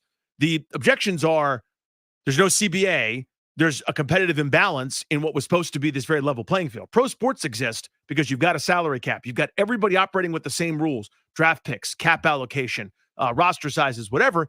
This is Alabama boosters can get more than Vanderbilt boosters. They're going to beat Vanderbilt every bleeping time in the football game. Yeah. To kind of sum it up pretty succinctly, I think that's perfect. Also, the rivalries you cared about, the conferences you cared about, pretty much anything that you enjoyed about college football over the years is all but gone in the span of a couple of years now. Yeah. I mean, it's just completely blown up and dissipated, but I hope everybody's happy, I guess. I don't think that him not getting suspended or punished has a whole lot to do with the fact that he's paid now. I don't. If your point is he's afraid to punish him because of the transfer portal being wide open and he leaves and goes somewhere else? Maybe. I mean, you could convince me of that, I guess. But I just think that we've seen coaches cover for players that get in trouble for a long, long time for things a lot worse than having a 1.0 DUI. And not to say that is excusable or a good thing. Let's go to Steve in Arlington. What's up, Steve? Hey, how you doing, guys? Hey, bud. Hey, I just wanted to say that I think that every man who has drank a beer in his life is fortunate and lucky to make it home. Sometimes everybody has drank and got home, and they know they shouldn't have been driving. Totally. I don't think it's just one guy, and I don't think that, and I just don't think it's one guy, and I just think what the coach said was ridiculous anyway. I would have never came out like that. But that's kind of the point we're making is what you're suggesting is fine privately, but you can't say that publicly as a leader. Right. Absolutely. I would never say that. And, when I go to the bar now, I might drink one beer and then I drink water the rest of the night because I know I got to drive home. That's a lesson that you learn.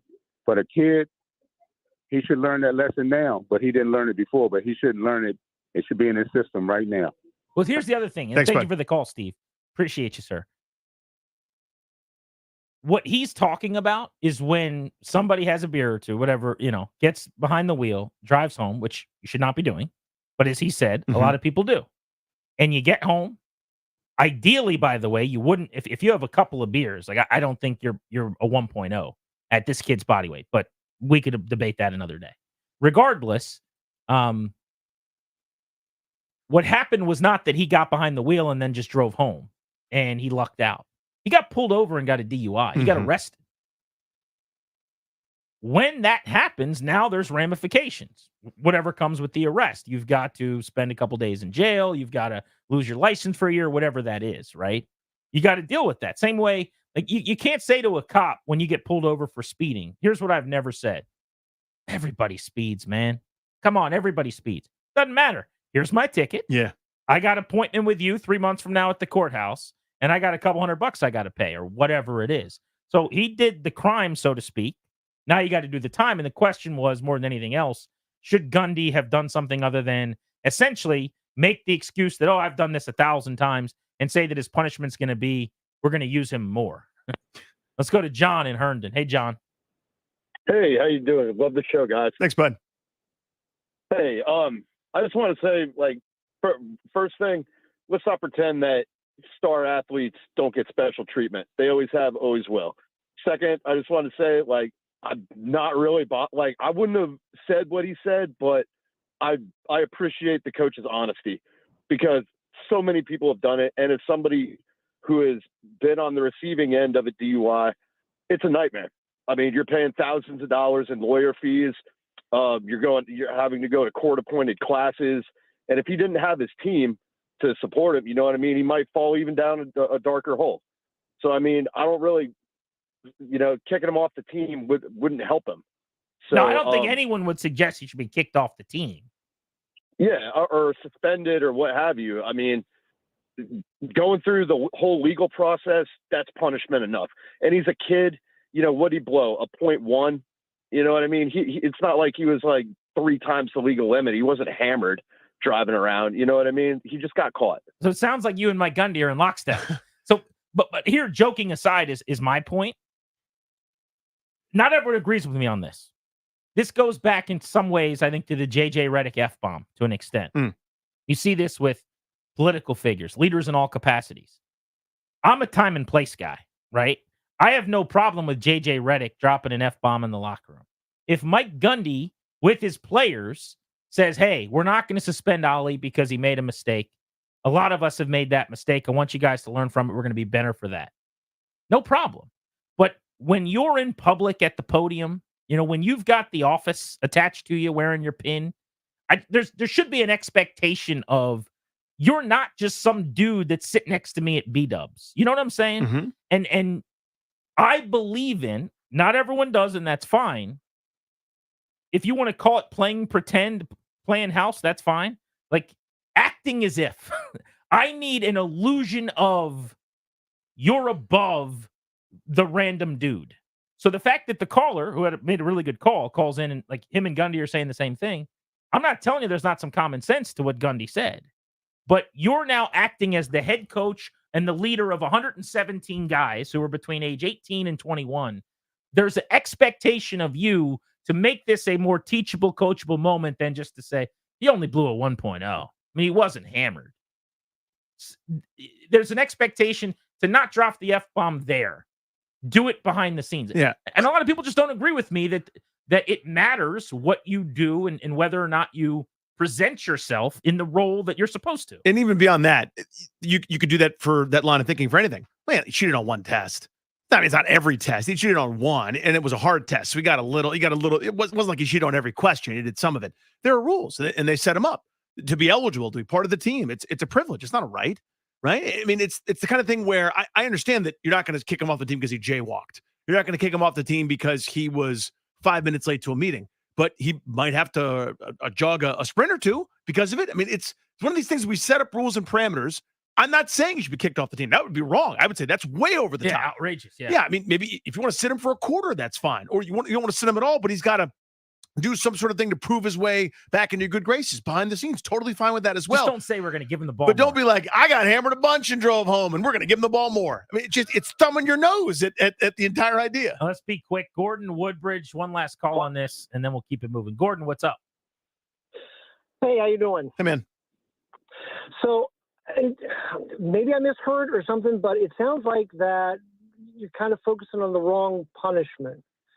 Like Gundy said, if there's any punishment, he's going to be carrying balls more. Yes, he said that. Before that, he said, we're going to make him stand up in front of you guys. We're going to make him stand up in front of the press. We're going to make him answer the questions that, he's not going to go into hiding. We're going to make him accountable for what he did so you guys could hear it. And that's, I think that is also a bigger punishment, obviously, than carrying the ball more. But it is a punishment. I think that's a good point. We haven't brought attention to that. But yes, I like that they're handling it that way. I just view that as doing the necessary thing. I don't know that he really had the option necessarily. I guess they could have not made him available, gone above and beyond to hide him. But generally, your star player at media day is going to talk anyway. So I don't know. To me, that's like giving him credit for going to work or something. Like that's what you're supposed to do. He showed up to the sentencing hearing. Yeah. He showed up when he was supposed to from the court. But it is true. I suppose in college they could. Like, there's a lot of programs. I mean, Caleb Williams stopped talking to the media after, a lot, like whatever it was, week 8 last year. Didn't do it again. Just never did. Okay. We're just doing that. Double play is next. What's going on in our lives? Nothing to do with sports.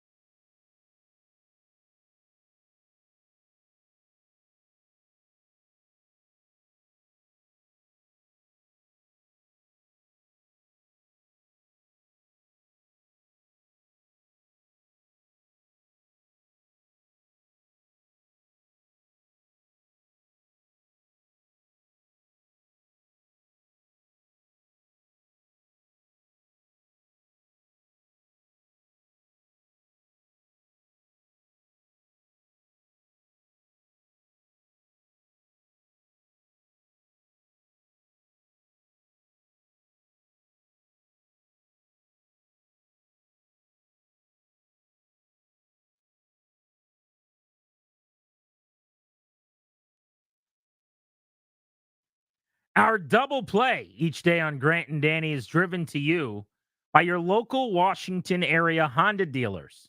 Stop in for a great deal on the rugged and capable Honda Pilot. Contact your local Washington area Honda dealers today. It is time. He's so quick. He is. This new Well, he guy, was I'm slow, telling you, this but then guy, he yeah. was quick. This guy and the Sounders are, Mm. you know what I'm talking about? They're over so quickly. Yeah. Like there was one time you were out last week. Darius, remember this?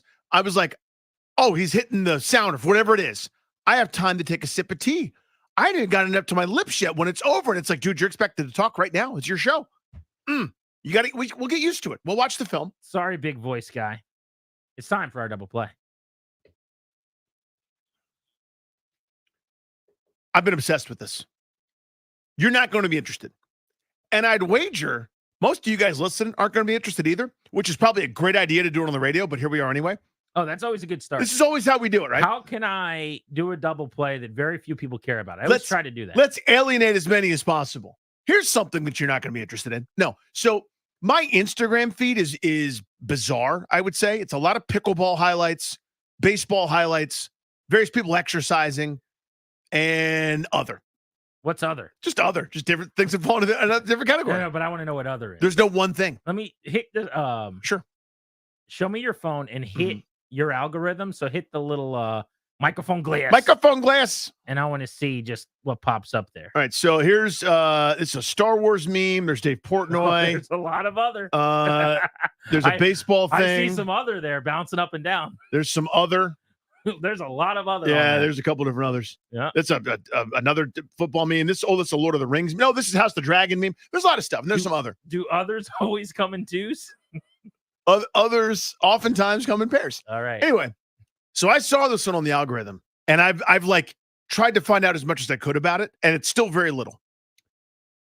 The world record, because they keep these sorts of things, the Guinness World Record, and I watched this entire video, for the fastest time to solve 3 rotating puzzle cubes, aka a Rubik's Cube. I don't know why they have to call it a puzzle cube. I want them to not do that. It's a Rubik's Cube and everyone knows it, but they can't call it that for some reason. Going back now, though, world record for solving 3. 3. What do you think solving 3? Like you saw, you've seen the guys that do it blindfolded and can do it under a minute. Seen the guys that hold it and can zap it real fast, do it like in 8 seconds or whatever. That's incredible. I would say solving 3 because it's a world record and it's crazy. Yeah. I'll say like a 56 seconds. Right. That would seem pretty reasonable. It's not reasonable. Sure You know what I mean? It would seem like, okay, that fits. Yeah. What about while juggling? All 3 Rubik's Cubes. Juggling the cubes and solving the cubes at the same time. Okay, so are you juggling something while solving cubes, or you're juggling the 3 cubes and like as you catch them, you're spinning them? That one. He's juggling the Rubik's Cubes, or what are they called? Rotating puzzle cubes. God, that's so annoying. I'm calling them Rubik's Cubes. Everyone cool with that? Odyssey, Legal, we fine? Let's call them RPCs. Thank you. He's juggling the RPCs. Juggling the RPCs. And he's juggling them all. And one of the moves, he'll make it subtly with like one of his hands. He'll turn something as he catches it. And then the next one's got to go up in the air. And he does a turn, or maybe he doesn't. 2 minutes, 6 seconds. I'm going to say that one more time. While juggling 3 Rubik's Cubes, this dude solves them, all 3 of them, in 2 minutes and 6 seconds. It's the world record. His name is Jakob Schüli from Schweinfurt, Germany. He beat the previous record by like 45 seconds.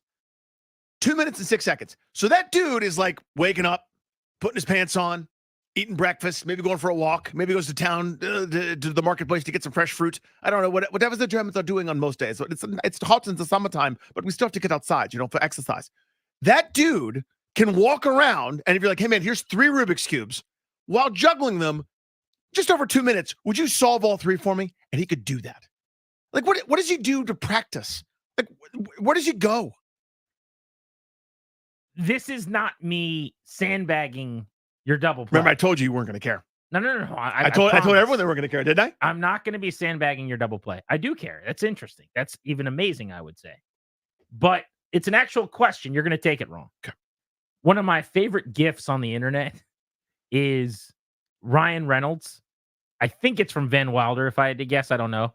But he's like in scrubs, And with the hat you It's would from wear Van Wilder. in the shower. It's a particular scene in Van Wilder. If you know, you know. When you don't want to get your hair wet. One of those little what the heck are those? Like shower caps. Yeah. And he's got like a mask on that we had to wear during COVID, but it's pulled to the side. And he says, "But why? But why?"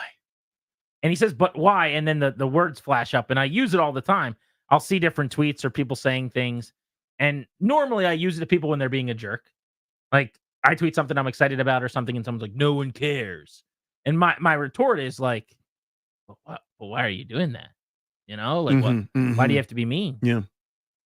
To this guy juggling the Rubik's Cubes in 2 minutes, I say, "But why?" So you can be number one in the world.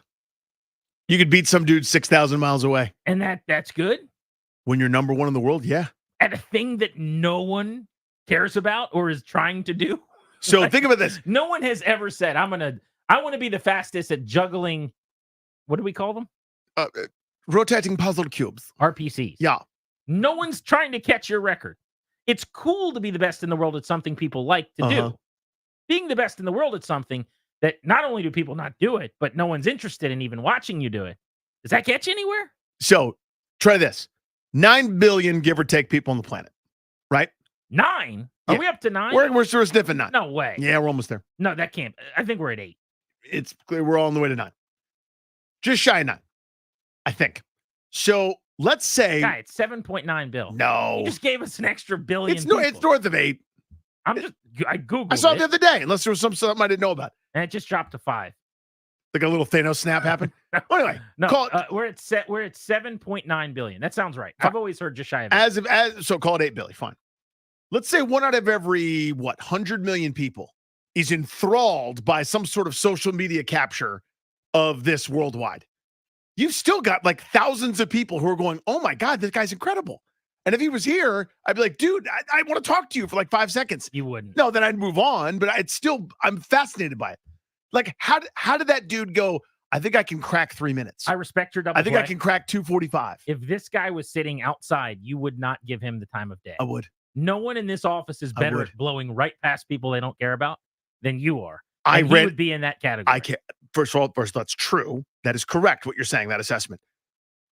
I care about Jacob Scholey. When Tony P was in here. Yeah. He, untalented, not interesting. This person, talented. I'm fascinated. You had, like, if Tony P walked out and said, "Are you Danny?" and came over, you would have just no-sold him. I would have said yes and then left the room. You would not approach this person. That's all I'm saying. Oh, no, approaching is very different. But you said he's sitting in our green room or kind of hanging out like the world Rubik's Cube record guy is here. You don't care about that. I care. You've never cared about that. I didn't know I cared until it was in the algorithm and I saw it. I'm sure you I can't stop thinking about this dude. Tony P was very nice, and I was very excited. I'm sure to he's say very hello. friendly. He was a nice guy. Seems very nice. He did like a narration for NATO, by the way, like on the actual U.S. NATO account, which I still think. I think Ryan learned about NATO from Tony P. Because you remember yesterday mid-segment, he's like, "Me and Tony P." I'm like, what does that mean? That's weird. And you pondered it, and it turns out that's what it was. No, just later in the day, someone sent me the video of Tony P explaining what NATO is, and clearly Ryan had seen the Here's video. NATO as a single bachelor in D.C. How I would get out you- of bed. You're acting like you didn't see the video. Why would you have said you and Tony P? No, I saw the video, but also you guys are sleeping on the fact that I'm a World War II guy. I explained. No, but you saw the video before we asked you about Of course, NATO. yes. You know what the video was? Tony P saying all the things that you told us about NATO. No, I did not. And first off, I just saw the video. I just scrolled right by it. I just saw that, oh, Tony P is talking about NATO. You don't Cool. scroll right by him. Yes, I do. You all the time. You sit there and All cackle the and time. laugh. No. All the time. At the, All the time. just nonsense. You know who Wrong. else no-sold him really hard? Really, really, really hard. Like, I was just happy that he was there and making conversation and following him around and trying to get a selfie. The nicest guy in the building, Darius Dameron. Yeah, he's on my team on this one. Nobody has ever no-sold anybody harder. In fact, we talked about this behind the scenes a little bit. I literally sat right in front of where you guys were talking and conversing with him. I had nothing to say. I didn't even look at him. After I he don't think. left, Darius looks at me and he goes, "Wait, is that the Tony P guy that you're always looking at on Instagram?" And I was like, "Yeah." And he literally stares at me and he goes, "What are we doing here?"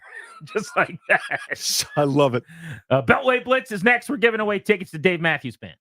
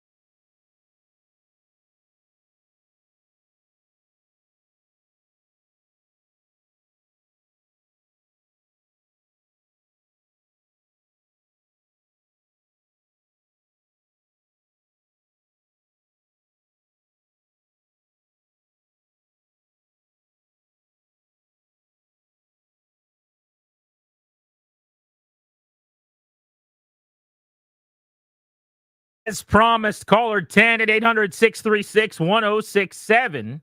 Congrats, you're winning 2 tickets to the Dave Matthews Band, Saturday, July 13th, Jiffy Lube Live. Tickets are on sale now. For tickets and more event information, visit thefandc.com/events, courtesy of Live Nation. As the exclusive sponsor of this show, the law firm Condori & Murat will guide you and your family in the right direction, help you draft a will, set up a trust, create a healthcare power of attorney. Schedule a free consultation with their estate planning attorneys at kmlawyers.com. Be sure to tell them that we sent you. You'll get a discount. kmlawyers.com. It is time for our Beltway Blitz. We'll cover the NFL with Benjamin Brown and the Commanders with our pal Scott Abraham. But let's get things started on the baseball field. And to discuss the Nationals, the host of the very popular Nats podcast, Bustin' Loose Baseball, available wherever you get your audio, Toby Altizer joins us. Tober time.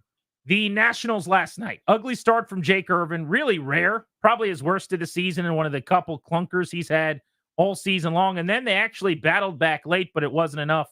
What'd you make of the series opener against the Mets? We've seen this a couple times, Grant, where they just have nothing going offensively and then seemingly late. I think it seems like it happens against the Mets a lot because their bullpen just struggles, but they have nothing going all day. They're out of the game. Then they put up a nice couple runs in the end to make it look like a respectable line. But really, this lineup just struggles. And it's something where I saw Davies trying to mess with the lineup a little bit today. James Wood up to second, Lane Thomas down the lineup a little bit. Maybe shaking things up will help a little bit, but they've just got to get some more consistent offense from this club. And yeah, I mean, it's tough because Jake Irvin's been probably their best starter all year, and he goes out and he's following up an incredible performance on the 4th of July. And it was tough to replicate that when you're going against the same team again, and he just wasn't able to. But, look, overall, his ERA is still just over 3. I think he should still get an all-star bid if there's an open spot at some point. I don't know that he will, but I definitely think he deserves it. But it's tough. This team just needs the all-star break to get here. Yeah, they've now lost 11 of 15 to Bias, which, I think is a lot of regression, right? I mean, look at some of the ridiculous pitching totals and overworked bullpen, especially the A group. Some of this stuff was bound to happen. Hunter Harvey was bound to not pitch lights out all the time. Kyle Finnegan's bound to blow a save, and Dylan Floro is bound to kind of return to his career norms. Guys get hurt. Now you look at Trevor Williams and company, the couple bad starts here and there, and there's no room for error with the offense kind of that you were touching on. That 14-run explosion the other day was great, but, there's just not enough consistency to it. This kind of stretch here, I think, was bound to happen getting into the dog days. Well, and I think, too, this comes with a young baseball team where, when you have a veteran team, there's going to be ups and downs because it's 162 games, but it's more even-keeled versus when you have a young baseball team, the highs are going to be great, but the lows can be incredibly low. And, it's a young baseball team with a lot of guys that aren't even top prospects. Like, we love Jacob Young, but it's not like he was a top 15 prospect in baseball. We love some of these guys, but they weren't projected to be studs, and so they've had some good seasons. Some of these guys have really stood out. But I also think this just shows you where they're at, and that's why I think it was so important to get a James Wood into the lineup. He is one of those guys that can be a difference maker, and it shows you right away, like, James Wood's an incredible prospect, but how many teams are just putting him up there at the top of the lineup right away like Davey Martinez has? It just shows that there's really not many hitters better than him in the Nats lineup, if there are any. So immediately plugging him in up there, I think just a young lineup too, though. It's just the ebbs and flows of a season, but also when you have that youth in the lineup, sometimes those lows are going to get quite low. And tonight against a right-hander in Luis Severino, James Wood's going to bat second, by the way. We've not seen that before from Davey Martinez. So they're moving James Wood up in the order as high as we've seen him now batting second, according to Bobby Blanco's at Citi Field in New York. So we can get back to that in a moment. Really quickly, though, but before we even do that, Lane Thomas moved down to 6 in the order. He has struggled immensely, particularly against righties. You and I were actually texting about this, Toby. He's having a bad year against righties, really good year against lefties. Then you look over his career. I mean, it's pretty stark. He is an above average, like fringe all-star against left-handed pitching, but he is a below average big league bat against right-handed pitching. So I'm wondering twofold, just a thought on that. And then also, do you think he could be a trade chip? Would he have any value if the Nats try to move him? I think he would have some value if you're trying to move him. I mean, he's a nice platoon bat for maybe another baseball club. But I think this is interesting, Grant, because, if we think back to the beginning of last year, I think he was kind of thought of as a platoon guy, and he played so well last year. It's not as if he was hitting 300 off righties, but he was still hitting much better than he has been this year against righties, to the point that it looked like he can be an everyday player. Whereas now it looks like, for a winning, a playoff ball club, maybe he is back to being a platoon type player. I still think you could get something nice for him, but I also think that this ball club still needs some experience when we talk about the youth on this team. I think having a Lane Thomas in the clubhouse, I don't think you're moving on from him unless you get something significant. And for what he's been doing this year, I just don't think you're going to get enough that Mike Rizzo would think that it's worth moving on from him. Tobias, obligatory James Wood question. He had a couple missiles last night with not much to show for it. Been on base in all but one game. Just overall impression. I mean, it's incredible to watch him, Danny. He's just so comfortable at the plate. He's a guy that he's not expanding his zone. And even when he has a bad at bat where he strikes out, it's something where he's working 8 or 9 pitches on the pitcher. It seems like so few of his at bats are bad. When you look at the Nats lineup, so many of their guys put together poor at bats in terms of how aggressive they are, first or second pitch ground outs. Whereas, James Wood's working every single at bat. I think the big thing for him is at some point he's going to have to start elevating the baseball a little bit, but when you're hitting the ball that hard, it's going to find holes, and it's just been so impressive to watch how comfortable he looks at the big league level. It gives you some confidence that this is something that he's going to be able to continue to sustain for a long time and continue to even get better. He's been on base in all but one game he's played in. He's gotten a hit in all but 2 games he's played in after his hit in the 9th inning last night. Thank you, Toby. We appreciate you, buddy. Absolutely, guys. I guess it would have been the 8th inning that he got a hit last night. All right, let's keep the blitz moving, talk some football. Benjamin Brown joins us to do just that. Benjamin, we were talking earlier about quarterback competitions around the National Football League that could be most interesting. Of the battles, and it doesn't necessarily mean that week 1's up for grabs, but for playing time as the season goes on, which do you find most interesting this year? Yeah, I'm still kind of fascinated with the whole Justin Fields, Russell Wilson type situation. I don't know if it's going to be, an amazing outcome for the Steelers or a complete disaster, but I think that's the one that for some reason is really intriguing to me. How do they utilize both guys? I think in a lot of ways have kind of had this star level type appeal attached to both the names at certain points. And although there are a ton of intriguing ones as far as who's going to start, who's a long-term fit for some of these teams, I think overall, Russell Wilson, Justin Fields, rightfully so, kind of deserves the top honor for kind of the training camp battle and who kind of ends up as the long-term starter for that team in 2024. Benjamin, same division, Ravens question. On paper, they lost more than they gained, right? Some salary cap issues, some guys aged out, whatever. And everybody's now kind of got them, I don't want to say the sexy team, but a couple of people have them pegged maybe to fall back in that division, right? It depends on what Cincinnati is. You mentioned Pittsburgh, always consistent. Cleveland's no joke. My argument against that is pretty simple. It's Baltimore. They always just seem to be better than everybody thinks. They're always pretty damn good. That sort of machine sort of works there. Your thoughts? Yeah, I definitely can agree with the secondary element where you say they do kind of have this machine type element. They do perform out. They kind of up to expectation outside of a Lamar Jackson type injury. And I do think, although they, kind of maybe lost a lot more on paper, obviously had a rash of injuries, Mark Andrews type situation. I do think he is still kind of, the key piece to what they want to do from a passing game perspective and does help quite a bit in the run game. Like having him back fully healthy for, 17 games could kind of unlock them, but it does seem like the gap has at least closed a little bit with the Cincinnati Bengals in tow. But I would still expect, the Ravens win healthy, 11 type wins sort of season. I do think they could still be and should be kind of the class of the AFC North for sure. What do you make of how much access we're getting into the Giants offseason in Hard Knocks? Do you think that is the league taking over more control of the show and not letting the teams dictate, or do you think the Giants have just decided to be an open book? No, I definitely think that the league is pushing to kind of make that, a more open book type feel between fans and players and just how these overall decisions kind of happen.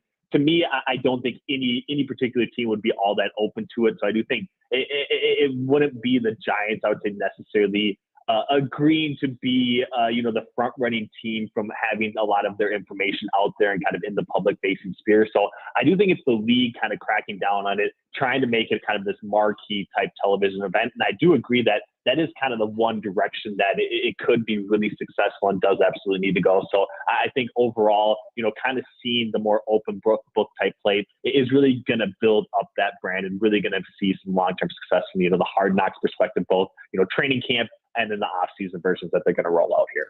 Then Trevor Lawrence got paid a ton. It was his turn, and the quarterback line will keep moving. Are we sure he's great?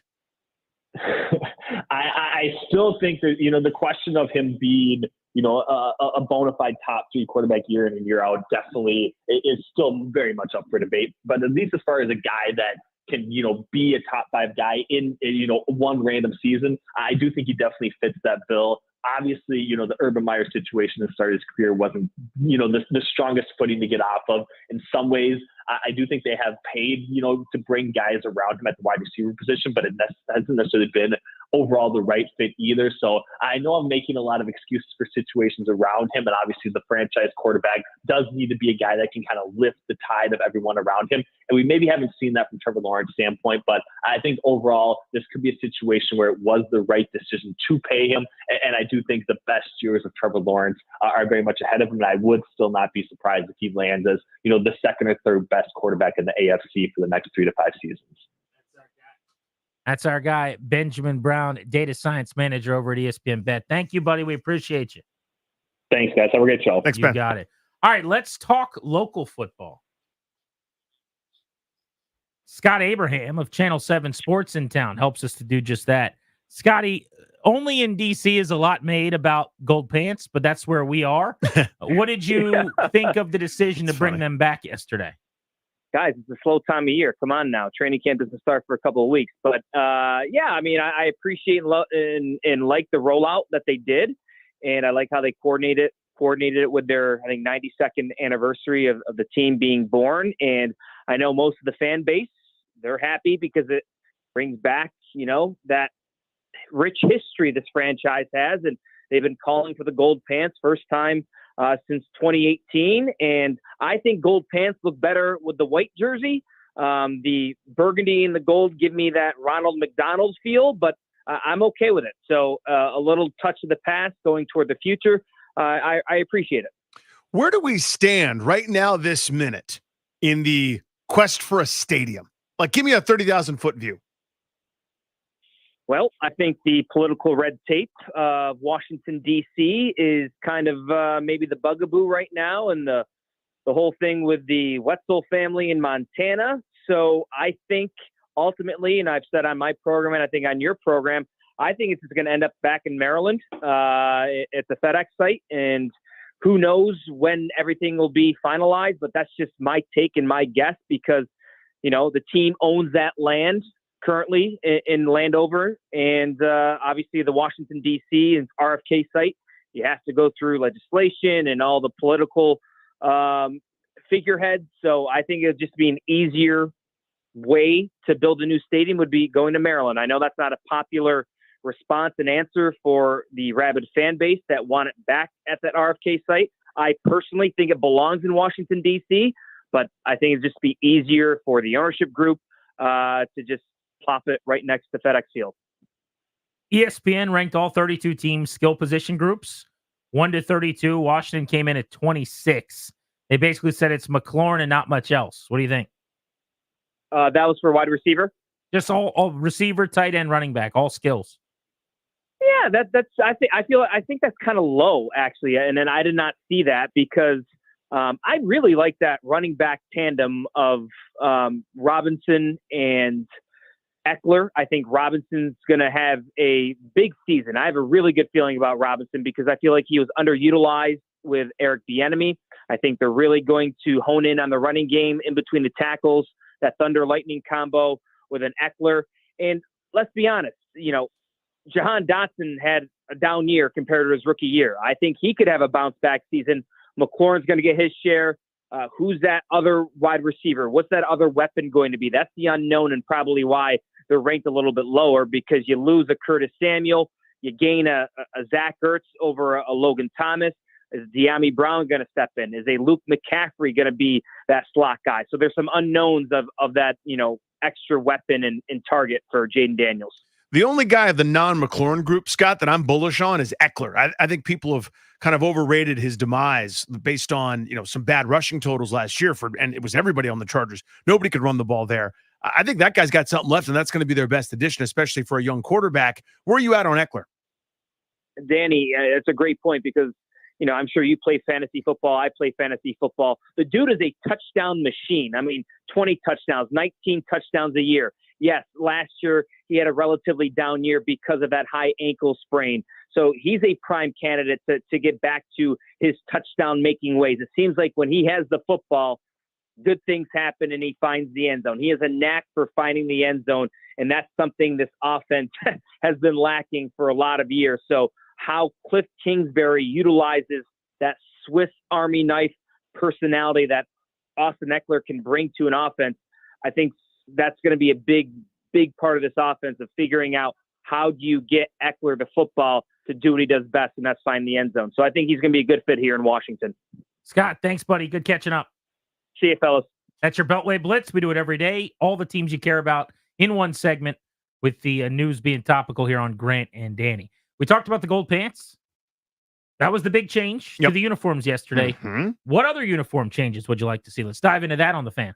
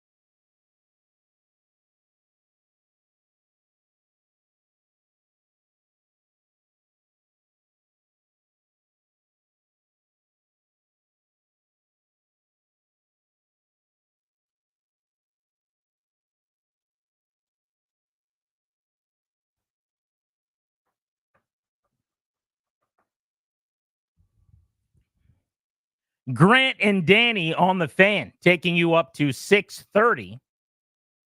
Welcome back, and thank you for making this show part of your day.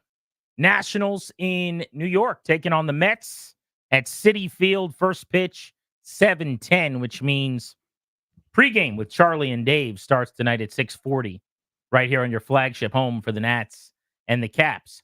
Danny, yesterday the big news around these parts was that the Commanders are going back to the gold pants. I know you're not a big uniforms guy, and frankly, you're not even a big gold pants guy. Right. They remind you of Bruce Allen. Indeed. I am a fan of the gold pants, and I like the look, and I'm glad that they're going back to gold on burgundy.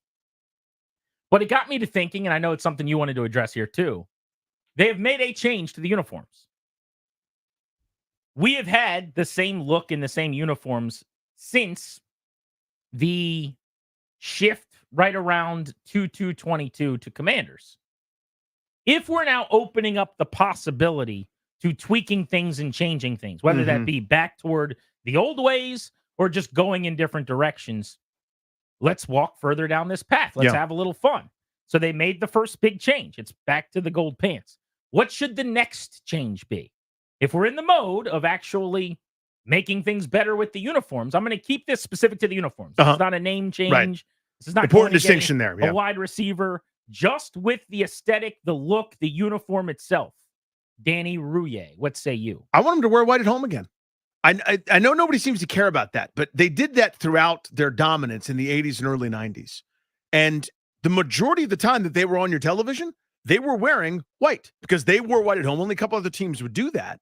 So it was like they would wear burgundy in Dallas. They'd wear burgundy maybe sometimes in Philadelphia when Philly would wear white at home, or the Giants would do it. But it was kind of like a thing. It was like, you got to dress up in the funny color. We're wearing, it was like this, I don't know how to describe it. It just sort of felt like it was a unique thing that they were only a couple other teams were doing. And you could still have some flair with the uniform because they had the burgundy gold piping on the sleeves and the shoulders, or a stripe down the burgundy pants. But it was that classic, clean, trim, excellent look that just said traditionalism, not like the monochrome colors of like the Giants jerseys or the Bears jerseys with nothing on it, or the weird like Lions like looks like a pajama shirt with no ornaments on or anything like that. It was a time of unbelievable achievement, and I would come out and say, here's why we're doing that. When this team kicked ass, this is what it looked like. We're going to do that. They wear white at home a lot. Is it just that they don't have a all the time color at home? See, maybe I'm missing that, but I feel like they never wear white at home. I feel like they wear it on the road and that's it. I feel like they can't wait to wear the third alternate black on black pajama jerseys, or they wear burgundy at home for the most part. But it used to be this, it was a thing, it was a staple that they wore white at home.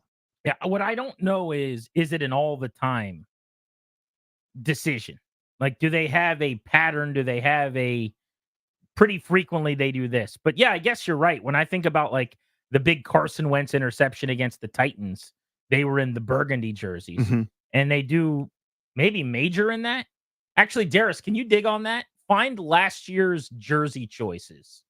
And is it true that they go always burgundy at home? I think it's just random. Not to say they like pick it out of a blender, because before the year starts, they actually put out there like, this is the fit schedule. This is the color rush. This is where you wear your white t-shirt, black t-shirt. Yeah, whatever. I think they do both at home. I just don't think they have a rule. You're saying there was a time where they always wore white at home and burgundy on the road. That's how it felt. And again, most of the time they'd end up wearing white on the road too, because not every team did that. Their rivals would do that, right? Like I think the Giants would do it. I think Dallas would do it. But for the most part, it was like 75, 80% of the games, they were in the white tops with the burgundy pants. And it was just like, that's when I fell in love with the team. So this is obviously very selfish and me focused and me centered here, talking about my perspective. So I don't like hate the gold pants or anything. They remind me of Bruce. I'd on a binary probably lean towards negative, but I'm not like angry that they've done that. I know a lot of fans are excited about it. Totally fine. I get why they're the Hog ownership group is building the bridge there. This is a no downside, make some people happy type move. More of those, I'm all in favor of it. But I would love that. I think everybody that's in my age group probably remembers that fondly. I think I would change the white uniforms. Even though they've grown on me a lot, I would make this pretty quick, easy change of the current white uniform, which I'm looking at right now in studio, John Allen gifted the Junkies a game-used version, and he signed it to the Junkies, John Allen 93. I would get rid of this. They've got a weird black stripe on the shoulder. Yeah, it looks like a USC Trojan alternate jersey. Right. It's the burgundy, as we've said a lot, isn't correct. Now, maybe that's not their fault. Maybe they ordered the right color and the gradient makes it look weird or something. That's all fine. I don't care. I would just go back to their old traditional looking white jersey, whether that's if they can't do the Redskins look for some reason, then do the year of the Washington football team white jersey. But the traditional gear, I think the companies have changed now. I'm sure they used to be one thing, the Nike, now they're Under Armour. I don't know. But I would just have the white jerseys be what Santana Moss and Sean Taylor and Chris Cooley and Clinton Portis wore. And wherever there was a Redskins logo, take it off and put the block W. And everything else is the same. The burgundy and the gold and the stitching and the numbers. Change the white jerseys back to looking like the football team that I grew up with. That would be my next change. What'd you find about the jerseys? So they released their home jersey schedule last August 17th. So that was probably halfway through the preseason. And yeah, they wore their burgundy jerseys, or they were scheduled to wear their burgundy jerseys week 3, week 8, week 13, and week 17. They wore their white jerseys week 1 and week 18, and then they wore the black week 5 and 11. So, but home and away, what was the breakdown? Oh, they don't have the away. I'll have to look that further. But okay. But yeah, it didn't seem like they only wore the white jerseys at home twice. Well, isn't it also true that the home team chooses what they want to wear?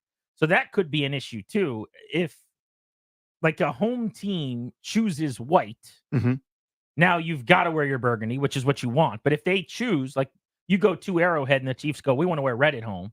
Now you've got to wear white on the road. And so maybe they don't want to do white on both, like home and road. So that's where you might not get your white all the time at home. Yeah, no. Because you if you're at home, you get to make the decision. Right. But I'm saying potentially you might only wear burgundy 3 or 4 times in a year. Right. Which I remember seasons, it felt that way. Now, I was a kid, so it's hard to pull exactly what they wore in week 14 in 86. But that's what it felt like. Like almost every time I turned my television on, I saw this look from Riggins. I saw this look from Art Monk. That white jersey top with the two colors on the sleeve and the burgundy pants with stripes down the side. Like that to me is the throwback. That's what I want. I just want them to look like that because these were great.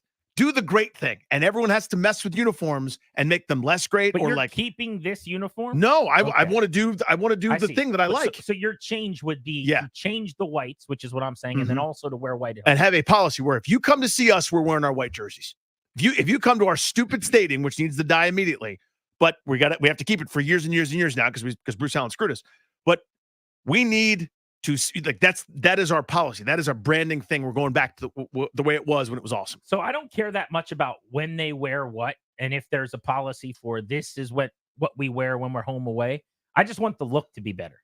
So my first change is white back to the correct white, and then I'll go burgundy back to the old jerseys. And if it's impossible to now to have the correct color burgundy on the type of fabric that we now use in the league or whatever they're saying the difference is, that's fine. But the style has also changed some. Like you're not trying to have the same burgundy. It would appear to me the sleeves still look a little bit different, the stitching a little bit. So I would just you either do one or the other. They're kind of straddling the middle to me of, are you trying actively to throw your jerseys and your uniforms back to the old era or not? If you are, do a better job. If you are, actually do it. And if you're not, fine. Then do something different and wild. But if they were going to go that route, they should have just gotten on brand with the rest of the DC teams and gone red, white, and blue or whatever, and completely alleviated the resemblance of the old thing, which is not identical to it. Yeah, that to me, that was the worst case, was telling us it wouldn't change. And then whether it did or not, I mean, I get people tweeting us all the time where it's like, put them side by side. What does it look like? I don't know on your cell phone. I couldn't tell if the woman's dress was blue and yellow or gold and red. I don't, whatever that stupid meme was. I have no idea. I know that when I watch on television and this jersey that I look at every single day in our studio, it ain't the same as the one I grew up with. So if you can make it the same that I grew up with, do that. But you can't tell me that it's the same and then have it look like that. You see what I'm saying? It's the telling. Darius did a little research into the home road split. So what do we got? So they played 9 road games last season.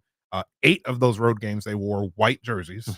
4 4 of those road games, it was white on white. The other 4 was burgundy. Oh, it was white with burgundy pants. But all that tells us is that in the league right now, teams prefer wearing their color at Yes. home.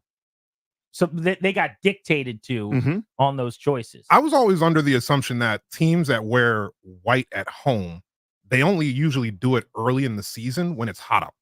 So they force the road team to wear darker colors.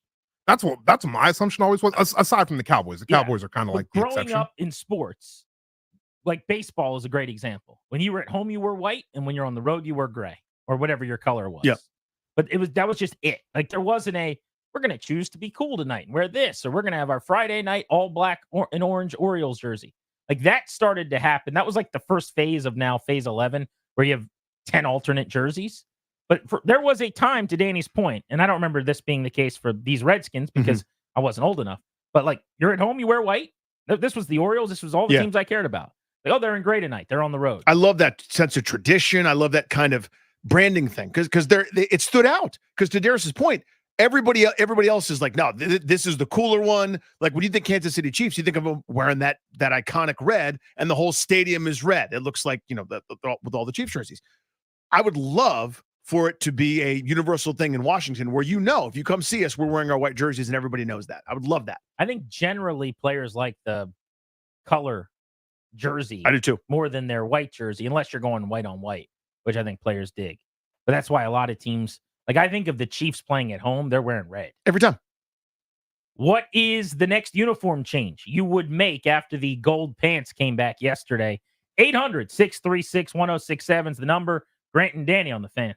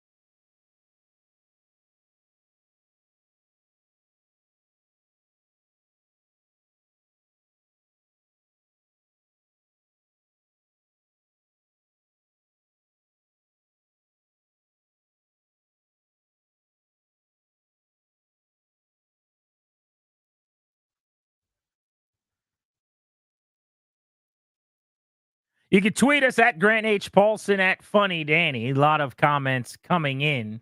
People giving their suggestions on what else should change with the Commanders' uniforms that are now just going into season number 3. Yesterday, we found out they're going back to gold pants, although old friend Chris Russell / Arini and I were just speaking moments ago before I came back into the studio, and he said, well, they're not gold, they're yellow.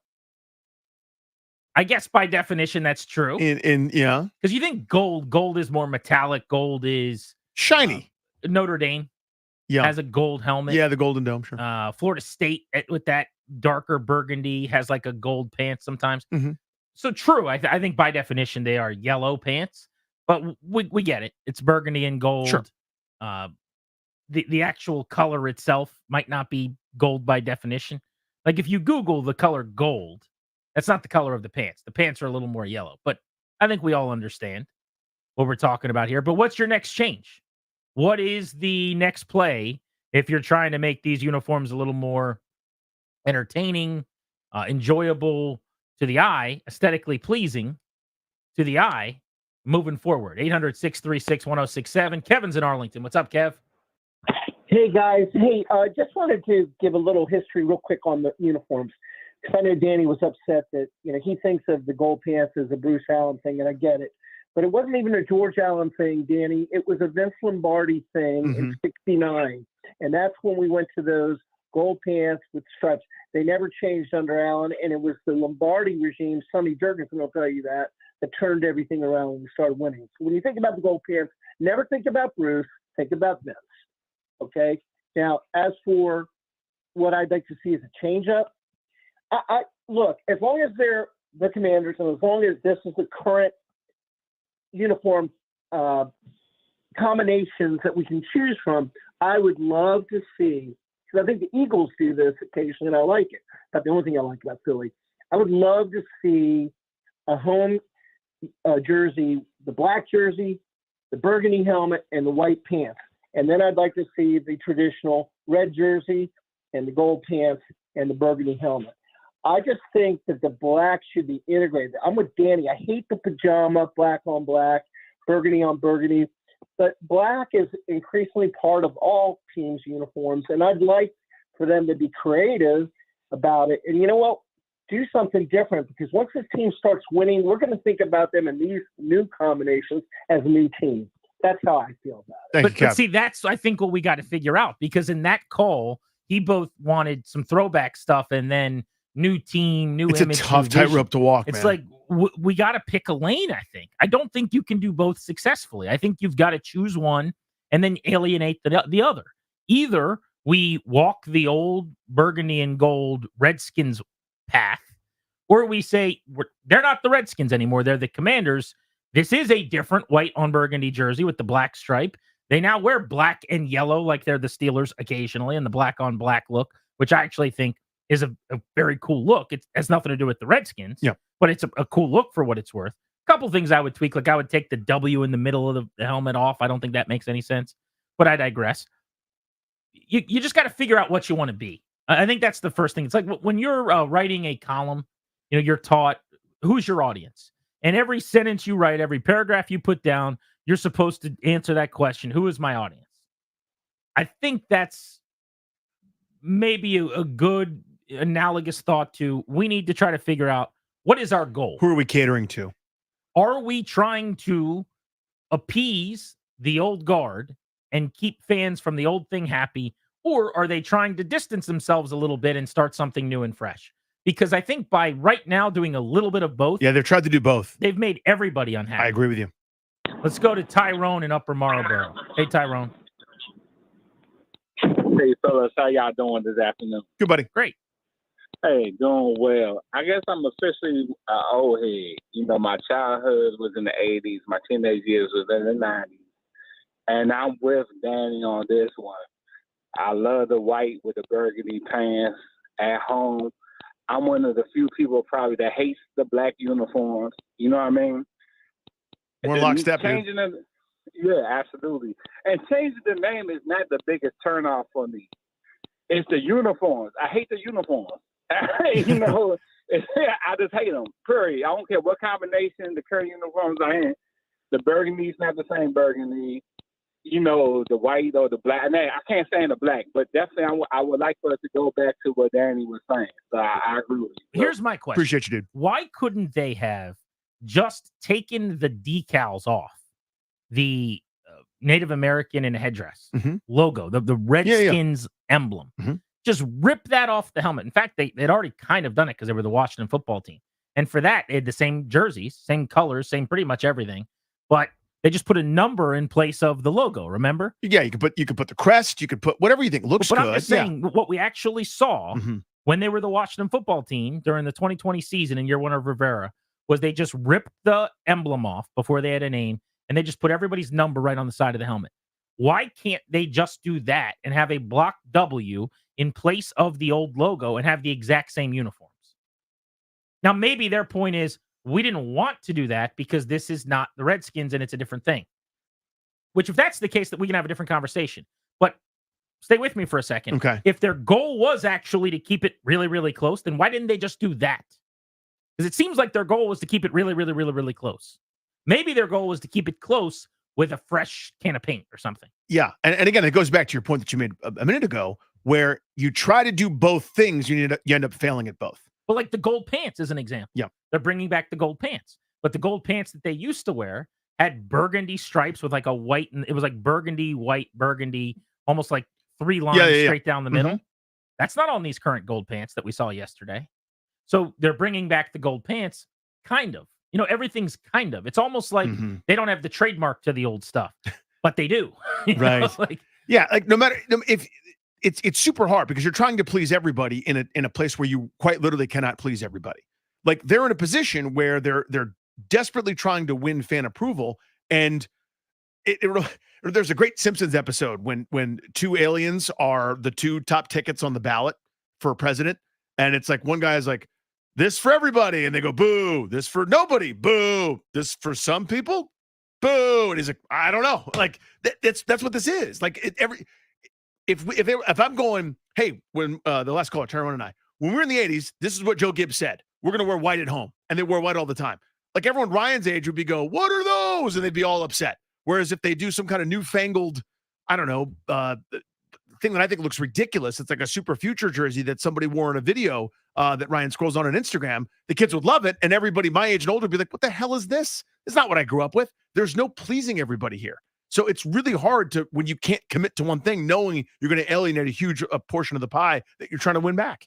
Is there something else with the uniforms you'd like to see changed by the Commanders after they announced they're going back to the gold pants yesterday?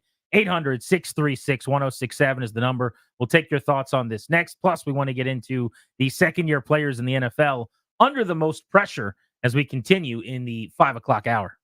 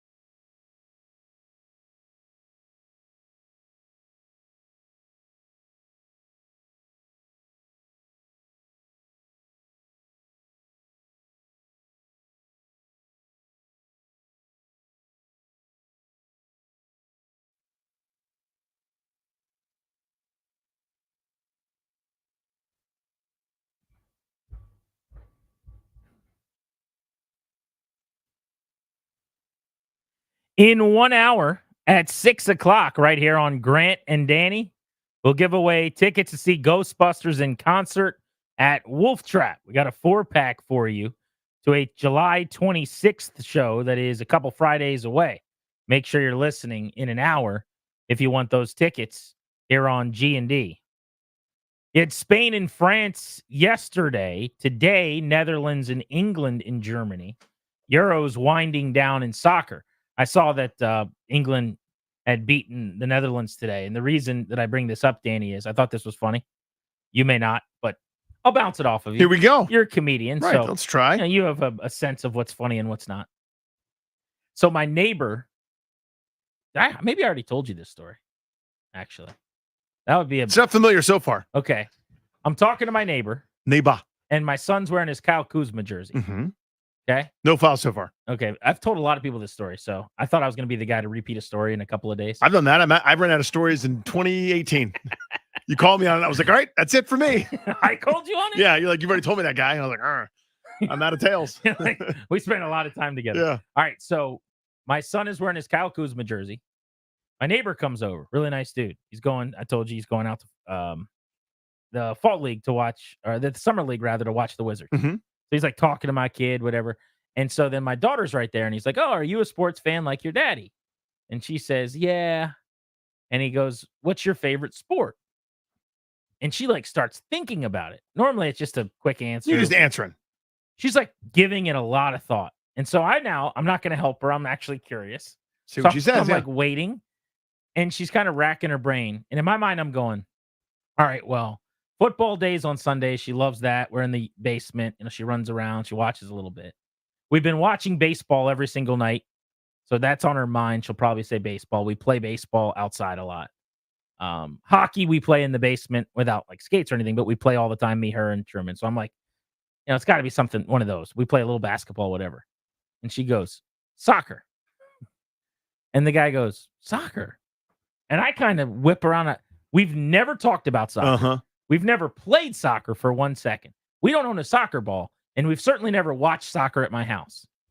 So if you're counting up hours, tons of them in football, baseball, hockey, and basketball. Nothing with soccer. You didn't say soccer in there.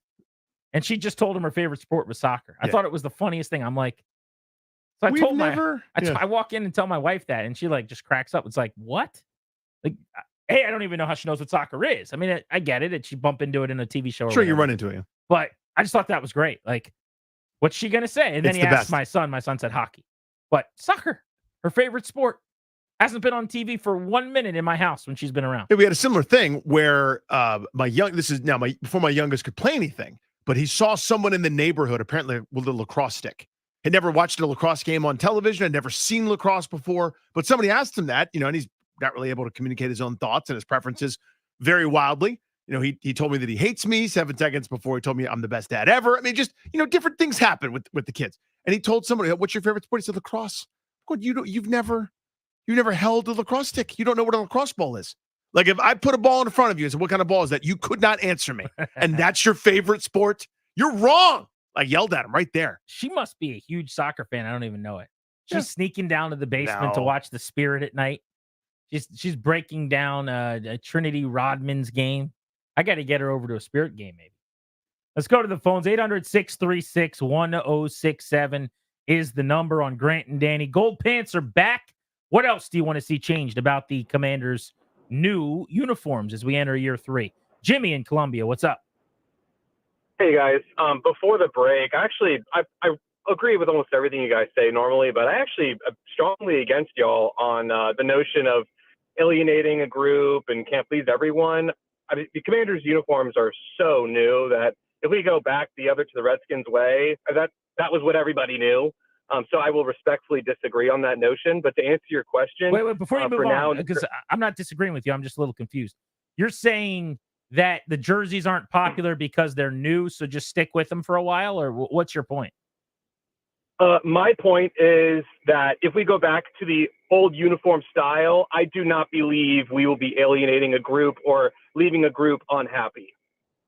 Oh, I don't think we thought that either. What we're saying, or what I was saying is, by doing what they did, which is to recreate new jerseys that were 80%, let's say, like the other ones. They basically tried to appeal to the people that wanted to keep the jerseys and to the people that wanted new jerseys, so they alienated everybody. I think going back to the old jerseys is the correct play. I would change them both back to basically the Washington football team look, where they just had the same old jerseys without the logo. And I probably didn't explain myself very well either. I was saying that young people, like guys that are like 19 or 20, who have no identity with the history and what I grew up with, if they brought back uniforms that I want from the 80s and early 90s, they'd go, "What is this?" and like use the guttural utterances as how they communicate with each other via like emojis and whatever. So I do think you might alienate some, but to your point, like that would be, I think that's the preferred tact, is to say, this isn't that long ago. Let's just do what everybody loves instead of saying we're going to, and then doing something 75 to 80% of that. I probably wasn't clear. Understood. I apologize for misunderstanding. Then we are on the same page. No apologies necessary, sir. Go ahead. Oh, well, thank you. Well, to answer your question, then currently on the Commanders uniforms, which disgusting. Well, I'd like to change everything, but I'd like to change the helmet next. The matte burgundy helmet and the matte burgundy face mask thing. That's stupid. Let's just go back to the metallic helmet with the burgundy, the normal gold face mask. Let's bring 100%. back the double white stripes on the stripy thing. There's no need to remove that. Jason Wright, you messed up, bro. Thanks, guys. So the gold face mask, very true. Yeah. We were just looking at pictures during the break. It's a game changer. Mhm. With just the old face mask is there's no reason to navigate away from that. I don't really know what the rationale or the logic was. I'd be curious to have someone tell me that's smart about designing things that was involved with the jersey look. But yeah, if you're not familiar, I believe now it's a burgundy face mask and it's on a burgundy helmet. It kind of matches with the helmet, with the matte. Go gold on the matte helmet. I actually like the matte helmet. Maybe I'm in the minority. I think the helmet's kind of fire. And I've thought the helmet was awesome since the beginning. Now, the logo itself is mediocre, which is the block W. Even though it's grown on me, I hated it initially. Now it's just meh. Like, I'm now whelmed by it. It's fine. It's replacement level. But the actual matte helmet, I think it's a good look. And you see that all over the sport, all over the league. In each team's given color, they go with the matte helmet. I think that is a win. But I would definitely go gold face mask. To me, that's easy. That's a snap of the fingers, like the gold pants. Especially if you're going gold pants, it's all the more reason now to go back to the gold face mask. Yeah, that gold face mask would not change for me. That's an easy, simple fix. The different colors, the one some of them even look black, some look, as you said, maroon in different lights, or I don't know. It's just that one. I appreciate the experimentation. Thanks for being creative. Let's just get back to the thing that we know. Let's go to Eric, who's in North Carolina, listening for free on the Odyssey app. What's up, Eric? Eric. Hey, guys. I'm one of the older fans. I'm 55, so I got Danny by 10 years, I think. Anyways, the caller before me, Zach took the word right out of my mouth, guys. That was what my comment was going to be, the face mask and back to gold and all that. But I saw pictures. Y'all might have saw it. Y'all looked at pictures a minute ago. It was probably about 2 years ago. My nephew sent a picture on Twitter where the whole uniform looked like it used to. It had the gold. It still had a block W on it and all that, but it had the old look, the gold pants, the stripes, in other words, I don't like the new name and all that stuff either. I hope one day it changes still personally, but if they were going to keep the name, at least I hope they go back into this uniform change stuff. That would be, because that look I saw 2 years ago on Twitter made me like the name better. So what I'm saying, I think what you're talking about, if I had to guess, is the Washington football team jerseys, because those are the old jerseys. It's the exact. To say it's the same color is redundant. It's quite literally the same jersey. They did what I was talking about. They just took the logo off the gear. There's no more Native American imagery. There's no more headdress on a native. The image in question that Danes is upset about with the family he's representing, the Wetzel out in Montana family, with the Wetzels. It's gone. But it's just, here's your burgundy jersey. Here's your white jersey. There was no block W on the helmet. They had the numbers. It was big gold numbers. So whatever you were, if you were, John Allen, 93 right there, the Duran Payne, 94. They did it kind of like Alabama does, where they've got the white numbers on the side of like a burgundy helmet or whatever. Well, I guess they wouldn't be burgundy. Crimson, probably. Right. For the Crimson Tide. Like a Louisville Cardinal alternate. Let's go to Aaron and Laurel. What's up, Aaron? Hey, how's it going, guys? Hey, buddy. Hey, I was thinking that, like I like what Grant was saying about the all white. That's what you were saying, right? About all white. Go back to that and then have the block W. But I was saying instead of having the block W, I would like to do like I know this might not go well with everybody, but do like a Chief Z emblem on there since he's a big part of the pass of the team and everything. So I know the family they're going to need to be talked to about that as well. So I think that'd be a cool little idea. Well, here's the deal: is that they're not going to have a Chief anything on the side of a helmet. I mean, ask the Cleveland Guardians about their hats with the C on them. They went away from Chief Wahoo a long time ago. The Redskins logo's gone. The Braves just have a letter like an A, so they've kind of gotten away with it. But headdress, any kind of Native American imagery, it's a thing of the past, and it's only going to change more and more, and it's not going back that way. So Chief Z, who was a legend, sure, they got to find a way to honor him and the tradition that he provided, but he's not going to be represented on gear going forward. No, you wouldn't think so because, again, I think you covered it. But again, this is such a hard puzzle piece, right? Because everyone has, sort of bits of nostalgia and things that they remember and, those kind of moments. It's like, for me, like what was Art Monk wearing when he was getting first downs? I just want that. I want that back. Whereas like your memory is what was Chris Cooley wearing when he was ripping through Dallas' secondary for his 3-touchdown game, I think. Everybody wants a little some of that, so it's hard to thread the needle. But I think the common theme is this new, matted number, burgundy sprinkled with white, that it's supposed to be glossy kind of thing. That's a no. I think that's a no from 99% of the fan base. Where are you on the helmet? The matte helmet? No. You don't like the current helmet? I don't. I like it a lot. I don't.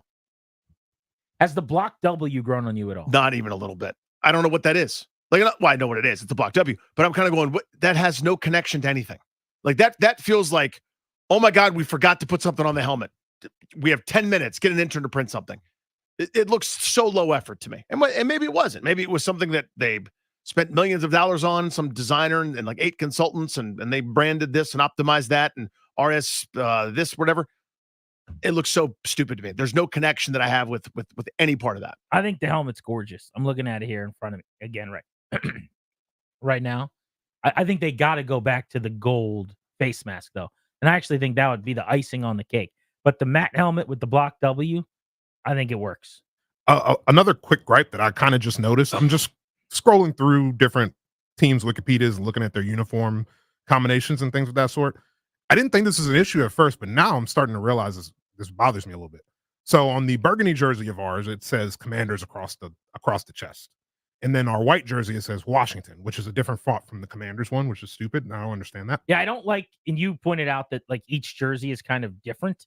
I wish they were all the same, but different colors, where the font is the same and the design is the same. But anyway, keep going. Exactly. And then in looking at every team's jersey, no other team has literal different jerseys for each of their home and away. It's very weird. But I'm also noticing that no team has if they have their name across their chest, they don't have their city across the chest on their road jersey, for example.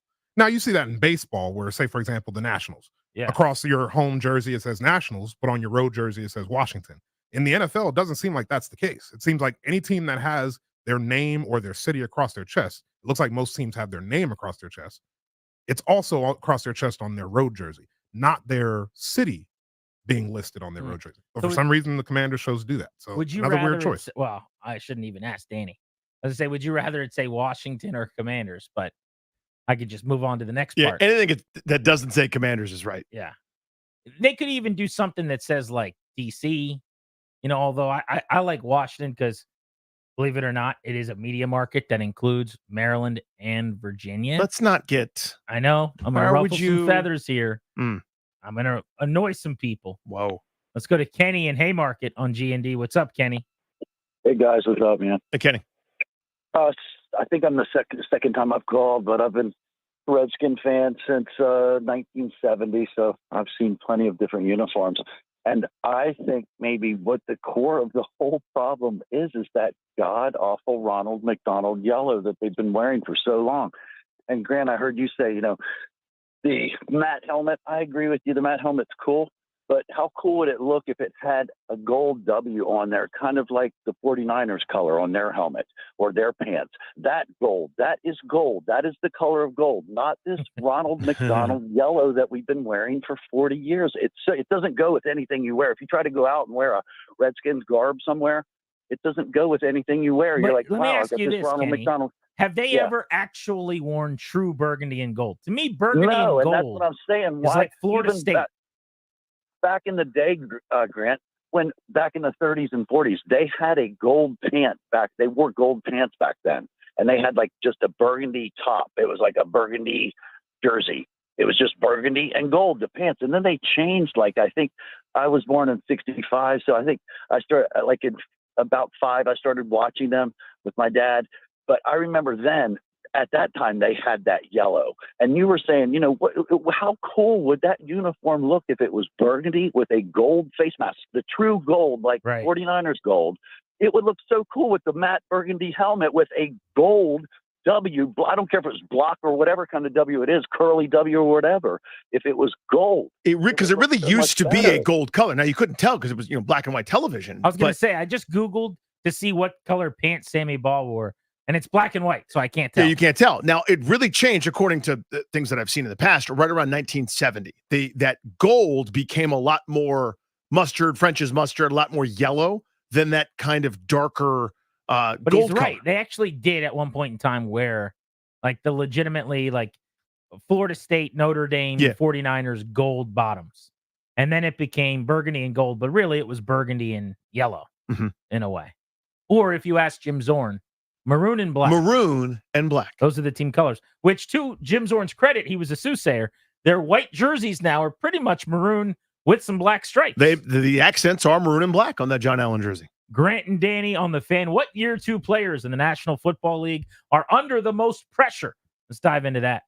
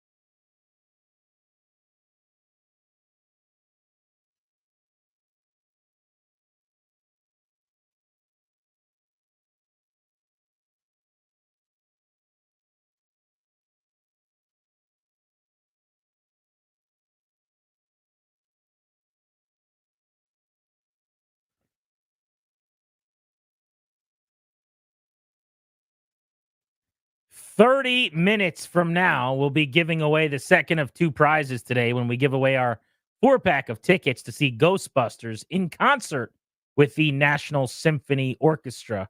Make sure you're listening to Grant and Danny at that time. Pro Football Focus put out a list, saw this on social media this week, of the second-year players going into sophomore seasons with the most to prove in the National Football League this year. There was a commander on the list, not so surprisingly.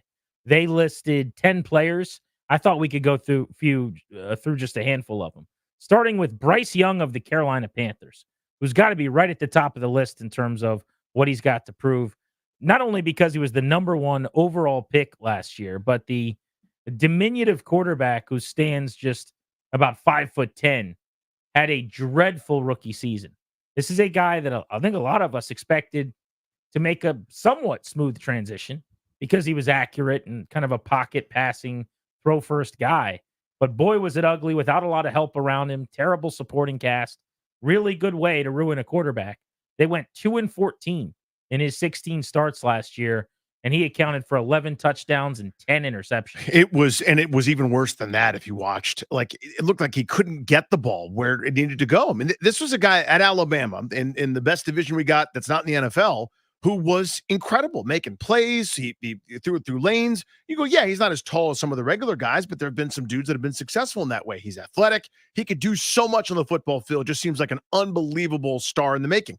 I could not have been more wrong. He looked overmatched. He looked so tiny on the NFL field. Arm strength was lacking. He was confused, under assault, late, getting hit a bunch, just looked totally overwhelmed and overmatched with a bad team. They went out and made some moves for him, drafting Xavier Legette in the first round. Went and got Quinton Johnston. Last year, their leading receiver, I think, was Adam Thielen.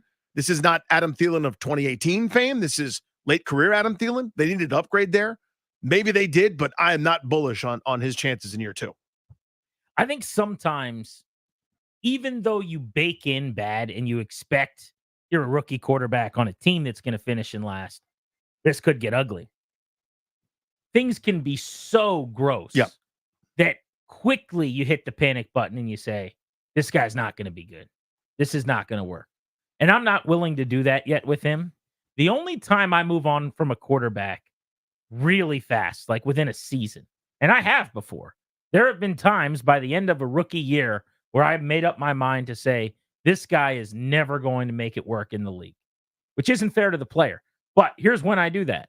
When I know, based on the information that I'm able to get from people around the player, that they do not put in the work, or that they don't put in the time studying, or that they don't do the stuff behind the scenes that is necessary and vital to succeed. And if their play is poor, and I know that they don't have that mental stuff that you need to put in the work, then I can pack up shop and start looking for my next guy. Because I think Bryce Young, by all accounts, is a hard worker and is a high character building guy and someone that you want to build things around. I don't think you could throw him to the wolves yet. I don't think you can just move on after one season. But I would say if you're just basing it solely on his performance, guys don't play as badly as he did this year and turn into really good quarterbacks almost ever. It's very, very rare. We're talking about over 60 sacks that can ruin you.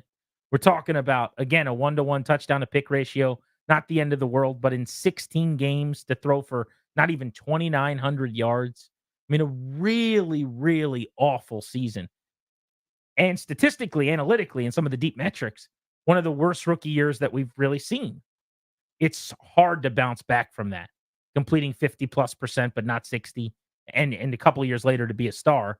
I give him a chance because he seems to have really good makeup, and because it was that terrible of a situation where the coach got fired, the owner and the coach hated each other from basically week 2 on, and they've got a whole new staff in there for him. Yeah, I mean, they're the new, Snyders down there. The Teppers? Yeah, in Carolina. They're a disaster. So, he's set up to fail. But, man, the difference between what I thought they were getting and the league was getting and, how interesting it was going to be and how much fun could not have been more wrong. The guy I had questions about, ironically, was Stroud, because the previous Ohio State quarterbacks that had come from that system, slinging it around, and Stroud was certainly different. I even made that point and argued for it, but it was hard to have a lot of conviction that Stroud would hit the ground running faster than Bryce Young did. And boy, was that the case. There's never been a more stark difference between the guy at 1 and the guy at 2. It was only in the other direction when it was like Peyton Manning and Ryan Leaf. You know what I mean? Like, if you have to go back in history, think about how Carolina feels looking down, casting their gaze to Houston, where a guy just had one of the great rookie seasons of all time, a renaissance, turning a joke of an organization around, and they're now the bigger joke there in Carolina. Another second-year player coming off of a really rough first season, who's on the hot seat already, is Quinton Johnston, the wide receiver with the LA Chargers. Now, here's where I want to give them a little bit of credit, even though it's probably going to blow up in their face, and it's a ballsy thing that they did. They ran a couple receivers out of there, and they're going to give him a huge opportunity that he really, frankly, didn't have last season, to get all the reps with the first team all offseason, to kind of be the guy, although they did also draft a wide receiver early in Ladd McConkey, who's going to help him out. But for those of you that forget, Quinton Johnston went to TCU. He's a huge guy, 6'4" and about 200 pounds. He was the 21st pick in the draft 2 springs ago in 2023. And he was coming off of a year where he averaged 18 yards a catch for almost 1,100 yards. And he was basically he reminded me a lot of like Mike Williams, also with the Chargers. Not anymore. He's now with the Jets. Keenan Allen has moved on to Chicago. That's why they think maybe elevated opportunity is going to help him out. But Johnston would go up the ladder, make contested catches, be physical, high point people, catch the balls, on a lifeguard stand. He averaged in his career in college 22 yards, 19 yards, and 18 yards per catch over 3 years. You fast forward to last season, and he had some of the worst receiving metrics of anybody. Ended up with just 38 catches for 430 yards and a bunch of drops in his rookie year. This is now one of those, okay, that was super discouraging. This looks really bad. It looks like we busted here, but we'll give you one more shot kind of seasons for him. Yeah, so again, it seems we were going through a list of guys I was totally wrong about, by the way. Did Pro Football Focus do this, or like listeners to the show? But yeah, I was dead wrong about this guy as well. Well, remember, these are first-round picks that were terrible. Most people were wrong. I know. So, but just doing shtick aside, Mike Williams only played 3 games last year. Keenan Allen missed 4 different games. They were basically trotting out there Gerald Everett, Austin Eckler in the receiving game, and guys like Josh Palmer and people that you've dropped and picked up on the fantasy waiver wire a million times over, right? The Jalen Guyton Award. He had plenty of opportunity to step in as a rookie and couldn't. He was totally overwhelmed, totally overmatched. I don't know what it is. So this is one of those gambles that I would not have made. I would go, oh my God, this dude simply cannot do it. And they're rolling with him. I don't know how much choice you have. I got a rookie deal like that. So you see if the new guy can get something out of him, but it was not a fit last year out there. Well, assuming he plays a lot and gets targets and starts, I actually will applaud them, though, for giving him a shot, because I think a lot of teams just bury guys pretty quickly. They have a feeling, watch the film, whatever it is. It's not their guy, remember, because this new regime of Joe Ortiz, GM, Jim Harbaugh, coach, Greg Roman, OC, they're all in their first year. They didn't draft this guy. Doesn't matter to them if he works out or not, really. It's not on their ledger. So to actually maybe clear the deck and give him a shot, I actually dig. And maybe it's as simple as Harbaugh thought he was awesome in college. I think they played in either the championship or they were both Final Four teams, I think, a couple of years ago. And maybe he was ultra impressed and thinks he's got game. I don't know. But Ladd McConkey was drafted in the second round out of Georgia. He's going to be really good. They still have Joshua Palmer. They brought in DJ Chark. They drafted another receiver in the 7th round in Brendan Rice, who I would think has a chance to make the team maybe. But Quinton Johnston's going to get looks. And if he is good early, he'll get more of them. And if not, he'll get buried probably by midseason. Yeah, I think Harbaugh's going to run 3 tight ends and Josh Palmer, who looks like a tight end. they'll operate out of the wishbone. Might do some of that too. Yeah. But I would think right now, if they're operating with 2 receivers, he'd be the second, opposite McConkey. And Johnston, maybe over Palmer, at least to start the year. The next guy, let's go with a commander. The only commander on the list. Again, PFF's sophomores with the most to prove in year 2. I don't think I need to say it, but I will. Emanuel Forbes. He fits in on this list, doesn't he? Yeah. With last year's first rounders who really floundered. Bryce Young, Quinton Johnston. Well, the cornerback version of that is Emanuel Forbes, who got benched a couple times. The snap counts are alarming looking at Forbes. right? Where you saw it happen, right? It was the opposite kind of what happened with Quan Martin, where Martin started off, they didn't trust him, couldn't play him, and then by the end of the season, they said, okay, he's kind of grown into this. That was not the case with Forbes, a guy that they felt simply couldn't do it, even as the season was slipping away, even as they were losing games and had traded people away. They didn't trust him just to be on the field and try to find something that he could do. It was a lot of passenger type stuff as he was DNPs. He was inactive a couple times. It was a mess for Forbes in his rookie year. And it would have been different to me if he held on to a couple interceptions early. We wouldn't think of him in the way that we do. He had a couple in his hands where he was there. You couldn't make a play on the ball, but a lot of cornerbacks can't. That's why they're corners. But the thing that he was known for was that turnover. And when he didn't get one early, I just think that ended up compounding. And again, we would have thought of his year differently if he held on to a couple of those early picks. Maybe. I don't know if I agree with that. There were a lot of games where he just gave up big play after big play, touchdown after touchdown. If he had a few picks and he still had that Bears game and he still had that Eagles game against DJ Moore and maybe more importantly, A.J. Brown did to him what he did, we'd still have major questions, I think. Here is the only hope and something that I think all of us should give credence to, or at least leave open the possibility for. Their defensive coaching this year is going to be immensely better than it was last year. I don't think Jack Del Rio necessarily was terrible, but I do think a Quinn Witt tandem is better than a Del Rio and whoever his top lieutenant would have been last year duo was. No doubt in my mind about that. I would say that Dan Quinn, look at the proof being in the pudding in Dallas the last few years, much better as a defensive coordinator than Del Rio. Then you add Witt, who I think super sharp, motivator of men, really popular with players, could ultimately be a head coach.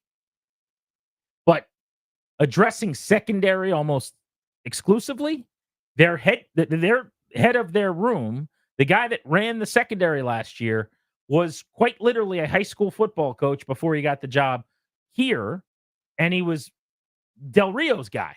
It's like he was a high school coach, then Del Rio brought him to Vegas. Then he was a high school coach, and then Del Rio brought him here. I don't know enough about him to say that he shouldn't have done it. I'm just repeating his resume. I'm just providing facts. And I think that they're going to be way better coached. So maybe that means Forbes looks like an NFL player this year. That's my hope. That's where I'm at. Yeah, to me, the only reason for optimism for him is the track record of Dan Quinn and Joe Witt turning in great report cards with members of the secondary. A guy that you haven't heard of led the league in picks last year under Joe Witt and was a candidate for Defensive Player of the Year because he returned half of them for touchdowns. They find guys, they architect the Legion of Boom, they take third rounders, fourth rounders, fifth rounders, turn them into stars, get them paid, etc. You're hoping that some of that magic and some of that coaching ability rubs off. Here in Washington, what's happened a million times over is a guy does something, gets known for it somewhere else, comes here and then sort of plays a different coverage, different style, different this, different whatever, and it somehow goes badly. If they could find something for him to do that he does well, he could be useful. I heard a sports hypothetical today that everybody should be discussing at the water cooler at work tomorrow, and you guys should bring up with your buddies you're going to see tonight if you're going out and about. So I want to present that to you next on Grant and Danny. Remember, top of the hour in 20 minutes, another chance for a prize. We are taking you up to 640 and Nats pregame tonight.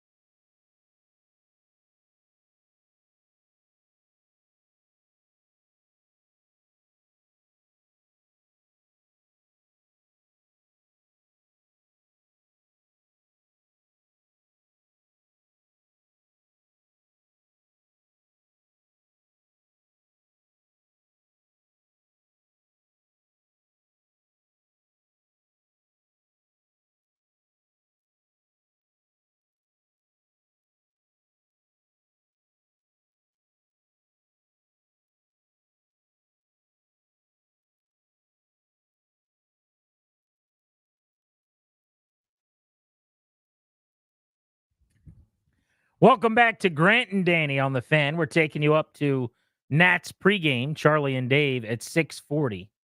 So I'm throwing this on you on a whim here. So I don't expect you to have a list prepared, but we can workshop it.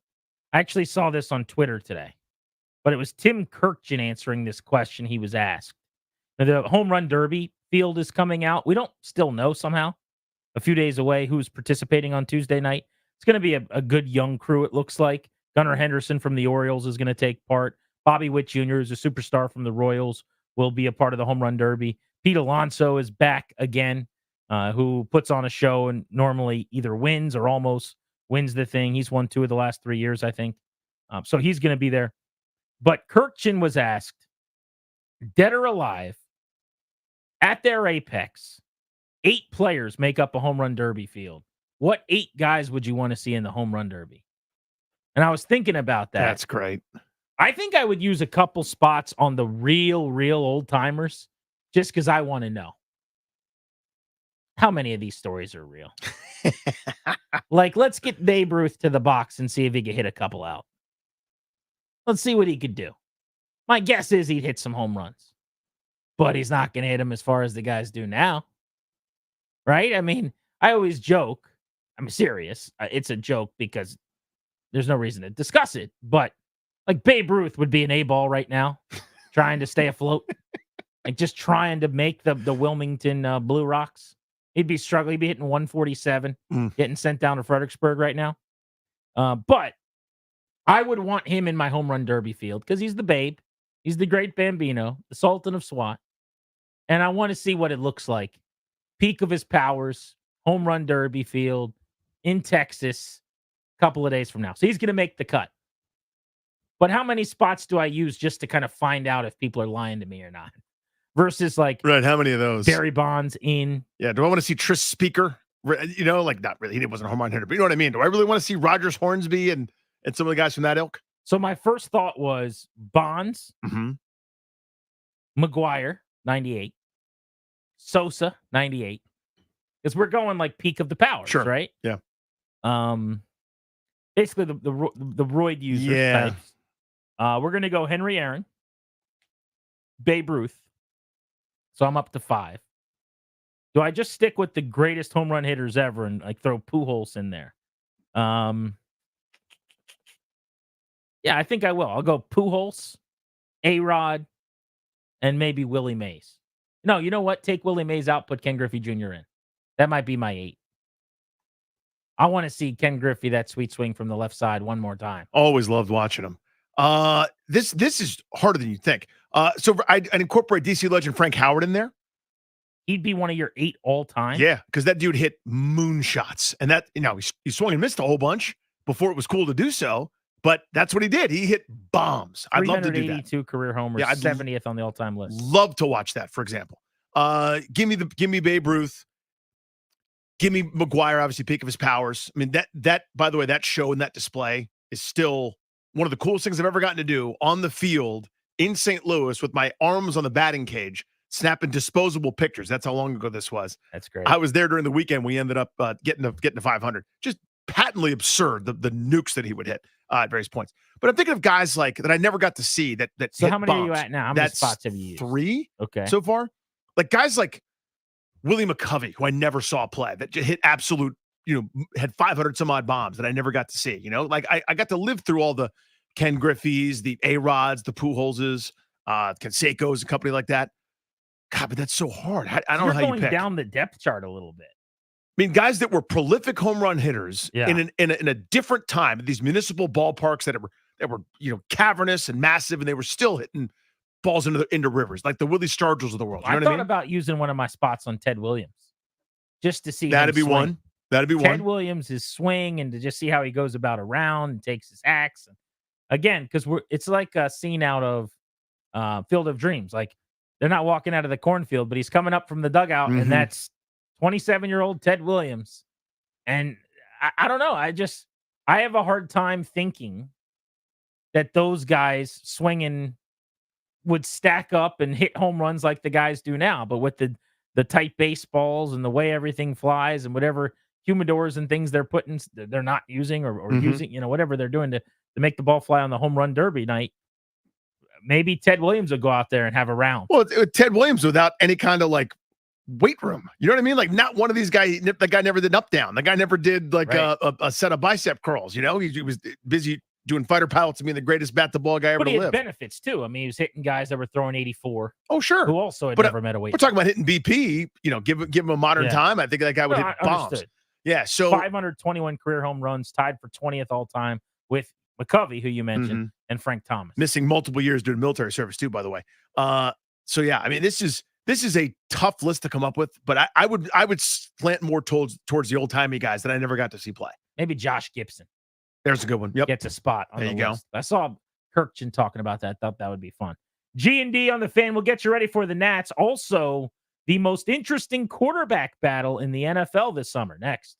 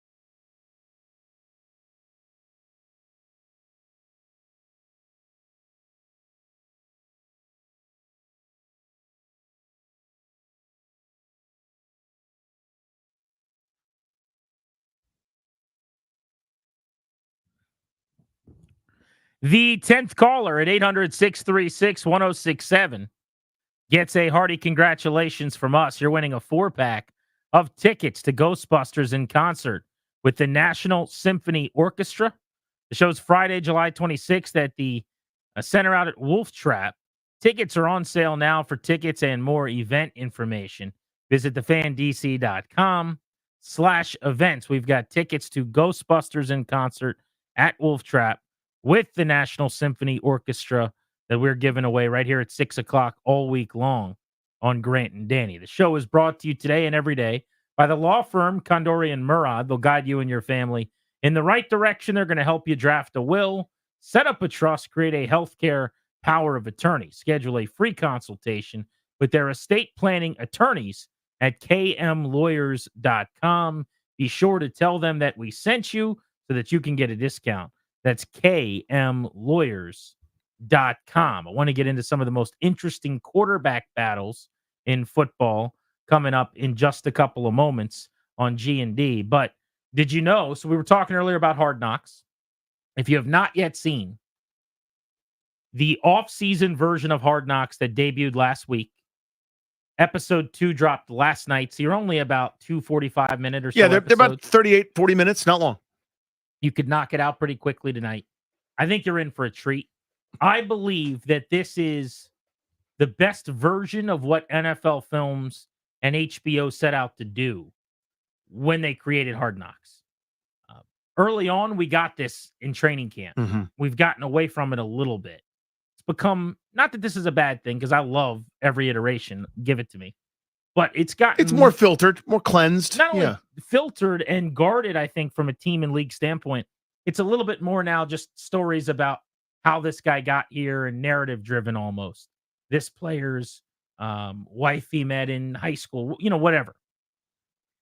Off-season Hard Knocks, there's not a lot of that. We're not riding with someone to go get their nails done or go get their tattoo. Or finding about David Kajust's rocks. Yeah, we're not doing any of that stuff. We are listening to the phone call of the GM calling the best player on the team to see if he wants to play for him or not. We are going to see the trade negotiation. It's really, really good behind-the-scenes access. So we're 2 episodes in. You got a full week to catch up before episode 3 next Tuesday night. It really is splendid. I mean, I think the way I would draw it is, remember the initial couple of years of Hard Knocks where we went, oh my God, we've never gotten this. This level of access used to be NFL Films would put something together at the end of the year. You'd be kind of mic'd up, or a parabolic mic would catch something near the sideline. And you had to wait for Steve Sable to narrate it, and you'd get something. This was almost like 3, 4, 5 days delayed. What was happening in real time, a preseason result, everything from an injury, the human drama of it, a team preparing. It was unbelievably good. Access has become more and more restricted, more and more, again, just kind of, I don't have a better phrasing than this, but more and more kind of whitewashed and sort of made a little bit less dramatic. And there's a few, fun moments, and sort of that's about it. But this now feels like it did decades ago. Like, this level of access to this part of the process, we never have. This is now kind of on that level again and back in 2000. I don't know why everything seems to be coming together all at once here, but we've kind of hit the golden era of programming. Yes. Because while we have Hard Knocks that came out last week, the second season of the NFL's Netflix show dropped. Season 1 was quarterback. Season 2 is receivers. And that hit today on Netflix. And I watched the first episode this morning and this afternoon before the show. Excellent. The first episode was George Kittle and Deebo Samuel as teammates, but they're going to, I'm sure, be back in future episodes. But they're chronicling 5 receivers, 4 wideouts, and Kittle at tight end. And episode 2 that they teased is we're going to get to know Justin Jefferson and Devontae Adams. But you remember this from QB when it was Mariota, Cousins, and Mahomes. They go with these guys to their houses. They go with them. You see the wife and the kids, and they're at the birthday party. They're throwing for their daughter, and all the different life stuff that they've got to do. And it's a real nice way to peer under the helmet. But it is an amazing, probably the best version of what Netflix revels and thrives in, which is all those docuseries on golf, on tennis, normally the more obscure stuff on F1. Yep. But it's the NFL. It's the King Snake. It's the biggest. It's the one everyone cares the most about. And they got access to stars. Last year, it was the greatest player in the league, and Mahomes and 2 other starting quarterbacks. This year, and this is based on last football season, obviously, but for 2023, they followed around Jefferson, who might be the best receiver in the league right now, Devontae Adams, who's been the best receiver in the league over the last 5 to 7 years, George Kittle, who's one of the best tight ends in football, Deebo Samuel, who's a Swiss Army knife that there's nobody else like him. I can't remember who the other... Amon-Ra St. Brown? Amon-Ra St. Brown. Yeah, he was heavily included in the first episode as well. Who, by the way, I mean, you already know his story. What a likable, awesome guy. His dad was Mr. Universe. Him and his brother also in the league, grew up in a family where they were going to make the NFL. That's just what we're going to do. So let's get in the gym. And they made it. And they're great. It's pretty great. The show's awesome. I can't wait. It's in the queue, my friend. And there's another one, by the way. It's not NFL related, but somebody informed me about this the other day. We were talking about these kinds of documentaries. Sprinter or Sprint, I forget what it's called. Not the cell phone company, but world-class sprinters, track and field type athletes. Again, that level of access to folks that kind of toil in anonymity to a degree for years, kind of gearing up for the major international competitions where, rubes like me get to see them on television, be they world championships or Olympics. But yeah, you're right. We are in the golden time of whatever that is. It's better than a sports documentary. It's like that next level. It's like 2.0 documentary style. I wonder if they didn't do quarterbacks again because they couldn't get anybody to do it. I thought it was that. That's the perception. It might also be the reality. I just haven't heard anybody say that. I know Matt Stafford was the one guy that came out and said he was happy to do it. And the rumor was at one point the cameras were following him around. I guess that was not the case. I also don't know when the cameras started following these guys around. There's clearly footage from week 1. They seem to have the plan down by then. I don't know how there hadn't been a lot on training camp or anything like that. So maybe close to the season, if they only had Stafford or something, they may have panicked and said, let's go a different route. Who will never say no? Wide receivers. They also do a really cool thing at the beginning where Randy Moss is kind of talking about the position. Last year it was Peyton Manning sitting there telling you why quarterback's such an important position. But the involvement of Randy Moss as That's kind neat. of part narrator is also very, very cool. He does a good job. Speaking of quarterback, Bet Online put out the odds on some of what are the quarterback competitions that are considered to be open as the year goes on around the NFL. Wanted to look at some of these updated odds at this point. Broncos starting quarterback in week 1. It seems like the competition's over before it started, according to the betting market. Bo Nix is minus 300 to start. Jarrett Stidham, the former Patriot who played at the end of last year, 4-1 plus 400. And then Zach Wilson is 5.5 to 1. Now, I don't want to make a ton out of the betting market because it's one book, so to speak, in Bet Online. Having said that, I think there's two really interesting things here. Number one, they would be shocked if Bo Nix doesn't start, where I thought this would be a little more wide open. And second, they think Zach Wilson is not going to be the backup, but the third string quarterback behind Stidham. Two things that I found interesting.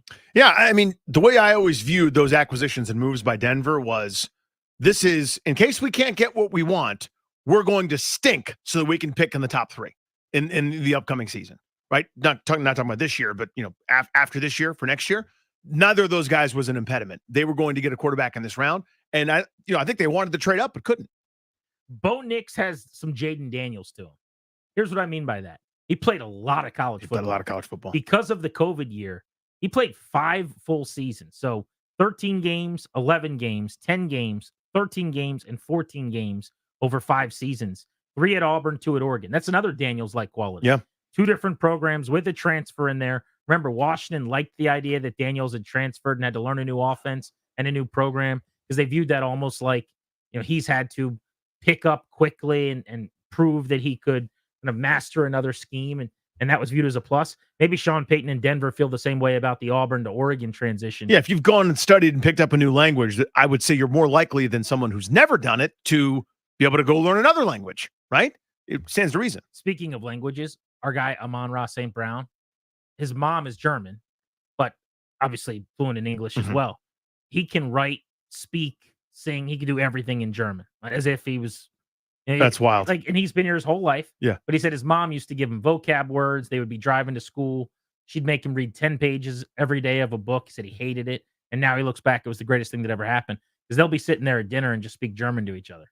Dude, by the way, German's wild. The way the words are put together. Like a sentence in German can just be 17 words with no spaces. I'm just so bad at learning languages that I am probably overly complimentary of and in awe of people who know multiple languages. Like, I'm not all the way on. There's a bit in Little Big League where one of the guys in the clubhouse keeps going around and he's like stunned that when he was playing winter ball in Venezuela, all the kids over there spoke Spanish.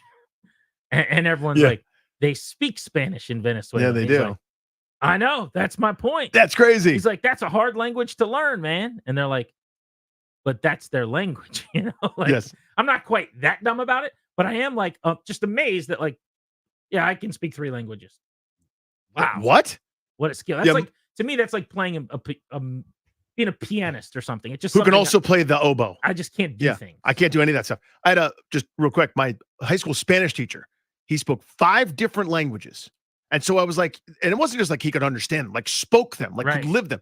And he like all this amazing career, lived all over the world. And so one day somebody asked him, like, what language do you dream in? And he's like, it depends on who I'm dreaming about.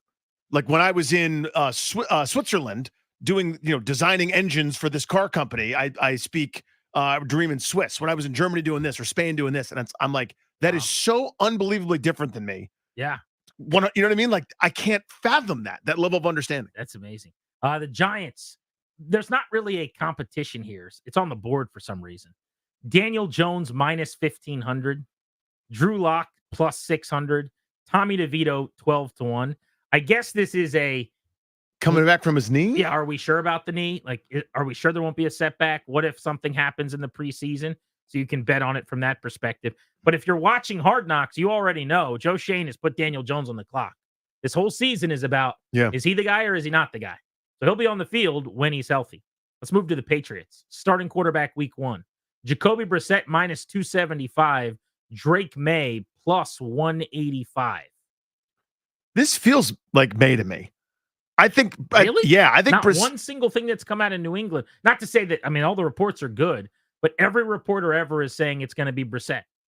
I don't have a great reason for this, but just thinking back to, I think it's like whether it's Gerard Mayo trying to put his stamp or, an end to the Belichickian era philosophy of I have no time for young people. I have no time for anything new. I want the dependable veteran to make myself look a little bit better.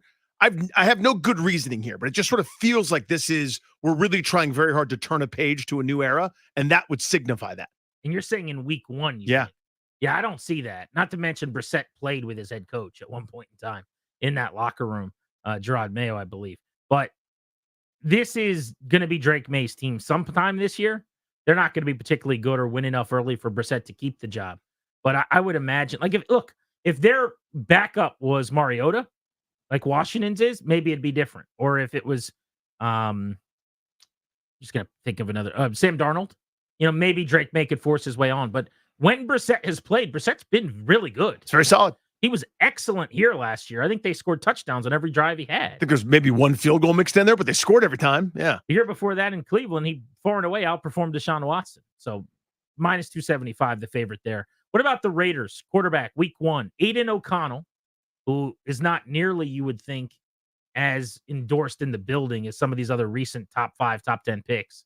Mid-round guy 2 seasons ago with a different regime. Plus 100, so even money. Means you bet a buck, you win a buck. Mm-hmm. Gardner Minshew, minus 130. Minshew, who is another guy that's kind of viewed as a backup, but he's never terrible. And last year, played pretty decent. Playing for the Colts, he had them in the division championship game in week 17 against the Texans. So I don't have another good reason for this. This is one of those just gut feel things. I think it's easier to start O'Connell and go to Minshew than it is to start Minshew and go to O'Connell. Because I think Minshew's the veteran who's done that before, right? He's Johnny the journeyman who's been the guy that come out of the bullpen in relief. He's our new Doug Flutie. It normally goes the other way, though. You want to play the veteran because you have the net of everyone's chanting for the young guy and you're bad already. So now people have the reprieve of like, okay, we'll go to the kid. I hear that, but I don't think if O'Connell was a first round pick that was the future, then I think it'd be different. But I think they're both viewed as not the future of this organization. Maybe I'm crazy. No, I don't think you're crazy. Look, who are we talking? We're talking about Gardner Minshew, right? So, Aiden O'Connell, they seem to like. I'm more in your camp where I would just bet against it, but not unlike Sam Howell going into last year. Those are the vibes for the Raiders and O'Connell. Mm-hmm. It's like this guy actually could be a gem, could be a a well-kept secret. You guys don't know what we know. It feels very Sam Howellian, I think. How about the Steelers? We talked to Benjamin Brown of ESPN Bet earlier today. We asked him, is there a quarterback room that fascinates you the most? He highlighted Pittsburgh with Russell Wilson and Justin Fields. Wilson's obviously going to start the opener. He's minus 1,000. Basically, if you bet $10 rather, you'd win one. But Fields, plus 550, he's got to play. I mean, I would think they would design something for him, like a package where you get him out there, you let him run around. I mean, does he ever supplant Wilson from a performance standpoint? I have such a hard time calling this. I really don't know. I mean, because you take a flyer on Wilson. I don't think it cost him all that much, right? Not even in terms of trade compensation or whatever, but in terms of salary. I feel like they think they can dip back into something and maybe not get the Russell Wilson of a handful of years ago, but get a Russell Wilson that might be useful to them, right? I think that's what they want.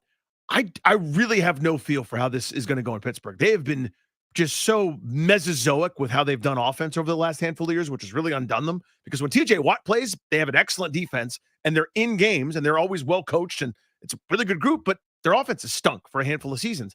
I feel like it's going to be Wilson, but with a sub package or like if we need a jolt, we'll have Fields come in and run around for a team that's already going to be pretty decent. Yeah, I mean, week one, I think that's close to a lock. I don't see any path for Fields supplanting Wilson at the start of the year. I just wonder if Wilson plays well enough to fend him off, because there's one plus trait with Fields. You can design the running game around him and you can let him run enough that you're going to be a pain to play. And I actually think, remember when everyone was linking him to Atlanta? Remember that at all? Of course. Yes. I said I thought that's what they were going to do. Of course. It's because Arthur Smith was there. Yep. And everyone thought he'd be a great fit with Arthur Smith. Well, Arthur Smith's in Pittsburgh, so they ended up together anyway. I don't think that's a coincidence. I think Fields may end up starting more games than Wilson. But Wilson will be the guy to begin the year, and it's a matter of how long can he fend off the barking dogs at the door. With every 17 of 32 for 159 yards or whatever, and you lose 17-13, people are going to want to see Fields. But here's where we're together on this.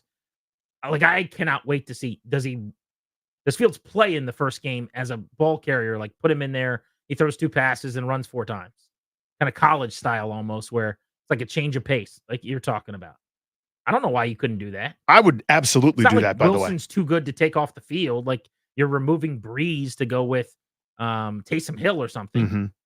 What's the difference? Yeah, you got 2 guys that aren't that good. I'd 100% do that. But I don't know. It's just, think of old school coaches, the symbolism of it, like having a guy trot on, trot off, or maybe if you put it, you roll Russell Wilson out and line him up at wide out to have Justin Fields do something like that. Maybe they don't love that, but to me, I would absolutely have something else the defense has had to worry about. Even if I only showed a couple plays a game, I would say, now all future opponents, here's the flag, prepare for this. Last one here, Minnesota Vikings. This is actually the one underdog I might bet on. So if you're betting on an underdog to start, it would have to be Stidham over Knicks in Denver, Locke over Jones in New York, May over Brissett. It sounds like you're leaning toward in New England. O'Connell over Minshew, Fields over Wilson. In Minnesota, Sam Darnold's minus 300 and JJ McCarthy is plus 200, 2-1. I actually am. I would sprinkle on this. I think McCarthy could start the first game. It's not what I would do, and I'm not expecting it. But if you tell me one rookie other than Jaden Daniels and Caleb Williams starts week 1, I might say McCarthy's got every bit as good a chance as Bo Nix, who's a favorite, and McCarthy isn't. This one is a bit perplexing to me. I must be thinking of something different. Like, is Sam Darnold in that tier of, you're fine with Sam Darnold, or you could win a few games with Sam Darnold, because I guess he was okay in a couple games in San Francisco or something. This is the same guy that's been on a few different teams and hasn't really thrived, and he's a backup. You drafted J.J. McCarthy pretty damn high. Seems to me that that's what was going to happen. So I was surprised to see those odds. There's something I'm missing about that. I thought the whole point of McCarthy was maybe a lower ceiling than some of these other dudes, but he'll be ready to rock and roll week 1. He'll get all the checks right. He'll throw it where it's supposed to go. You may not get as many flashy plays. He may not run for 70 yards, breaking 8 tackles on the way, but he can get the ball to Justin Jefferson just fine. I've always thought McCarthy would start week 1. I was surprised to see those numbers. I think the thinking on Darnold is when he was 22 in his second season, he had 19 touchdowns and 13 picks, and he was the quarterback of a Jets team that went over 500. And I'm not sitting here pretending like he was on his way to anything. But you take that, or then you take, I think they started 3-0 in Carolina, and he was like leading the NFL in rushing touchdowns among quarterbacks or something at the quarter pole. There have been these kind of fleeting stretches for him where he's shown something. And he just spent the last season in the Kyle Shanahan Reclamation Society. So maybe you just want to kick the tires first. Not because he's an answer there, but what if he goes out and he has a really good half of a season? Then you go to McCarthy, and now you got a trade chip at the deadline. 7-8 games in, like he goes out and performs admirably. You still want to turn it over to McCarthy, perhaps, but now you could actually move Darnold for a mid-round pick or something. Maybe there's value in that. Maybe. I would bet against that, but that's got to be the theory. Like, why else would you mess around and waste time when you just drafted your quarterback of the future? Otherwise, it's just a matter of as soon as he's ready, he plays, and Darnold doesn't matter to us. Maybe it's more that. Maybe it's that. Yeah, maybe it's that. Maybe it's a 2-week, whatever. Just go through a couple of weeks of the NFL season and then take over. I don't know. It seems to me the whole point of McCarthy is he's going to wow you in the meeting room. He's going to wow you in the interviews. And he's a leader who can take all the lumps. Well, if he can take all the lumps, then try them out there right away.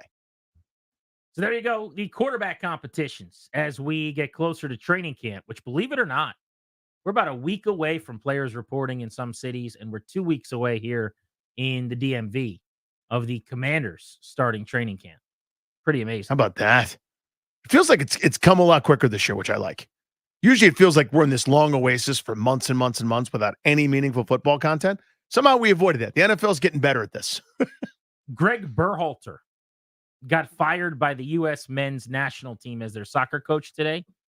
They're terming it something else. I think he's not continuing or whatever. Yeah. This is an outsider take or question. I feel like this guy's been hired and fired 5 times. Yes. And I don't know anything. I'm readily admitting this. I don't like talking on air a lot of times about stuff that I'm not well versed in, but I'm comfortable enough just telling you I don't know what I'm talking about and then throwing this out here. Number one, it seems like that guy's been hired and fired several times. He was the coach, then he wasn't, then he was the coach, then he wasn't, then we were having the coach on and he called in and it was Greg Berhalter and I was like, I thought you'd been fired, and now he's fired again. The other thing on this, the U.S. men's national team seems to me like a very unserious organization or outfit. Like, I don't have a better way to describe it. I'm going to make a lot of people angry, and I apologize in advance. That's not my goal. Maryland basketball fans over-talk about the Maryland basketball program all the time. Like, it's really good. Or Maryland football is even a better example, probably. Basketball occasionally is actually good. But the Maryland football fans are like, we're 4-0. We beat Howard by 63. And it's like, who do you play this week? When do you play the? Is it a Big Ten team? When do you play the real team? Right. But whatever that is, it's very loud. And with the U.S. men's national soccer team, it seems like I'm always being told they're about to be better. I'm always being told they're about to compete, or this Copa, or this tournament, or this World Cup, or this summer, or this one against Uruguay. And it just doesn't happen. I'm not blaming the fans. It just seems to me like whoever runs it doesn't do a very good job. I don't know anything about anything. My man. That's my take. We quite literally did this after they lost to Uruguay to be eliminated from Copa America. Losing to Uruguay's really good. That's going to happen. That's a part-fought match. They lost to Panama the match before, and that's really what the disgrace was. Yeah, but remember, they weren't in the World Cup. Yeah, I know. Like, what are we doing? Oh, I was there. And I got screamed at by American soccer fans, of which I'm one, by the way, when they didn't make the Olympics a handful of times. I was told that wasn't a big deal because, well, it's not the A team. Well, eventually some of those guys might turn out to be on the A team. That's a huge issue. So, yeah, it's massive. We actually did an hour on this, one of the days that you were out, believe it or not. You did an hour? We did. It was basically the whole point was, will this ever work? And then I laid my 100% correct, unassailable, what they should do and will never do theories about USA soccer. But the answer is correct. He's been hired and fired twice, as has Bruce Arena, hired and fired twice to manage Team USA. They cannot get this right. Bruce Arena was my guy. Yeah. Former coach of DC United with Marco Echeverri and Jaime Moreno when they were winning championships. That's when I was a DC United mark. That's right. I was going out to RFK Stadium to see all their games. You don't remember them. No. I watched one when Freddie Adu didn't play for 90 minutes. I said, that's enough of that. You missed your chance. John Harkes, was he on that team? Was he on DC United, John I Harkes? think he was. Oh, he was on the national team when he was great back in the day. I think he was also on DC United. Great hair. With Bruce Arena. Let's get you your Nationals starting lineups and pitching matchup ahead of their game with the Mets tonight, presented by the Window Man. Since 1989, the Window Man has been the educational window company. Get your free, no pressure in-home estimate at thewindowman.com or at their Fairfax showroom. Behind lefty Patrick Corbin with his 5.49 ERA and 1-8 record. Leading off playing shortstop, All-Star C. J. Abrams batting second, mind you. Make a note.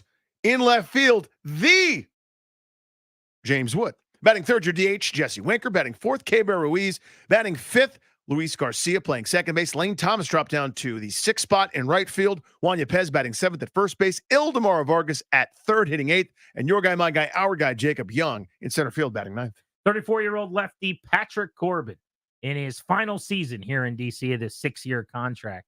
Brilliant first year. The last 5 have been the opposite of that. You mentioned the ERA is over 5.4. If there's such a thing, he's been unlucky. This year, fielding independent pitching is considerably lower than his earned run average. Among the lowest run support in the majors. Last time out, 5 innings, 3 runs against the St. Louis Cardinals. Went 6 and 7 innings the starts before that. So the Nats looking for some length from him tonight. More importantly, what's James Wood going to do? That is kind of what I care about. Wood, Abrams. Everything else is secondary for the Nats. I'd like Lane Thomas to get going. If I had a third wish, but those first 2, that's what I care Ahead about. of the trade deadline? Yeah. Maybe dangle him for That's something? what old Randy Duye is thinking. I think it's a lock they trade Jesse Winker, and I think it's a lock they trade Dylan Floro. Outside of those 2 guys, there's others that they can trade, something we'll be talking about as we get closer to the deadline, I'm sure. A big thanks to Ryan and Darius behind the scenes, as always. Thank you, fellas. For Danny, I'm Grant saying so long. We are back, not at 2 o'clock tomorrow, because the Nats play a day game, because why wouldn't they? We are back after that day game. Whenever it ends, we'll be sitting here ready to go on the Fan. Thank you for coming.